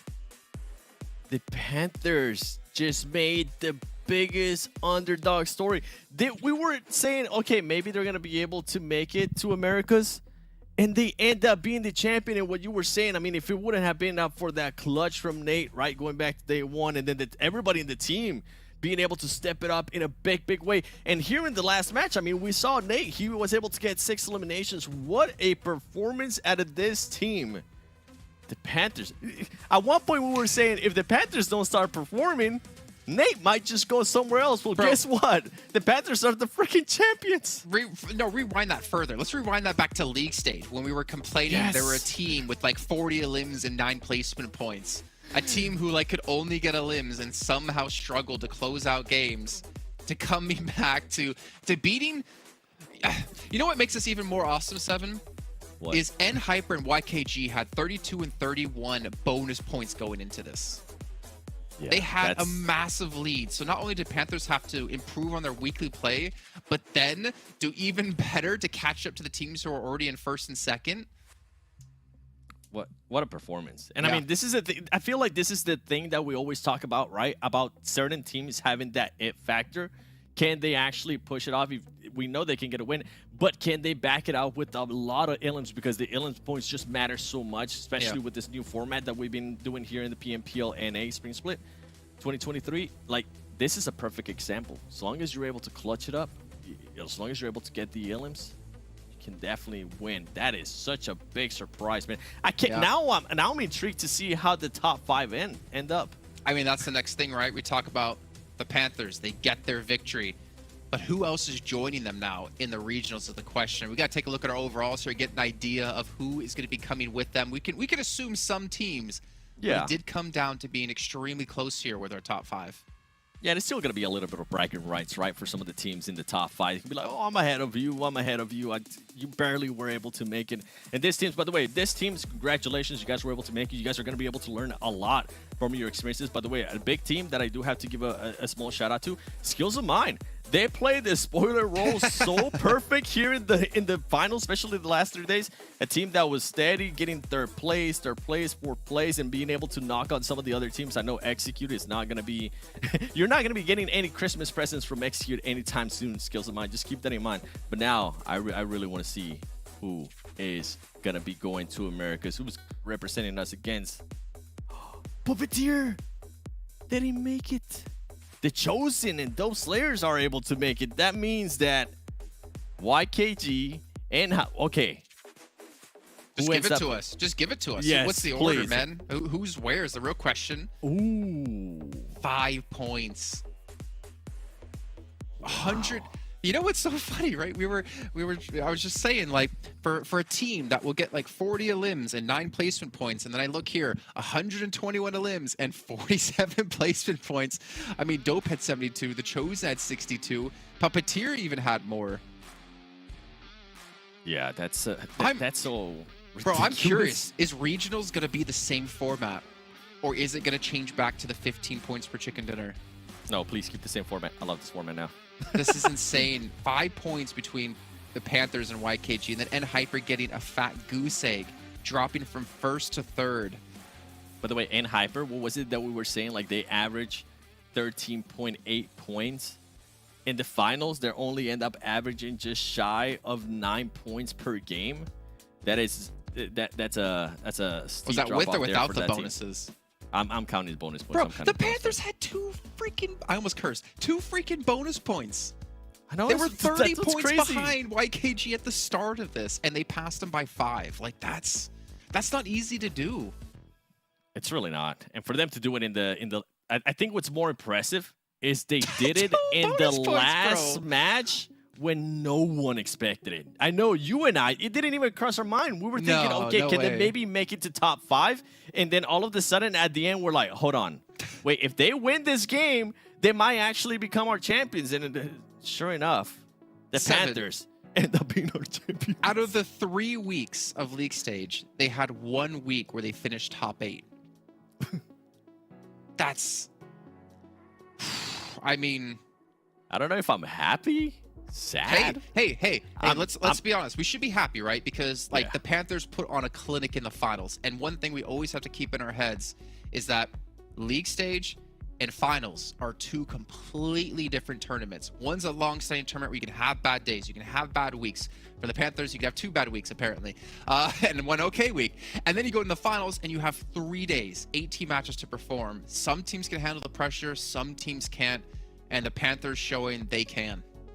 Yeah, and what's crazy too, you mentioned the bonus points. If some of these teams didn't have those bonus points, if they didn't perform really well in those first 3 weeks, they wouldn't even be going to Americas. Yeah, exactly, man.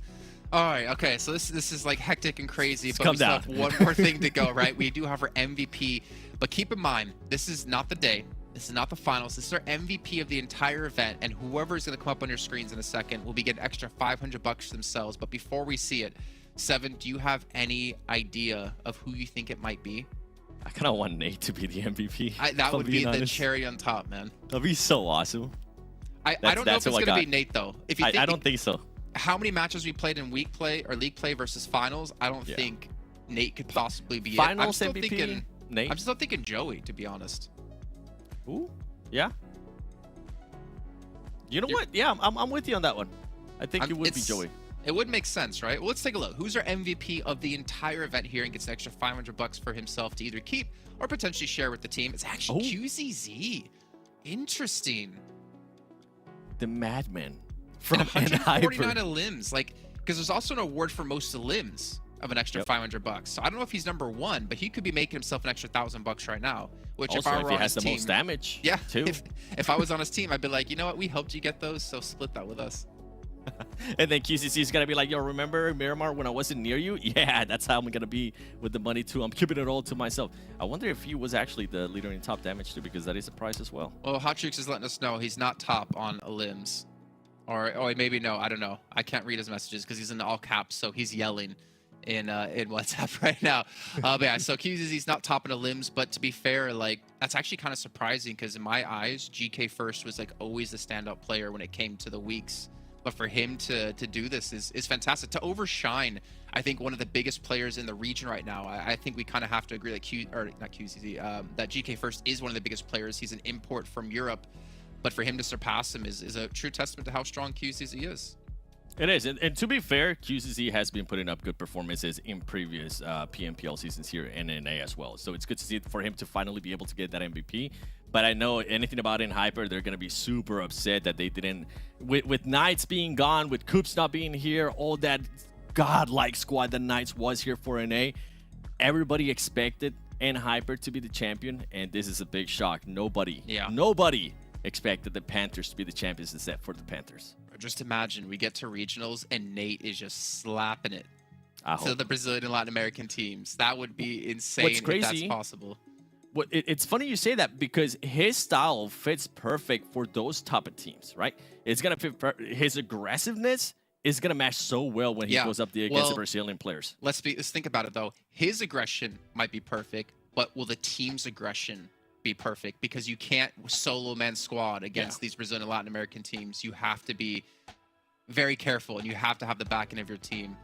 I'm super curious now, honestly, when it comes to this. Like, I think we were talking about before, and also, by the way, Hyper and YKG didn't win, so what you said on day one, well, what happened to that? But I don't know if I would put my money on the Panthers, though, to be able to be the forefront North American team in regionals. I hate to say If we're that. being honest here, I don't want to be a party pooper because they just became the champions of an A. But I'm with you. Like, I'm with you. There's a lot of teams, from NA that just keep getting away with stuff that is just not gonna fly against the Brazilian teams. And I got a chance to see the Brazilian teams playing the way they played in PMGC, right? They need to tighten up. They need to make sure they watch a lot of VOD from the Brazilian team, especially with Alpha 7. They had changed the roster. They added back Sinab, so that's going to be an interesting dynamic there because now they're going to be maybe even more aggressive, which is just wild to think that the Brazilian teams can become more aggressive. Now I am so excited for Americas. Don't get me wrong, I was excited for Americas before, but now I'm like really intrigued to see what's going to happen. You know, actually, I'm curious if we can call on a graphic here on the show real quick, because I want to see the Panthers player stats throughout the entire finals and totals. Like, I want to see how many limbs Nate got. I want to see how many limbs Chronic and them got, because I'm curious, is it a super one-man army for the team? I'd actually almost like to see this for a couple different teams now that I think about it, Seven, to really see who the impact players are. Because again, like, it's a whole different kind of pressure on you when you're playing in finals and you're trying to make those individual plays. And I feel like we definitely saw those great individual moments, and it's got to be totals, right? Because you don't want to see the averages. You don't want to see how many they get per game. I want to see how much they got for the entire 3 days, because I think to me that's the important part when it comes to this, because you could have a bad match and it affects your average, but the totals will always look good. Well, for the Panthers now, I'm thinking, right, like, are you going to end up changing your playing style a little bit more to cater to Nate, right?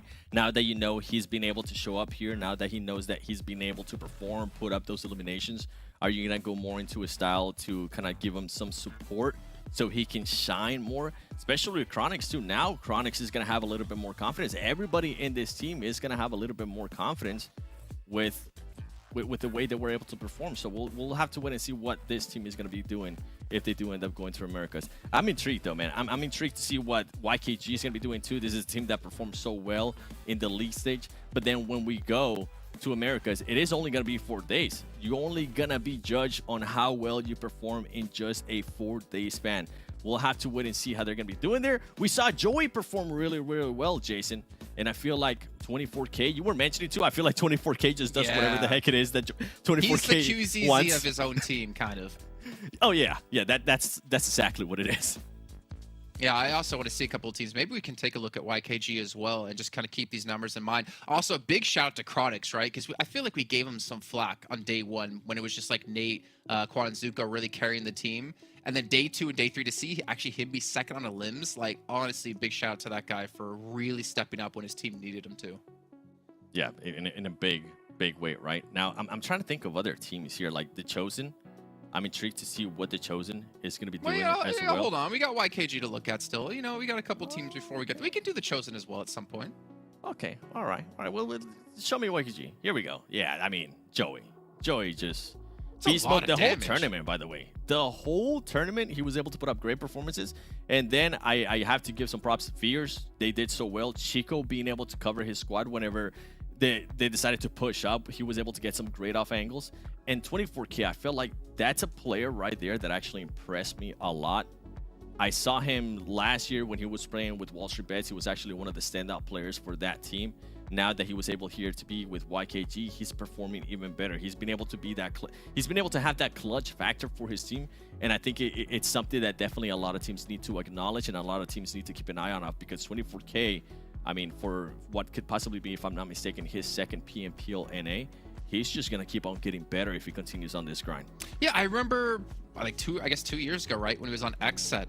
And he didn't really stand out too much, to be honest. I think was it Carnage on the team? I can't remember the full roster off the top of my head, but he had some heavy hitters by his side. Yeah, it was. I'm trying to think. Boy, you brought Carnage. You brought Carnage, and I was like, I'm going back to like the 1980s. Come down. That boy's old. You know what? Let me look it up really quickly while we have a second here. Because I believe we do have an announcement for everyone watching in a second. So Joey on XSET. He had... Ooh, wait, we have to go back even further. He had Angry Juicy Nico on the team. Yep. Okay. All right. So just to make sure, production, we do have an update on our overalls. Just double check here. No, we don't. Not yet. Okay. Not yet. Okay. They're making me scared, man. They're teasing They me are. with some Hold stuff. on. Okay, so you want to see the Chosen player stats, is that right, Yes. Seven? Why don't we see that? I then? do. I do, because for the longest time from the Chosen, the MVP was Anying, and then you started mentioning it to me, and then I started noticing Gaji. Gaji started performing really, really well, so we'll have to wait and see if that's going to continue on the trend. The thing with the Chosen, though, that becomes a big question mark is, can they perform on that 4-day Americas? Because this team sometimes takes a little bit too long to warm up. I mean, there's really no standout player. I mean, Gaji does have the most damage, but like they're all really close in eliminations here. Yeah, they really are. I mean, 24, 2018. But I feel like this is what you want, right? This is what you want to have, especially in the area that we are right now of PUBG Mobile Esports, where you can't just rely on that one fragger. And I feel like that's what we're talking for a long time in regards to the Panthers, just Nate showing up for that team. This is exactly what you want. It just comes down to, can you start performing from the first match of Americas? Can you actually do what you need to do to put yourself into contention to be that champion? We'll have to wait and see if the Chosen has that F factor. Yeah, I mean, like if we were to even think about like the teams like Dope Slayers, I feel like they've been a team who's kind of under the radar. Then they have like a decent match here or there. You've got the Panthers, you've got the Chosen and Hyper YKG. I feel like we need to take, or they need to take this time coming up here in the next few weeks to really hone in on things, because it's going to be tough, man. Like the teams you're competing against in Brazil, like let me even just go look at really quickly what's going on in Brazil and give you guys an idea of like while you're doing that, I would actually like to see, even though they're not going to make it to Americas, I would like to see the Puppeteer stats, man. Because for the longest time we talked about Dong so much. And I kind of want to shine a light on him, because that was a player that was just a standout performance. And this was a team that, even though they weren't really able to make it to Americas, impressed me. I talked about it from the first week, actually, that we got a chance to see them. The team was just fragging out of their mind. They were allergic to placement points, but boy, oh boy, if they were able to get into a fight, more than likely they were able to win it, especially if it was at the beginning of the match. And then they would end up with this quota that we started talking about for Puppeteers, where they ended up with, I think it was 4 eliminations, and then they would go out every single time, and it just became a thing for them. So for that team, I mean, whether they stay together or not, that's a big thing in NA, right? That we always notice. If they don't make it to the next big thing, they always separate. Don't even get me started on that stuff. I hope they stay together, and if they don't, I hope a team picks up Dong, because that was a quality player. I think we all became fans of Dong, to be honest, with his intense play. Like, he was doing extremely well. You can see there, 37. And obviously not to discount Reckless with his 8 eliminations. We don't know how the inner workings of the team does go, but it does frustrate me to hear you talk about, like, if the team will stay together, because it's true.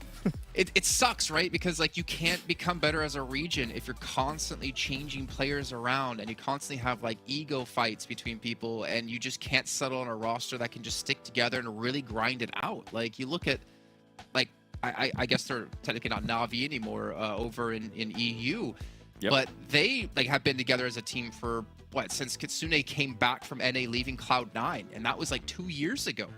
And you just have to grind it out. You can't keep doing this if you want to be able to make a splash on a global scale. And I do wonder when that day will come, when an NA team, or if we'll ever see an NA team take the title at PMGC.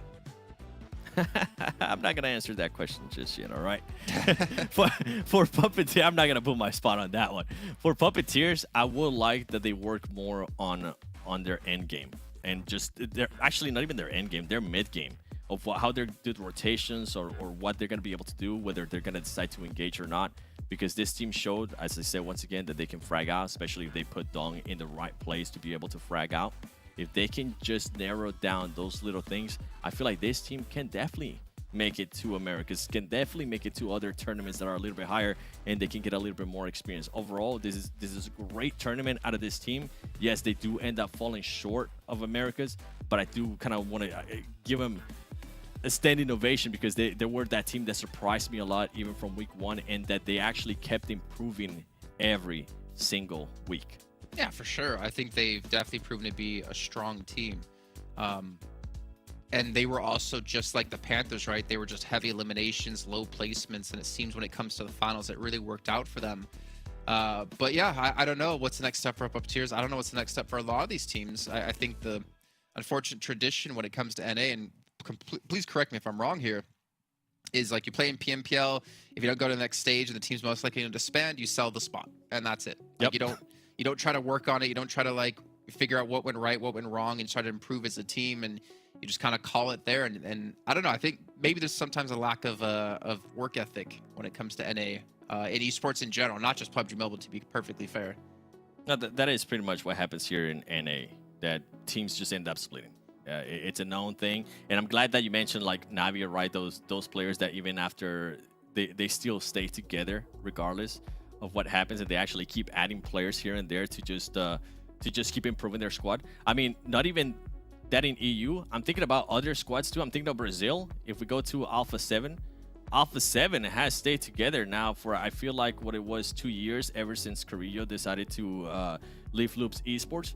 That team has been consistent, and they continue to add players. They continue to at least keep on building that same squad. And I mean, we saw what they were able to do, and I'm hoping that's something that NA starts doing. Doesn't just sell the spot, doesn't just move to other regions, hopefully. Unless the money's right, then definitely move to other regions. Coops, Xenox, congratulations on the bag. But I'm hoping that they definitely start staying a little bit more together, a little bit longer, and keep on working at it. Yeah, man. One day, NA's got to rise up. I don't know when that day is going to be. I mean, the problem... Actually, what I'm really curious about is, like... and I know we're kind of, like, podcasting right now, but there's a good reason for it. Don't worry. There is. Is, like, these regional clashes, right? We got to see some happen last year with, like, Southeast Asia. And was it Southeast Asia and China that happened, I believe? And that, yeah, it was. Yeah, for sure. It was the PEL teams up against the Southeast Asia teams. I would love to see more regional clashes because I feel like that's when you get the most experience as a player and you really level up your gameplay because you learn so much from other regions, then you take that back to your region and then you help everyone else get better. I'm really hoping we have some like really sick regional clashes happening this year. I would like to see some more of that East versus West stuff that we used to do in the past. I want to see what America's got against EU. Maybe throw Americas against Africa. I would like to see some more of those regions. I want to see how those teams stack up against each other before we go to like the biggest tournament, right? PMGC. Give me like Turkey. I don't know. There's so many good regions like Turkey, Middle East. I mean, I guess that's Middle East Africa region. EU, NA, like Brazil. I mean, there's too many. There's too many potentials. too many opportunities. Yeah. All right. So I'm hearing that we actually have to give an update here about who our champion of PMPL is. That's the reason why we've been stalling here. We've been talking random stuff because there has been some stuff happening behind the scene. And we do have an update for you guys. Hopefully not everyone left after they saw the champion was to see what the top 5 teams were. So why don't we take a look actually at who our new champions are, and then we can see if we can get confirmation to say exactly why it worked out to be this way. Oh, YKG ended up winning. Okay. This is a turn of events after we were just so shocked there with the Panthers. Turns out YKG is actually going to be the champions. And you know what? We've been hyping up this team. We just talked about it for a very long time. If there was somebody that was going to represent us as the champions and it's not Panthers, I hope that it is going to be YKG. I mean, you kind of got right? You got saved there at the end because you said either YKG or NHyper were going to be the team to win. And then we saw Panthers come up, but we do have something going on that currently YKG is now the official winner here of PMPL. It is, and I mean, it's a... Okay, let me think about this now. How do you, if you're YKG, right? I'm trying to put myself in the mindset of YKG, especially for Joey. Joey's been grinding. Joey's been really, really working hard towards being able to get to this spot. Now you are the champions of NA. How are you going to be reacting when you go to Americas? How is your gameplay going to be changing? Your strats are going to be changing, or are you just going to keep on doing the same thing that you were doing, even though it might have been a technicality of why you become champions? Yeah, you know what? I don't really have confirmation to say this, but I kind of want to because it's really awkward just to say they're champions feel like and we not should. say exactly why, you know? So I might get in trouble for this, but I'm probably just going to make the executive decision and go for it. Yep. Unless production's like, no, don't. Okay, I got confirmation I can't say it. Okay. So the reason that YKG are now the champions is because a player from the Panthers turned off their anti-cheat software during match 6. And this wasn't the first time they've done that. So they had to penalize the team by removing that player's elimination points and the team's placement points.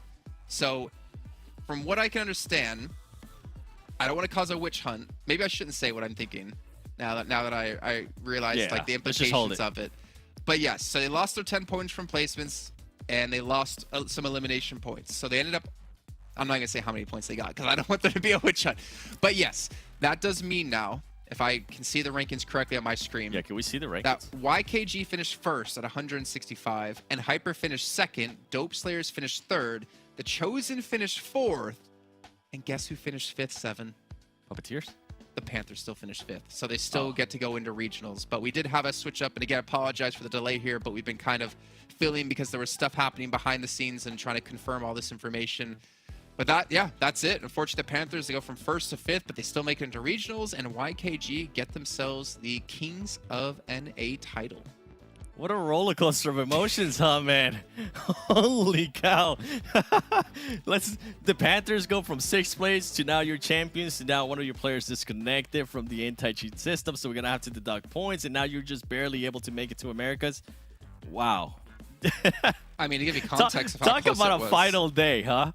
It Talk was about a final day. like a 4-point difference between Panthers and Puppeteers. Oh, that's even more heartbreaking. Yeah, it could have been Dong in the regionals. But you know what? Either way, what's done is done. If you guys are curious with more information, I'm sure there'll be a post to kind of clarify everything for you guys. But one thing I can say is we all appreciate you guys watching, sticking around for this as well. But I have to give a shout out to, obviously, Seven here for joining me on the desk. I got to give a shout out to Monica, who had to join me before. I said had to because sometimes it's not fun working with me. I got to give a shout out to Cameron Davis as well, who was on the show in week 1 and week 2. You got Hot Juice, you got Zute, you got Mustache Dave, all bringing you the action these last 4 weeks. And of course, a big shout out here to our production crew, because you guys don't realize the production crew is not NA. They're over in Europe, which means they're 6 hours ahead of Eastern Standard Time, which means it's like 6 a.m. there, and they've been doing this for the last 4 weeks. So major shout out to them for putting on such a phenomenal show. And once again, major shout out to all of you guys for making the show enjoyable, for watching it, for being here, for rooting on your teams. But Seven, any chance for some last words for you before we do sign off? I'm shocked. I got no words, brother. I already said everything I wanted to say. I'm out of words as well, but you know what? I won't be out of words, and you won't be out of words, at least hopefully, when it comes to regionals kicking off here in just a few weeks' time. Remember, we have the best from NA, the best from Latin America, and the best from Brazil to compete head-to-head, and we'll see how things will wind out when that does kick off. So again, for the last time here for the spring season, thank you again for tuning in, and we'll see you guys next time for some more PUBG Mobile action.